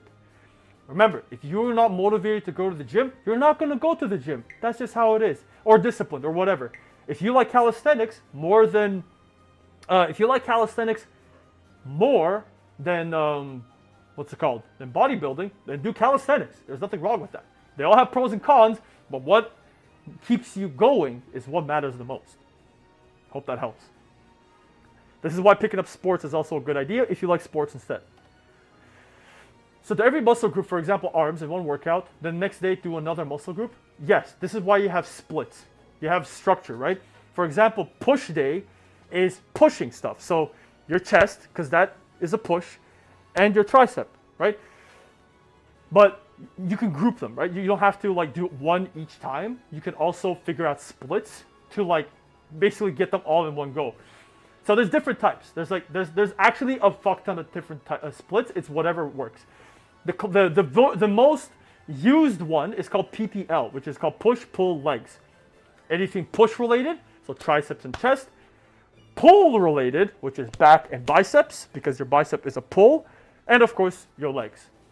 The one that I like to do is called the Arnold split, or more like the ULS, which is upper, lower, and shoulders and arms. So basically, one day I only do my chest and back. Another day I do shoulders and my arms, both here and here. And of course, the third one is legs. Again, ass, glutes, hams, all that stuff. Oh, sorry, glutes, hams, whatever. That's what I like to do. Find the one that works for you. Find the one that this is called the bro split. There's so many different splits. I say start with PPL, see how you like that one, move from there. What if you simply are unable to diet, both because of mental issues and the ability to buy or cook things? I have to eat school food, and healthy food is more expensive than other foods right now. Then just track the calories of your unhealthy foods and figure it out later. You're still eating food at the end of the day. Just track that and see how much you have to eat from there. Simply track your food, track your macros, and work around that. Try to get yourself out of unhealthy foods because it will hit you a little bit harder in the long run. So I recommend trying your best. But if you don't have access or whatever it may be, just track the macros of the unhealthy foods and see where you go from there. Unhealthy foods are very caloric, so maybe you might need to come back, figure it out. Track the calories, just figure it out, right? And of course, get in the gym because it helps with mental health. So the main thing about gaining is to eat, sleep good, right? Like sleeping 6 hours per day is enough? No, 6 hours is not enough. You need 7 to 9. 7 to 9 hours per day. And if you're a kid, more, 8 to 10.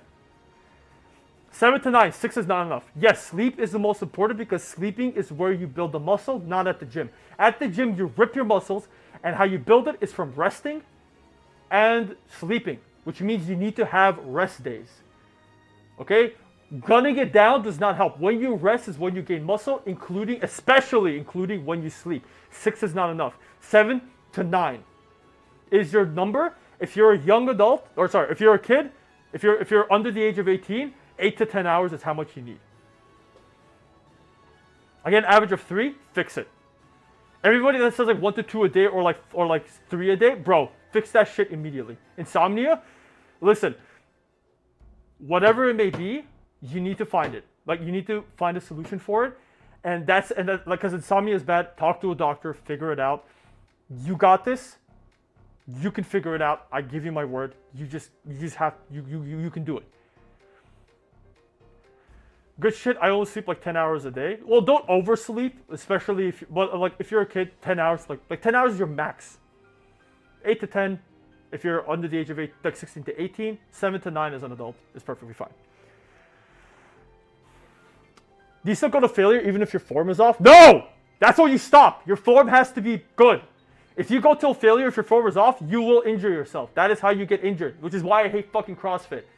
No, you stop. You terminate your set. You have to work on your form first until you are solid on it. And then, and you will get better with your form. But you have to work with good form. If your form is off, you stop immediately. That's like deadlifting with your spine. Don't do that shit. You stop. Terminate your set, lower the weight, whatever you need to do. Do not fuck up your form. Your form is the reason you are not injured. How often should I be working out every day / week? PS, your talking is giving me so much motivation and happiness to do this. I'm glad. But how often? Again, it depends. I worked out 6 days a week at some point. That is not for everybody. It's okay to work out 4 days a week, 3 days a week, 5 days a week, even 2. It depends on your schedule, your life, all that kind of stuff. You can figure out, again, the general rule is 5 to 15 sets as a beginner every week and 10 to 20 after when you're like more experienced in the gym every single week per muscle group. So let's say you only have 2 days a week. Find a split that only works 2 days a week, which is just full body workouts. For 2 days a week, you will do your whole body.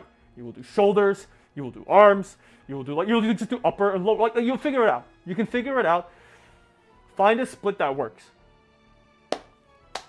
Right? That's what matters the most. If you're building muscle, just figure out how you can work out every single muscle group for those 2 days. And that's it. But again, 5 to 15. 5 is a good number, especially in the beginning. You can definitely reach 5. No problem at all. Don't stress out. It's okay. You don't have to hit the highest number of 15. Figure out a schedule that works for you and figure out how you can get yourself in the gym. You don't have to go 6 days a week like I did. Do you have motivation to work out? Because some days I have a lot of motivation. Other days it's hard to get out of bed. You gotta just do it, bro. I'm sorry. I'm gonna say this right now. Motivation is not the only thing that will keep you at the gym. It's discipline. You have to go. Motivation is not even the gas. It's the nos. That's what it is. It's the nos to get yourself in the gym. But the gas is discipline. Sometimes you just gotta tell yourself, I gotta go. I gotta fucking go. That's why you should have reminders and everything. Have reminders on your phone, on something. Anything that will remind you to just like I need to go to the gym. Like, and to be honest, it builds a grit. When you go to the gym when you really don't fucking want to, you will feel so good after. But it's the hardest shit ever. And that is your mental barrier. You have to push beyond that. You have to fight against yourself every single day. Well, except for rest days. Do it. Even if you have no motivation, you gotta do it. Doesn't fucking matter. It does not matter. You gotta go. You're doing it for yourself. Remember that. You're not doing it for anybody else. You're doing it for yourself. I don't really know how to motivate myself. I struggle with body dysmorphia. Relatable. A lot, but ever since I left a near anorexic life, relatable. I just can't bring myself to go on a diet and gym. It's not really an option. And then it got cut off. Fucking thing, man. Hold on. Maybe I can fix this thing. I hate how it's looking cut off. What the fuck?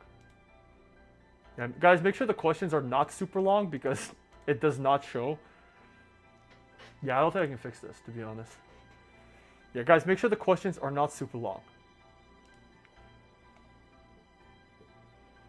Yeah, I can't fix it, can I?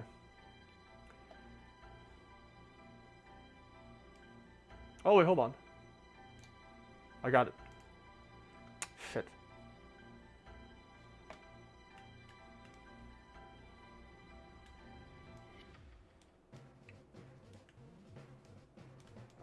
Okay. Okay. And so go to the giant gym is not really an option. I just have no idea where to start and find the motivation for this shit. Listen, buddy. You just, like, I'm gonna be honest with you. You don't, like, you gotta, there's gonna come a point in time where you're gonna hate yourself enough that you wanna go to the gym. That's just the end of it. You have to figure out how to get past that. If you're not gonna go, that means you don't want it enough. And that's the shittiest way for me to say it, is you just don't want it enough.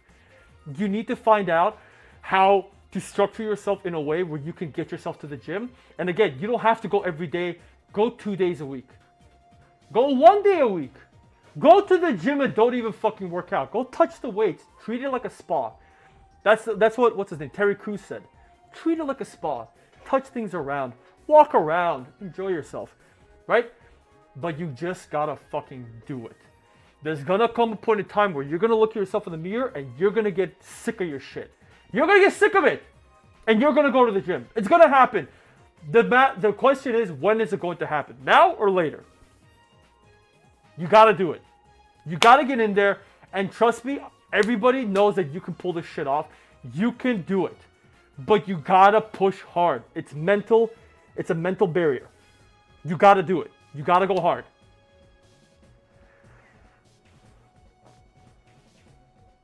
And again, it says, ever since I lived a near anorexic life, I just can't bring myself to go on a diet gym. Because that's it. Because you now are like, I'm satisfied enough to not go to the gym anymore. Get yourself a reminder. Figure out a reason why you want to go to the gym. I hope that helps. It's about a workout before bed. For me it is, because I just don't sleep. It depends on the person, honestly. If you can sleep properly after, go for it. What if I want to look skinny and have abs as a man? I think you know the figure I'm talking about. Yeah, so again, same thing. Eat, right? It's about TDE again. Eat more than you're supposed to. Get yourself that muscle, then cut. Then just eat less until you lose that body fat. And then you will look like that. You're just going to look like a toned motherfucker. Yeah. But again, the big point is when you said hourglass figure. You got to build up that muscle first. Remember, when you eat more, you build up muscle. When you eat less, you lose fat. And if you're in the beginner, you do both in some ways until it comes to a point. Still continue doing in your first year body recomposition. And cut back on how much you're eating if you need to in the future. In the future, do cutting where you eat less than how much you're supposed to. And still go to the gym. In your opinion, which is better to gain muscle? Mass gainer or whey protein? Okay. Whey protein is... Okay. whey protein is literally just to gain muscle. All it has is protein in there. Mass gainer has calories in there, so it has like 1,000 calories. I used to drink a mass gainer. My opinion, you can find better ways. 1 cup of this is your mass gainer. The big problem with mass gainers is that there's a lot of things in there that you probably don't want to consume because it has a lot of like sugars and all this like low quality stuff in there. I don't recommend it. It doesn't mean it doesn't work, but a mass gainer simply just increases the calories that you have inside you as well as protein in there. Again, if it fits your macros, right? Find your macros, eat whatever you need to fit those macros in every single day. If you want to drink a mass gainer, go for it. I personally don't like it. What's your favorite gym exercise?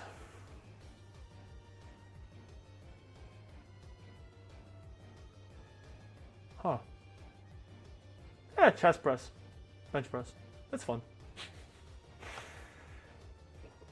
Do you have any recommendation for calorie tracking apps? I put it down. It's in the presentation. What's it called? Right here. Macro Factor if you're down to pay for a subscription. Chronometer if you're not. Boom. There you go. Okay, I just do machines because I'm kind of a beginner. Can I do a machine or do I need to do other stuff like deadlifting and cable machines? You don't have to. At the end of the day, it's muscle groups in general. I don't recommend... cable machines are not bad. In fact, cable machines are great. But don't just do cable machines. Mix it up as well. Like, for example, I would do a chest press, right? For like, that's just like dumbbells. And then I'll do like a machine for like flies. Or I'll take cables and I'll do this, right? Like cables where you like go back and then you go like this. Mix it up. Because cable machines do remove a lot of like the balancing part of things. But at the end of the day, it's also whatever you like doing. It's not a big deal. Go nuts. Which workout do you recommend most to lose weight fast? That does not exist. No workout exists to that's bullshit. This is bullshit. There's no specific exercise that will make you lose weight and fat fast. That does not exist. That's bullshit. The only thing that for you, if you want to lose weight, is you eat less. That's it. This is bullshit. There's no such thing as spot burning or whatever the fuck. This is bullshit. You just eat less. That's it. Now I want to know is it possible to get results if I have to stop before failure because of health issues? Yeah. You could, okay. Technically, science says if you stop right before failure, it's still very good for you. It's actually better, technically. The reason I say go till failure is because it's a mental thing, because you don't know what failure is for you. But you can work through that. You don't have to go all the way to failure. You just need to know how much is your way till failure. Because some people think this much is a failure, and then when I tell them one more, they do like 8. That's too light for them. Just make sure you're pushing yourself hard enough. Any tips on tense muscle shoulders? How do I get rid of round shoulders? Get rid of round shoulders? What do you mean by what do you mean by that? Round shoulders? Like your shoulder is round? That means you have strong shoulders. But a very tense neck and shoulder is simply stretching. You have to learn how to stretch, and you have to work on your flexibility. So one thing that I like to do is you grab a stick and you go like this all the way back, and then all the way forward, and then you can get a rubber band, do the same thing, and it will stretch you like it will stretch you like this, especially your shoulders up and down. If you do the workouts, make sure you also, like if you work out your shoulder, make sure you also stretch the muscle really hard. And do yoga. Yoga is great. Decent stretches. Always do things that will work on your flexibility, and it will help. Hope that helps. And of course, if it's really bad, like you have a knot, maybe go to somebody that can like give you a massage, like a really hardcore one. And yeah.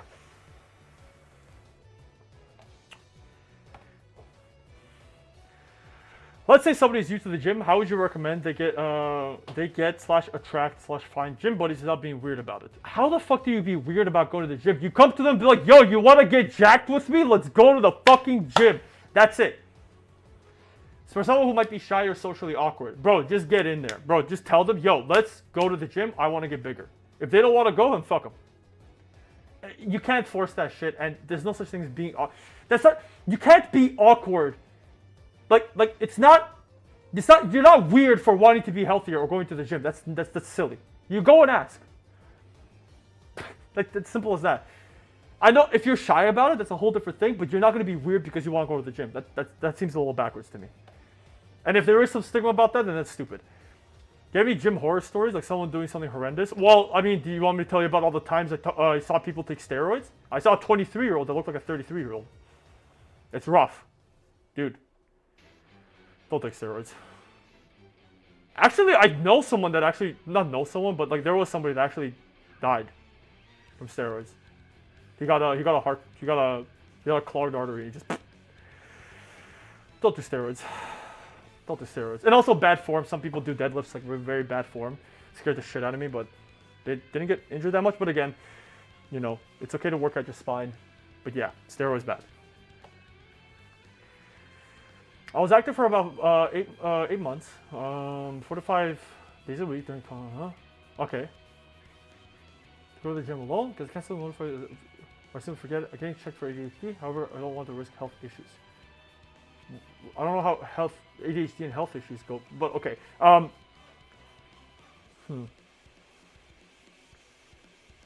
Again, to be light, don't go every day to the gym.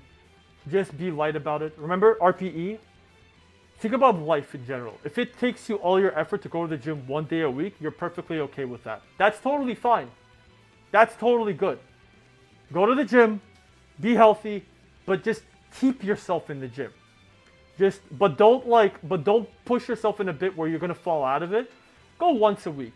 Slowly ramp up to it. Just be like, I'll go every Friday. Every Friday and Saturday. Saturday, Sunday, Monday. Just figure out a way where it's like not super strenuous on you. And put a reminder, be like, you're going to the gym. After that, it's all discipline. But don't push yourself to a point where it's unreasonable. Don't give yourself an objective that you will not attain. Lower it down, build it up later. When I go to the gym, I feel insecure and embarrassed because around people are a lot bigger than me. It's really demotivating. I shit you not, all those people that are bigger than you are probably the nicest people ever. I'm not even joking. Either they don't give a shit about you, or they see you and they go, holy fuck, this guy is in it right now. I remember being in that position. This guy's gonna fucking get it. Dude, I'm telling you right now, either nobody cares about you or you're motivating them. Because I'm telling you right now, when you go to the gym and you look jacked as shit and you're like, man, I don't want to go. And then you see like the most obese person fucking running on the treadmill, you know what's gonna make them think? They're like, bro, this guy's fucking pushing it. I'm being a bitch right now. Stop being a pussy and work out right now because that guy's hauling ass and you're not. That's what's going on. You're motivating them. That's what you're doing. That's what you are doing. Remember that. And trust me, these big guys are probably there to help you. I shit you not. Almost every single big guy will be there to help you. Best ab midsection workout, you need two ab workouts. Something that will pull your legs up and something that will put you down. That's it. And just progressively overload. If you want to. So the ones that I do is I take a rope, put it back in my neck, I crouch down on the floor, and I just crunch down. And then you just need something to raise your legs up. I just do it like I basically just like hang up and I like raise my legs up. Those are the two that you need. Midsection is like not really, it's more like you should split it up because you can work out your lower and your upper. So just do those. Just do those and that's all you need. Again, same thing. Just do it twice a week. Those two exercises, you're done. You're good to go.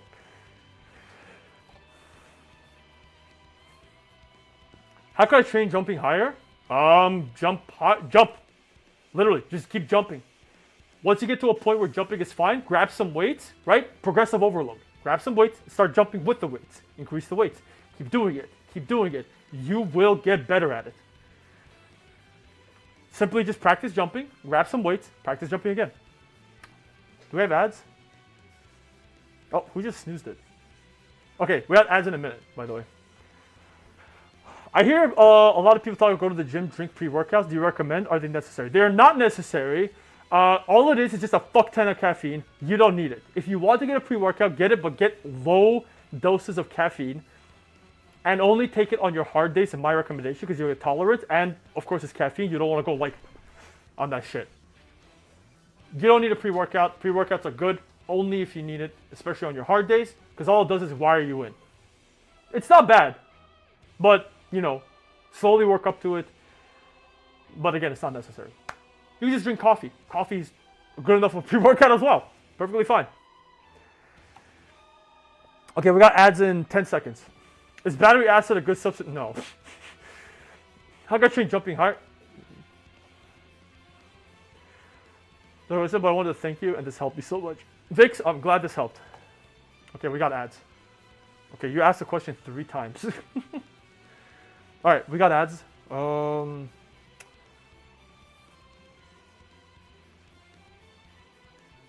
Beep.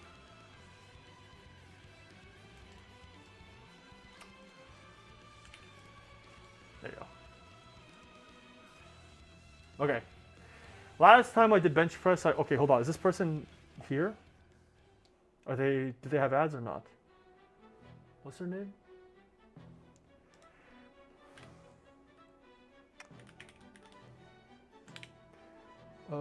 User Pana. Here it is. They are just a follower. Okay, then I'm gonna have to wait. Okay, I'm gonna wait for you.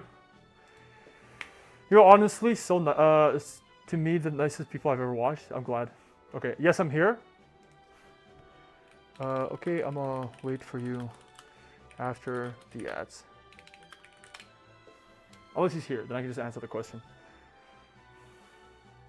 Okay, how are you guys feeling, by the way? Has this been helpful, guys? Like, this has been probably one of the most like passionate things that I've been talking about.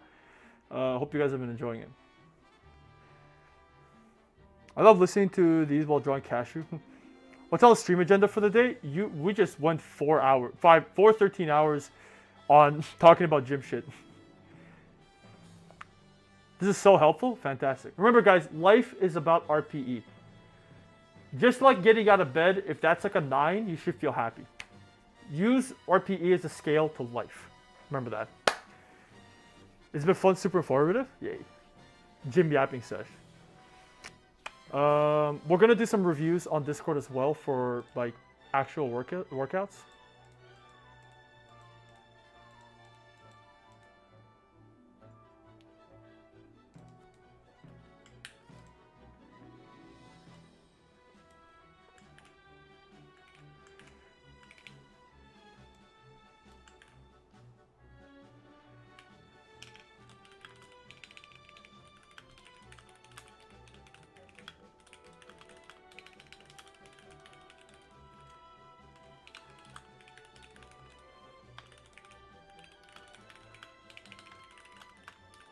Game wants a.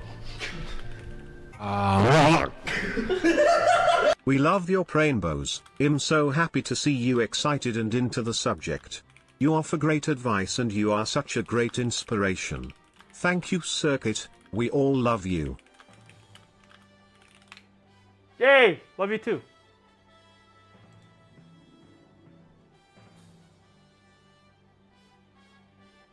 Let me get some water. I'll be right back. Well, not water. Let me go to the washroom. I have some water. Whew.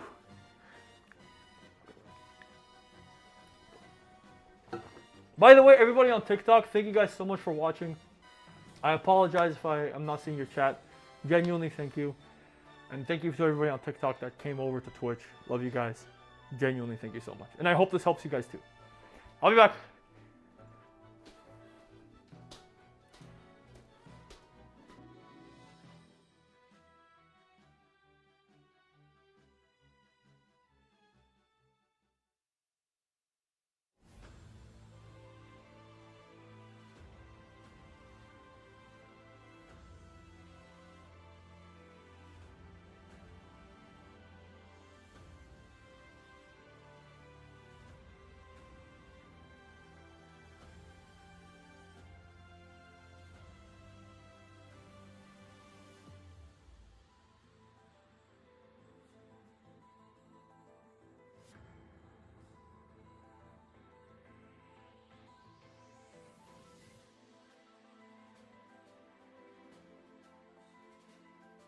Okay, I'm back. Are the ads back? Are we back? Cool. Wonderful. Okay, so I hope you hear Panagiotis. I hope I said that correctly. Because I was waiting for you to finish the ads and then you can be back. Cool. We're good? MC on the 360. Minecraft? But glad you're enjoying it. But yeah, Panagiatis, if you're still here, I was waiting for you to finish the ads. You're here? Fantastic. So about this. If you have a little pain in your left shoulder, which is like the most fucking common thing ever, should I put less weight? You can. Here's a better way to go about it. Is simply start warming up your shoulders. I have this problem too. The best way for you to do is start warming up your shoulders properly. Not just doing this shit. Trust me, I did that shit too. I get it, but don't do that. Here's a better way to do it. Start warming up your shoulders properly. Get a rubber band and basically hold it out and basically go all the way back, and it's gonna pull your shit back like that. You can get a stick too and do that too. Find some proper shoulder warm-ups that will actually warm up everything. You could still put on more weight, but the warm-ups will allow you to put on more weight instead of the opposite. Because remember, you're trying to work out your chest, not your shoulder, right? Remember, a bench press is not for shoulders, it's for your this. Also watch your form. Make sure your form is proper. Here's an example. Let's say you're doing a bench press, right? And you're doing this, right? Make sure things like your elbows are a little bit tucked in. But also make sure your arm path, right? Let's say I'm pushing that way, right? Notice how my arm is not actually pushing that way. I'm raising my arm a little bit. That means I'm working on my shoulder. Make sure that you are properly positioning your arm to go upward. So let's say this is a little bit too high. Your bench press, incline bench press should be a little bit lower. Or let's say you're flat, right? Here.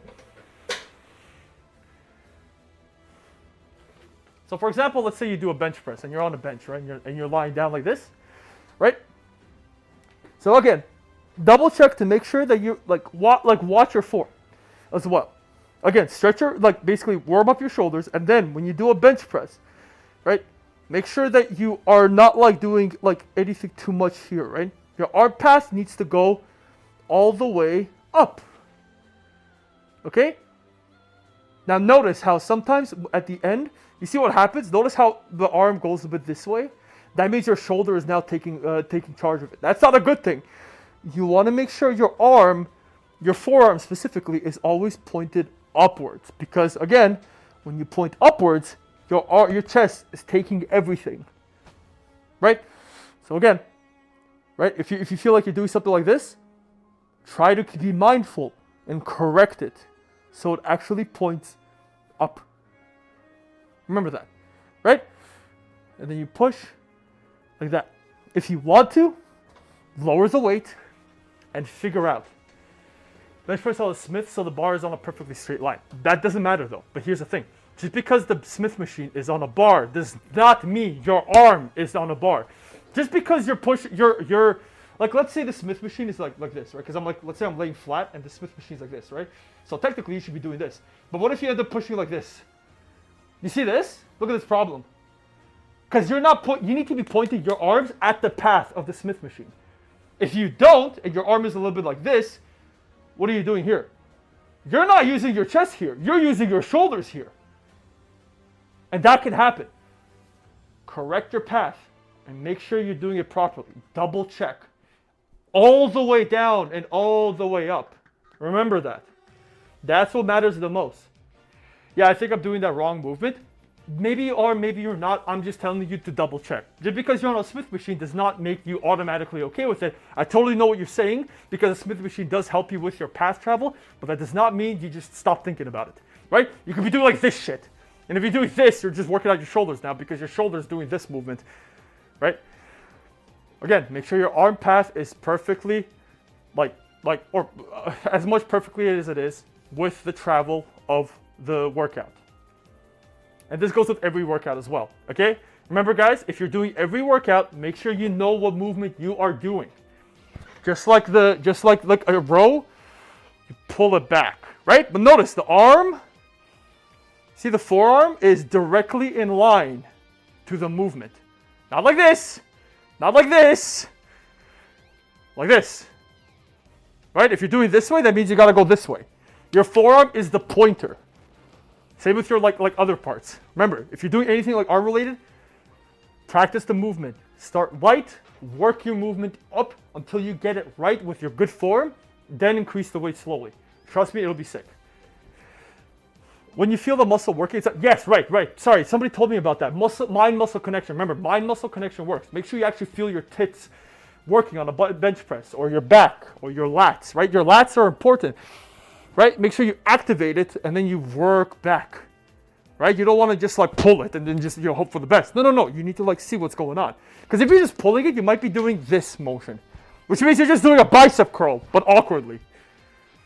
Make sure you're doing the path correctly, right? Like that. A little tip is also, if you have trouble understanding where your muscle connection is, poke it. Poke your shit. Be like, I am working this thing. You feel it, and then you try to like, and then like right now, literally, guys, poke your shit like your bed like this, and then try to like use it. It's gonna get a little weird because you're like, oh, that's what I'm supposed to be doing. Same thing here. You poke this, and then you try pulling with it. And you're like, oh, what the fuck? Oh, caught it. And then you're like, got it. Okay, now I understand. You gotta work with that. So mind muscle connection, it's a really fun thing. Again, the gym is like a puzzle. Have fun with it. I said it's normal for your face to go red when working out. No. Well, yes, but no one that I know happened to them, and I know it caused me a lot of anxiety because I'm scared of people will judge me, and it's stopping me from. Wait, hold on. People are not going to judge you just because your face is going to go red. Nobody's going to judge you because your face is going to go red. If anything, just work on your breathing technique. Nobody cares if your face goes red. If anything, people are probably not going to see it. Nobody cares about that. Trust me, nobody cares about your fit. Dude, trust me, people are not, again, you are the background actor of everybody's movie. People judge me, Circuit, then they're bad people. You like, who gives, like, then fuck them. Whenever I'm doing chest exercise, I feel mostly towards just some question if I'm doing it right. Record yourself. Try recording yourself. Try seeing like how you do it. Maybe you'll find something. Be like, oh, what the fuck? Like I'm doing this wrong. Record yourself. See how you do it. I've got asked a question, but I was wondering how to build confidence. Working out should allow you to build confidence, not the other way around. Building confidence is just about doing things that make you feel more happier about yourself. Working out should build you confidence, not the other way around. Remember that. Doing things you're uncomfortable with to a point where you are comfortable with it is the confidence builder, not the other way around. That's what I think. So get in there and be uncomfortable and be unconfident. What if there's no gym near me, or I have no one to take me, or barely have any time to go? Okay, well, the barely any time to go, you got to figure out some time, right? If you can't go to the gym, do calisthenics. Do some home workouts. Calisthenics is, again, an amazing workout. By the way, if you guys are also unmotivated to go to the gym, get the Heavy app, join the Discord if you're 16 plus, and talk to each other. Get yourselves together. Get yourself connected. Heavy also keeps you guys connected. Follow each other, and you guys can also like track each other's workouts. It's pretty sick. Get yourselves to work out with your online friends. You can follow me if you'd like. Would you encourage doing warm-ups and cool-down phases for a workout? Warm-ups, absolutely. Cool-downs, well, like stretching. Because most people in my gym either skip or do in between sets. That's a common thing. I do it sometimes too. Well, not in between sets. No, in between sets, you should be just chilling and resting. Before your workout, you should warm up in some way, like the stretching ones with like whatever, or you could do like a warm-up set before you get into your set. Yeah. Cool down, not really. You can do some cardio at the end. If you are planning to do cardio, by the way, always do it at the end of your workout. But cool down doesn't really matter that much, unless it's actual cardio. Then like unless you're like running for like an hour, then yeah, like you do a cool down. But no, cool down doesn't matter too much. Warm-ups matter a lot. If anything, if you want to have a cool down, do stretches. Like do like yoga stretch, or like yoga, like static stretches. The app is Heavy, by the way. What is better, cardio before or after? Wow, that's perfect. After. Always do it after. Because if you do it before, a lot of your energy is going to be taken out and it's going to affect your strength training. Always do it after. Always. My parents said that a woman shouldn't have a lot of muscle, they can suck a dick. Or don't allow me to buy heavier weights. What else do you suggest if I still want to build muscle? What the fuck? Your parents don't want you to buy, what the fuck? What are these stupid standards? First of all, it's a load of bullshit. Build as much muscle as you want, especially as a woman. Especially as a woman, trust me, it's great. Do calisthenic workouts and find variations to make those light workouts a lot heavier. That's a great way to go about it. And fuck your parents. Best technique for huggies? Yeah. Just go at them. 3 sets. Can you link the app? The app is called HEVY. I will put it. It's an app, right? And it is in the slide that I will share later. But yeah. Hope that helps. All right, last question. Last question.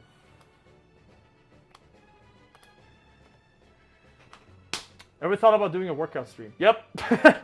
Like you would be a trainer in front of the class might be a silly question. No, it's not a silly question. I really want to do that. I just need a home workout, but I'm too broke for that shit. But I'd love to. I got kicked out of the gym once because I wore a mask. So options are limited. We'll figure it out. All right. It's all fine. One more question. Okay, that's it. I don't know what to do about it. I've tried everything, but my parents won't take me to the doctor. Sorry for extending questions. Okay. And I will now close the questions. Find resources. Look online. Figure out a way to like get your sleep schedule better. Like working out actually does help sleep too, but it's hard. Like in all honesty, I'm not a doctor, so I can't give too much of an answer on it. But in my opinion, just try to figure out a way to go about it. Okay. All right. We'll do some quick reviews on Discord, and then we're gonna call it. But I will share this as soon as I can. All right. So on Discord, you guys did share some stuff at gym. Nice. Okay. Here we go. All right.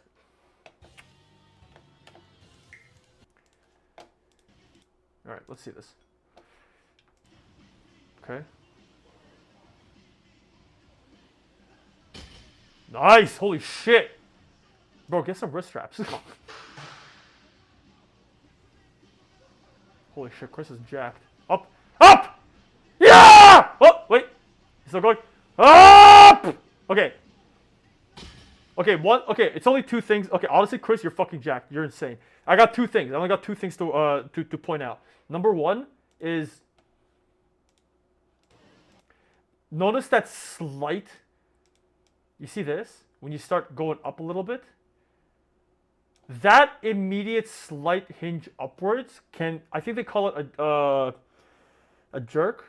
Oh shit, I forgot what it's called. But kind of be careful with this part when your shit goes up just a little bit here.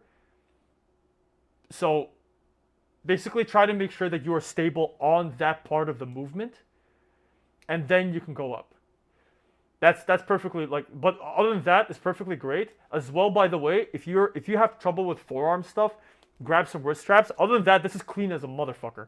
This is basically as clean. It's just this little motion here that is a little concerning because what you want to do is notice how you're like getting ready, you're bracing. Like you take a deep breath, you brace your stomach, all good go. Like good shit. But then once you lift up, I cannot tell if you already started like the whole motion here or not. I hate wrist straps! I hate wrist straps. Okay, alright, my bad. Shit. Alright, fucking hell, man. Shit. Alright, just shit, man. Okay, Chris. Fuck. Okay, alright. Jesus Christ, man. Alright, whatever. There's 100 bits. Alright, fair. Fuck wrist straps. But just this little part here, if you immediately are going into it, what happens is that, the only thing is that when you do the motion, so let's say you're trying to pick something up, right? Like, or not pick something, you're doing it, and then you go a little bit like this, and then you're going up.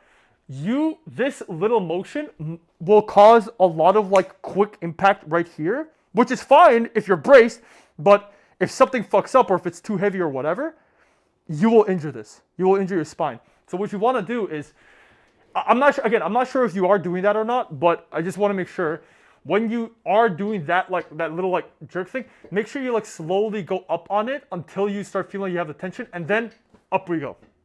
But be careful on that little movement from here, like from like the preparation to like this part, because this is exactly that little motion causes a lot of impact into your back. And trust me, if it's just a little tiny bit more than you're bracing for, you might get injured. That's it. Other than that, this is clean as shit. On top of that, you have a wrist, you have this thing. So yay. But no, it's great. It's just that part. That's the only part that I'm. Oh, good to know. Yeah, I hope that helps. Well, I think that's clean as shit. Yeah, it's just that little motion that's scaring the fuck out of me. And by the way, what Chris is doing from what I'm seeing is literally just like strength training. This is strength training. Because strength training is like, because when he puts it down, see, notice how when he puts it down at the end and then he goes again, that's because it's like that. Like basically bodybuilding, you have no rests in your set. When you put the weight down and then pick it back up, that's like more strength because you get a little break and then you burst again. Remember that. But yeah, Chris, no, that's clean as shit. Yeah, powerlifting. Thank you. Yeah, I think that's clean as shit. Just again, be careful of that little motion right here. But good brace too, by the way. Like you're like taking a deep breath, you're like, and you're going. So good shit. Wonderful. Oh, Chris did a bunch actually. Okay, let's see all of these. Okay, let's see all of these.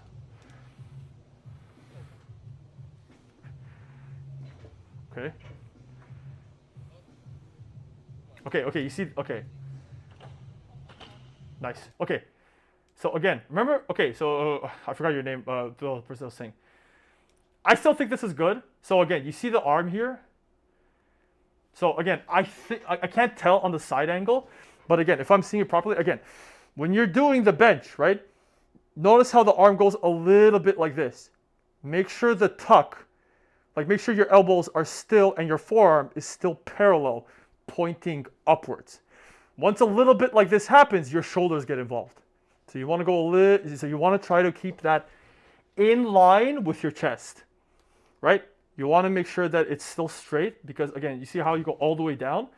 It seems to be pointing more towards that direction, unless I'm not seeing it correctly, which involves your shoulders more. That's the problem. Now again, it's still good that you're doing the motion from here to here because you start, like you go through your nipple and into your eyes, but you don't want to have this thing going on because once this happens, your front delts or the front part of your shoulders get involved. Be careful of that. Got it? Okay, perfect. Glad that can help. Other than that, good depth, by the way. Very good depth. Again, notice how he goes all the way down. You see that? He touches his chest. If you're doing it on a barbell, that is the perfect way to go about it. He did it great.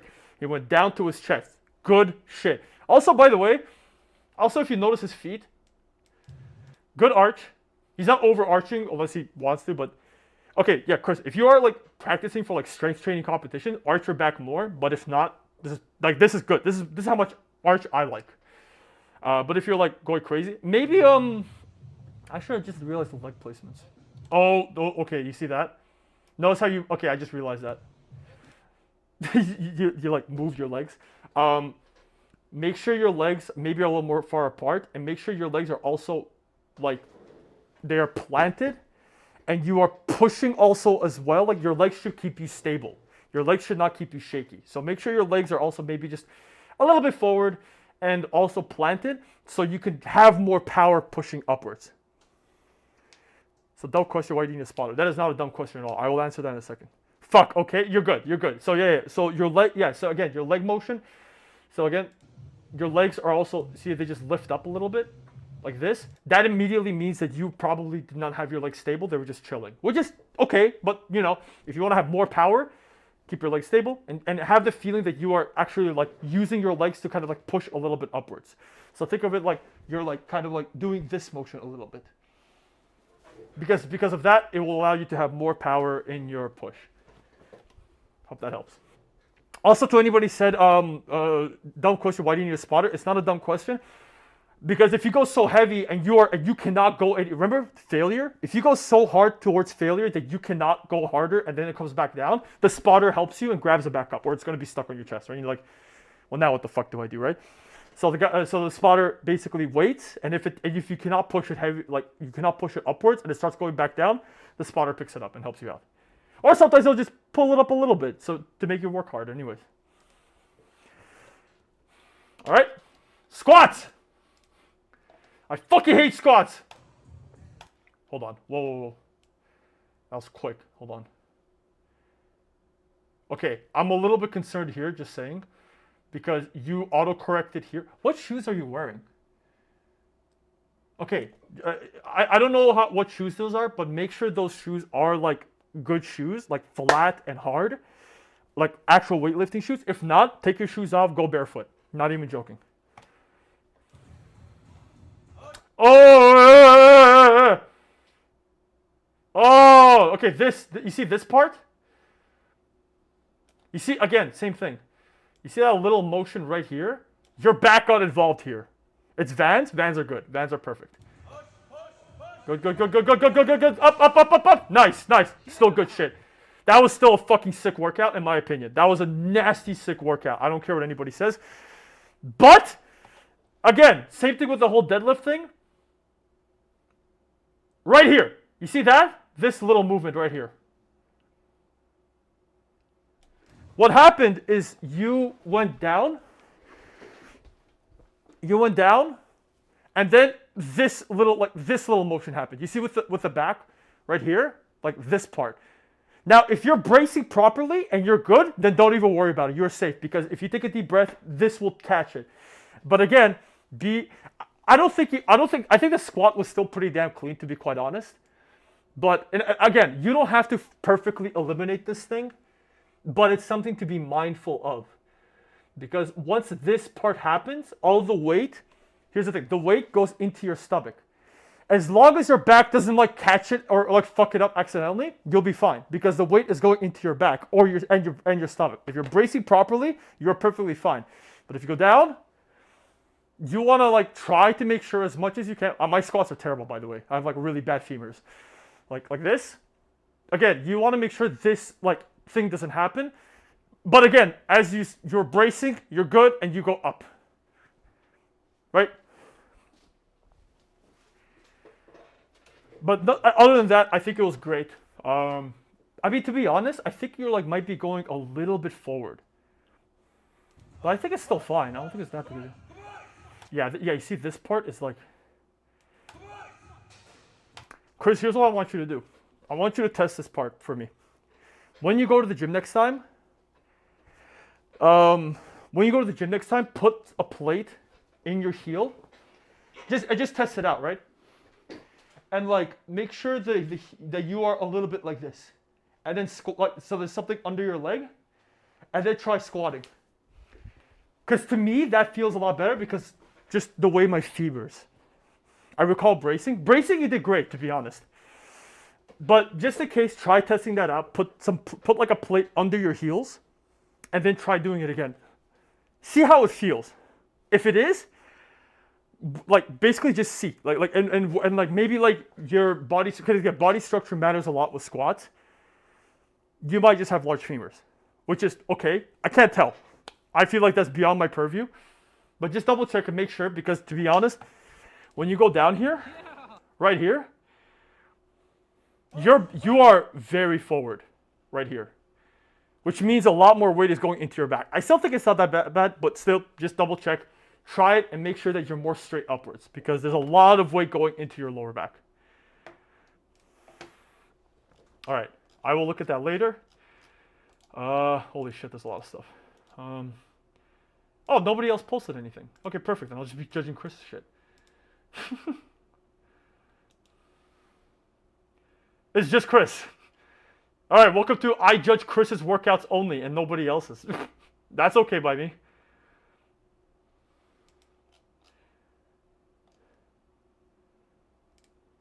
Okay, yeah, I saw that one.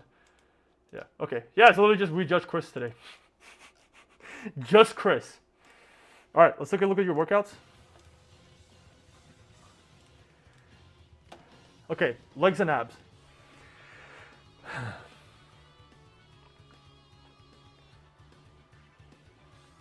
3x5, okay. And then you do a hack squat, nice. Oh, are these normal workout sets?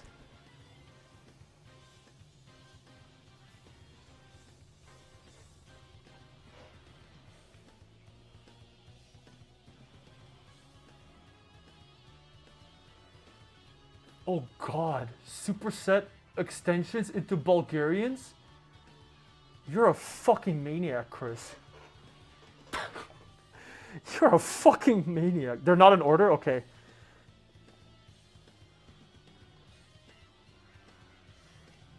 Kneeling hamstring curls plus dumbbell RDLs. So I guess you're supersetting those two together. 2x10 or AMRAP, slow negative. Okay, on this one. Plus 10 RDLs. How many times a week are you working out with this one? Just curious. Incline sit-ups, cable row crunches, planks. You don't even need incline sit-ups unless you want to, but yeah, I think like these two, well, planks are good too. Incline sit-up, incline sit-ups and cable rope crunches kind of do the same thing. In my opinion, remove incline sit-ups and put in leg raises. Keep cable crunches, cable rope crunches are so goated. Good night. Yeah, how many times are you doing this a week?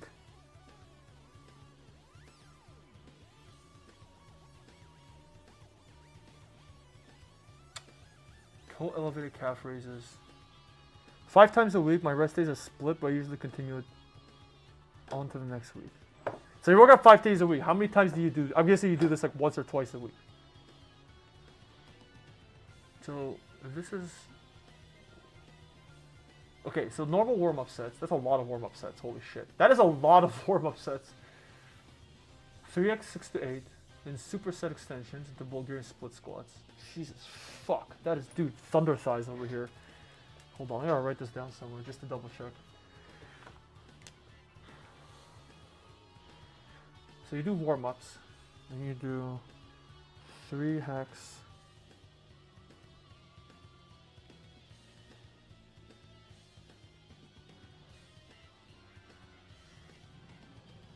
Three each, so I'm gonna do 6, that's already 9.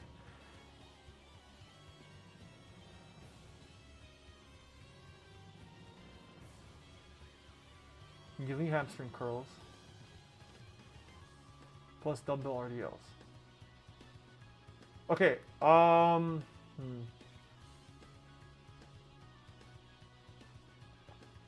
Okay. Okay, a couple of things. So let's start with this one. So the first part is that you're supersetting the same workout over and over again. So here, let's just Okay.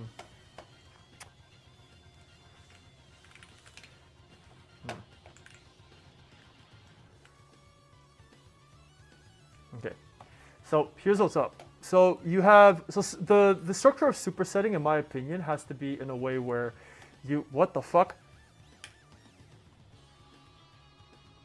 Get your ass back here. There you go. Where'd the other one go?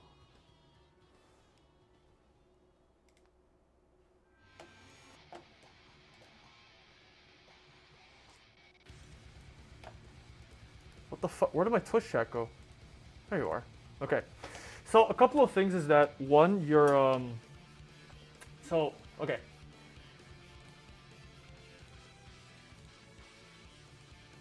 Okay, there we go. There we go. Can I make this thicker? Like, is that a possibility? Oh, is this it? There you go. Okay. So the first thing I want to say is that your supersets are good, but the problem, so here's my outline, is that when you do a superset, you want to make sure it doesn't do the same muscle group at the same time, because what happens is that if you have one muscle group and if you have the same muscle group that you're supersetting together, the second part that you're doing as a superset will be overworked-ish. So you won't be fully doing it as well. Now, at the same time, there are benefits to that, like a drop set, because you can basically just work it out past the failure. But what I would personally recommend, this is like if you want to, but I would recommend instead of doing leg extensions and Bulgarian split squats, so basically you do that here. So basically you're just doing what's it called? A quads exercise and another quads exercise. And then here, you do... Oh, sorry, is this hams? Oh my god, I keep forgetting. yeah, quads and hams, right. So you do a quads exercise twice here as a superset, and then you do a hams exercise twice here. Wait, 1, 2, plus 10 RDLs? Wait, what the fuck is going on here? Is this a triple superset? Is this a triple set? Am I misunderstanding this? Slow negatives, drop set. Am I confusing this? Chris?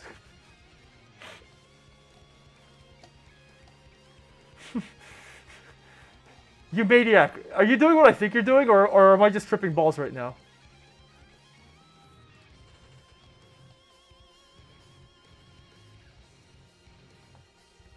It's a triple superset. What the fuck? Brother, okay? You do it 2 times. Okay. I'm not that crazy. This is... Bro, you're a maniac. I'm not that... Okay.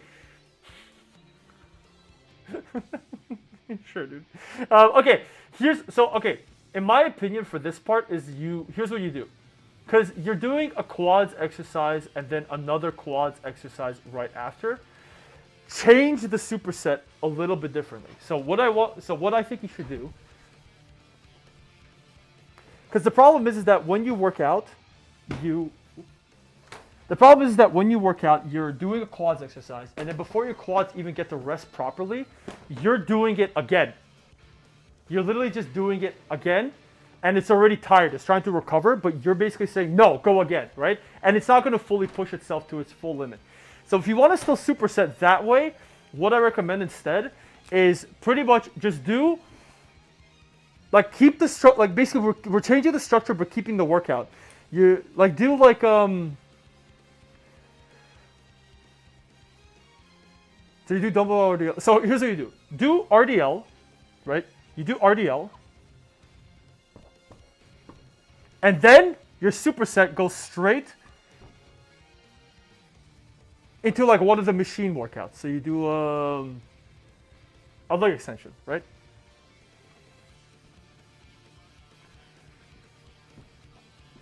And then your second workout on a superset is you start with a Bulgarian split squat. And then if you can still do something about this, by the way. And then you basically do BSS into, actually here's a better way. Here's a better way. Sissy.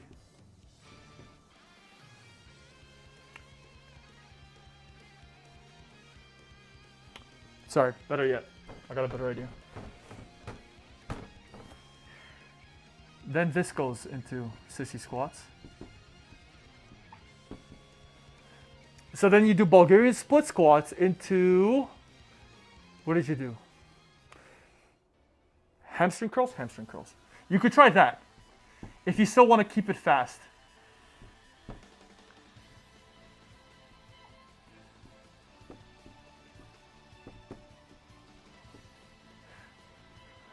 Hamstring. So what you could do here is, so what happens is that if you still want to keep that kind of like same structure, again, the thing is that you want to separate your supersets into 2 different muscle groups, because if you keep the one muscle group back to back, you're borderline doing like a drop set and you're just pushing it past its failure, and you're exerting a lot of energy versus not as much power. Because remember, if you want to build like muscle or basically build up strength, you want to increase your intensity, not intensity, your intensity as high as possible. You want to have as much weight that you're pushing as possible. If you're doing Bulgarian split squats and then you're going to like leg extensions, you're just going like crazy. Like you're just going like again into like basically on your quads. Your quads cannot recover. It has no time to recover. And by the time you rest and start the next superset, it hasn't fully recovered yet, and you're probably like getting winded. But then you're probably like, oh well, then I'll rest more, or I'll just do lower weight. But that's the problem. You're doing lower weight. So instead, try doing this. You do RDLs. Your RDL is your ass and your whatever, right? And then you go straight into leg extensions. And if you want to, go straight into sissy squats. That is your superset. So while this is recovering, you are now working. Oh wait, yeah. So while your hams are recovering after this workout, you are supersetting into leg extensions, and your leg extensions are now working your quads. And then sissy as well for more quads. and then your superset ends, you're resting, but your muscles are also recovered faster because your RDL is resting while you're doing these ones. Same thing here.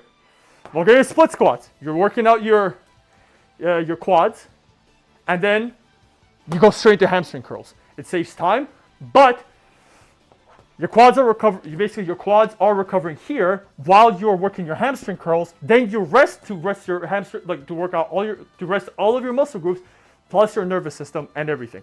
Try structuring your shit that way and splitting your superset in a way where your superset goes in different muscle groups. Don't use the same muscle group for your supersets. That can work. That can help you out because at the end of the day, you're trying to raise your intensity. Not intensity, your volume. You're trying to increase your volume at the end of the day because remember, more volume, more is the best for results. I hope that makes sense. Got it? Gotcha. Okay, cool. Yeah, so that's it. Other than that, I think all this is great. You can just completely take out incline sit-ups here and instead just put leg raises. Because you work out your upper abs when you do leg raises, and you work out your lower abs for your cable crunches. Boom. Okay, cool. What's the next one?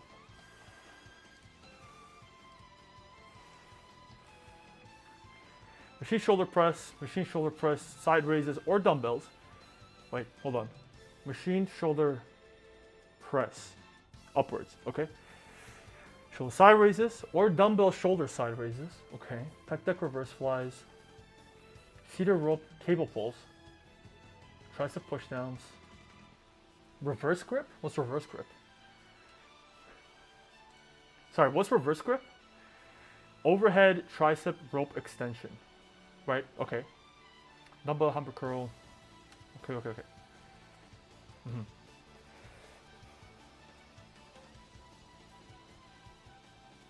Professor circuit. 2 AMRAP. Okay. Right? AMRAP is fine. Shoulder side raises. Okay. Sorry. What does this mean? Reverse grip.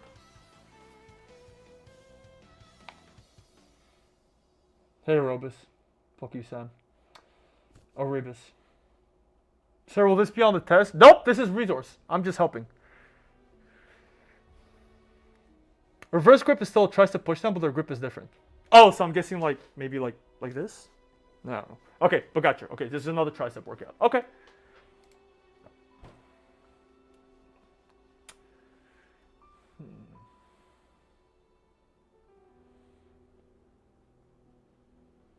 Honestly, I don't see an issue with this. I think this is perfectly fine.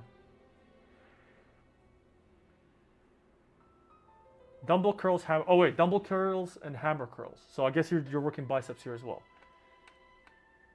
Okay. So I guess it's like a shoulders and arms day. Okay. Regular curls, then hammer curls. So again, same deal. Well, supersetting this is still fine, but again, same deal. Double curls, hammer curls, 4 sets of regulars, then hammer.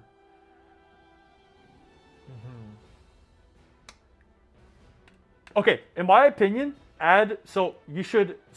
maybe instead of doing hammer curls and double curls, again, as a superset, simply just change the superset for 1 bicep and 1 tricep if you'd like, or like something towards that end. And on top of that, add preacher curls somewhere in there. Maybe just add preacher curls in. Preacher curls are fantastic because you like the stretch at the end. So do preacher curls, go all the way down at the end, and then come back up. Preacher curls are goated. I think they should be part of your workouts.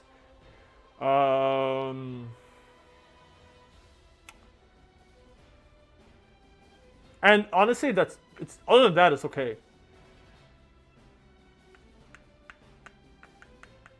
Because you are working your rear delt as well, so it's perfectly good. Yeah, not really anything. I think, Chris, this is fine. This is perfectly good. Literally just add in preacher curls and you're good to go. Boom. And change the superset. Just make sure your supersets work antagonistically against different muscle groups. instead of supersetting the same muscle group over and over again. Yes, I do. Yes, I do. I watch Jeff Nippert. Yes, I do, Sam. I even said it, like, I even use that as a resource. Hey, Arnold split. Let's fucking go. Oh my god, me and Chris do the same split, baby. Let's fucking go. All right, chest. Flat barbell or flat dumbbell press. Yep, 2 more warm sets, then 3x 4 to 6. Okay, 4 to 6 is more strength. Perfectly fine if that's your goal. 1 static hold set. Fuck, okay, Chris, goated.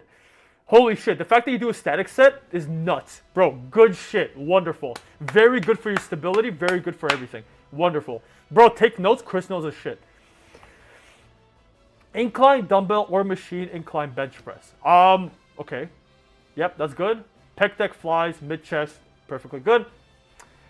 If you can, make sure that when you do your pec deck, you kind of like scooch a little bit just so it works a little bit more on your lower one because you're already working your mid and your incline. Also, fun science fact, incline bench press apparently works the upper head better, but works the same everything else.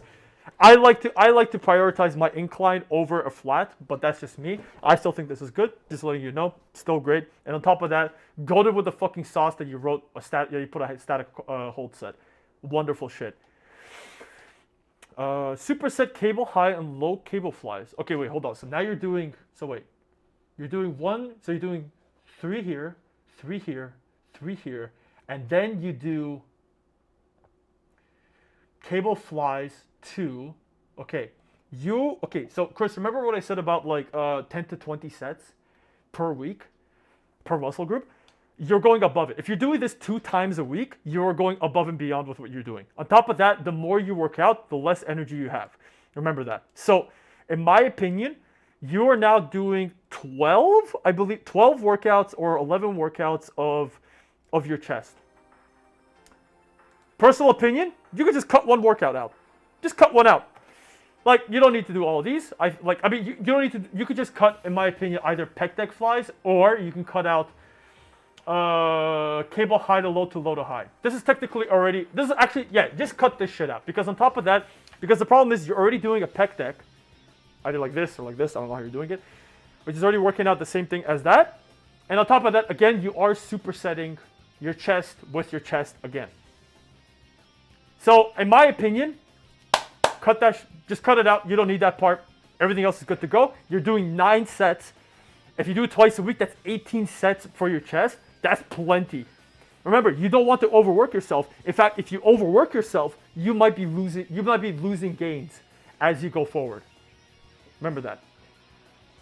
So right now, let's keep it efficient. You don't need this part. Completely remove that part, or this one. You don't need that shit. Toss that shit out. You're good. High, wide grip, seated cable rolls. Okay, bro. Oh, wait. Cable rolls. Okay. High. Okay, so you're doing high, wide cable rolls, seated. Okay, that's more of your mid, upper back. Got it. Makes sense. T-bar bent over rows. Okay. Hot opinion. I fucking hate the T-bar bent over rows. Bad stability. I just hate it. I fucking hate it. I hate it. I hate that shit. That's my opinion. Here's my opinion. The problem is, if you guys don't know, a T-bar is basically you're bent over like this, and then you do this. Here's why I don't fucking like it. Stability is dog shit. You're like doing half the shit of your body just to do this. Bro, fuck that. Toss that shit. Inefficient. Awful. I hate that fucking workout. Dog shit. Maybe it's, okay, it's not dog shit, but it's not dog shit. Okay, I'll be honest with you. It's actually not bad. But here are the workouts that I like instead. What I do for that is basically it's the one-handed what's it called? The one-handed row. So when you basically like go on a bench, you're like that, and your arm is more like right here, and then you just take it and you go up. Because now here you have brace, you don't need to worry about anything, right? You're stable, and then remember the stretch matters the most. So when you go down, you really go fucking down, and you go up. I like this one. Even better, what I like even more, but I like to do that one anyways because I don't know, it's fun and it's whatever. Remember, fun matters more. You can take a cable and you take it all the way back. You put your arm out and then you go, and you basically like you basically do that and then you pull. That one's also really fucking good. Oh yeah, I do that if the free weight bars are all occupied. Dude, honestly, fuck the free weight. Dude, personally for me, fuck the free weight. Toss that shit out. You don't need it. Just do one of those. Do the cable one or do the dumbbell one. One arm, great stretch, and you're braced. So you can actually increase the weight that you are doing because all you're doing is a row. Not, let me go balance, and let me go brace, and let me make sure my ass is sticking out, and let me make sure my back isn't hurting. Ah! No, you don't need that shit. Just properly, like, brace, go, you're focused. Easy peasy. Good, just, that's it. Just good for muscle, like, mind-muscle connection, and you're done. And you move on. I think it's great. That's my opinion. But at the end of the day, it's also enjoyment. If you enjoy doing that instead, go right ahead. Don't let me stop you. It's still not bad. Dumbbell shrugs. Yep. Is that it?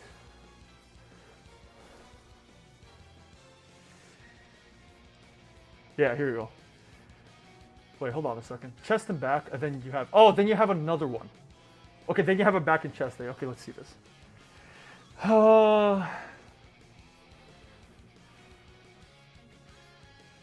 Okay, there you are. Lat pull downs. Okay, here's my opinion. I would... So, I don't know why I don't like shrugs that much, but I'm not saying shrugs are bad. I think shrugs are great.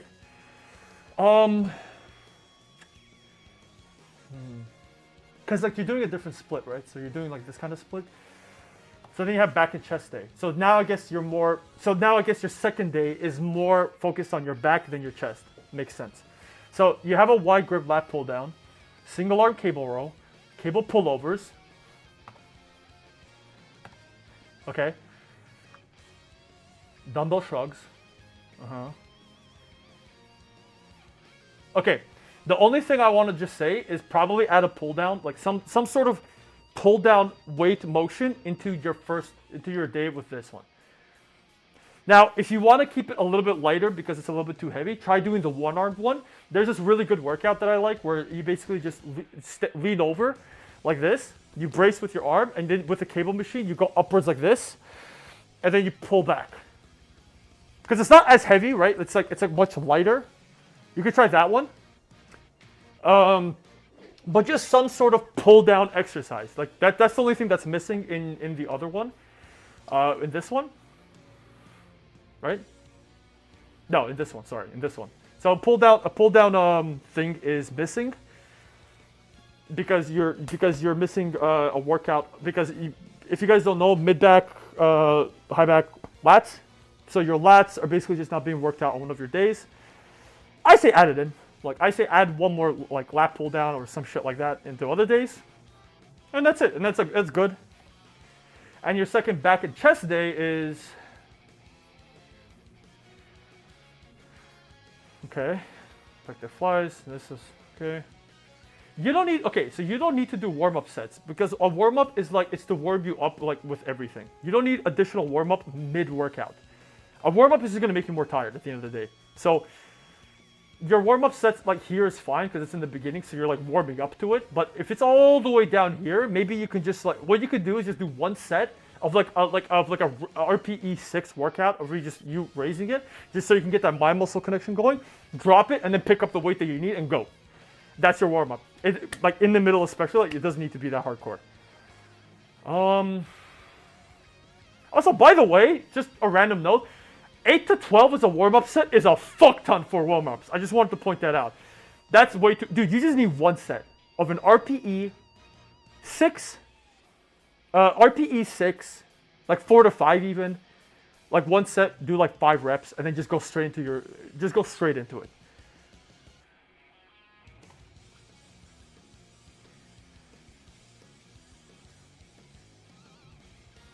Yeah, just remove this warm-up set. Pec deck flies. Wait, hold on. Incline dumbbell, pec deck. Okay, so you're only doing 2 chest workouts. That's okay. Oh yeah, no, here it is. Flat barbell. Yep. If you want to, you can prioritize your upper chest on this day. So just switch incline and flat. Like, so go top to bottom. Go incline, then flat, then pec deck. But it's whatever. But yeah. Other than that, I think it's good. Maybe like lower down your warm-up sets because 8 to 12 is a little bit too much. But that's it. I hope that helps. There you go. Chris, I hope this helps. What's Chris's overall grade? A fucking A. Brother, Chris gets a fucking A. Dude, this guy's jacked. Are you shitting me? Bro, he's looking huge. Bro, are you fucking kidding me? Look at this mother... Dude, look at this unit. Bro, look at this Dude, hold on. Look at this unit of a man. Look at him go. Holy shit! Bro, fucking sick nasty, dude. Well done. Good shit. Good shit. Wonderful. Well done. Alright. Do we have any more reviews? My best PR on leg press. What's this? 217? I mean, it's good. Like, yeah, like, you did everything. Dude, that's sick. But, like, what is it on? Leg press? Oh, leg press. I mean, it's good. Again, make sure... the weight, to me, doesn't matter as much as how you do it. As long as you're doing it, that kind of stuff or whatever, I think it's great. But, yeah, good job, dude. You dropped the fucking pin. Good shit. Again, well done. Try doing one-legged now. But, good stuff. This is one beginner's workout yesterday. Thoughts, tips. All right, let's see this. Treadmill? Okay. All right. Okay, so Punky sent this. All right, Punky. So here's what I want you to do. Chest press, leg press, seated row, leg extension, tricep, bicep. Honestly, this is a great beginner workout for a full body exercise. I think this is wonderful. I would want to do a couple of things. Just a couple of changes, okay? One, take your treadmill and put it at the end of your workout. Just take this, put it all the way at the end. Number two, 56 reps of chest press is... Okay, these reps are way too fucking much. Okay? You need to find a rep range that you're comfortable with. Unless you're... Because this is, at the end of the day, just cardio. What I want you to do is... Music tag? Okay. So... Actually, I don't know if I can get to that today, Cheesy. But anyways. I tried. Punky, that's a good thing. I'm glad that you tried. This is good. Dude, to be honest, this is a very good structured full body workout. If you do this like 2 days a week, this is good. Like 3 days a week. If you do this 3 days a week, wonderful. Here's what I recommend. Again, so, here, hold on.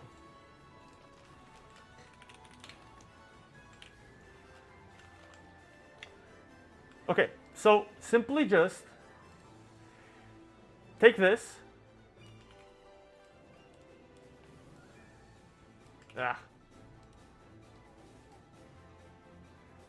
You take this and you put it at the end of your workout because you don't want to be tired for these ones, and this thing is tiring you out, right? This one is just basically tiring you out. So you want to move it at the end. That's number one. Number two, your reps are way too high, so basically you're just doing cardio. So what I want you to do is you basically change it, and you do, and I don't see any sets, by the way, unless you're counting your sets together. Maybe that makes sense. Instead, if you want to just build muscle, find a way so you can fail from 8 to 12 reps per set. Reps. So basically, you're just going to do the thing for a bunch of times until you're like, oh, I'm fucking dying. And then you're like, oh, I'm dying, and then you fail at 8 to 12, right? If you fail there, good to go. And then, of course, you basically do 3 sets each. Just do 3 sets of each and rest in between your sets. Of course, and in my opinion, change your leg press to just a squat. Change your leg press to a squat, and that's it, and you're good to go. That's what I believe is perfect. Other than that, this is a great structured for a full body workout. If you do this 3 days a week, solid. You're on your fucking way.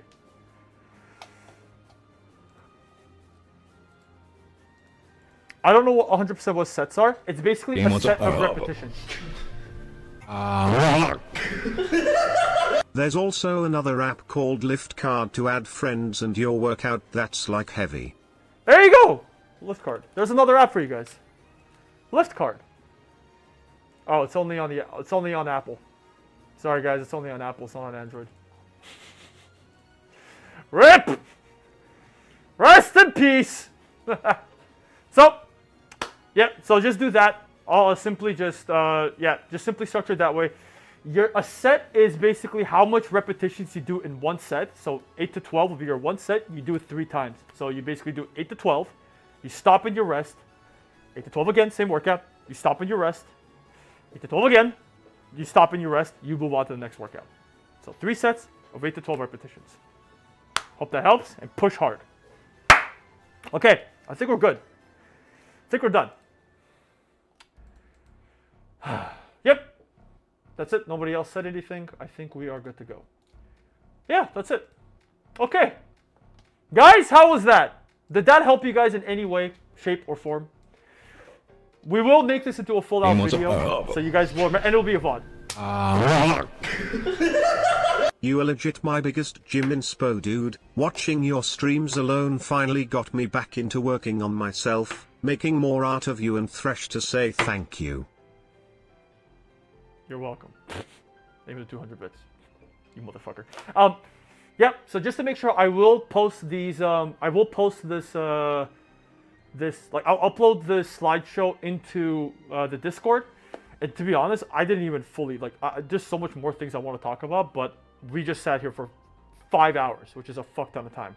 We definitely went 1 hour over. So I'm going to stop for now. I will upload this whole video, this whole VOD into our VOD channel, as well as make this into a video. So I want to point that out. So, again,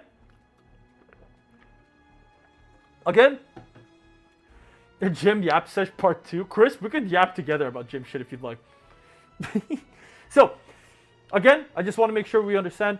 I will post this VOD into the VOD channel, so please subscribe to that. This will also be a YouTube video at some point. Multiple times. Thank you guys all.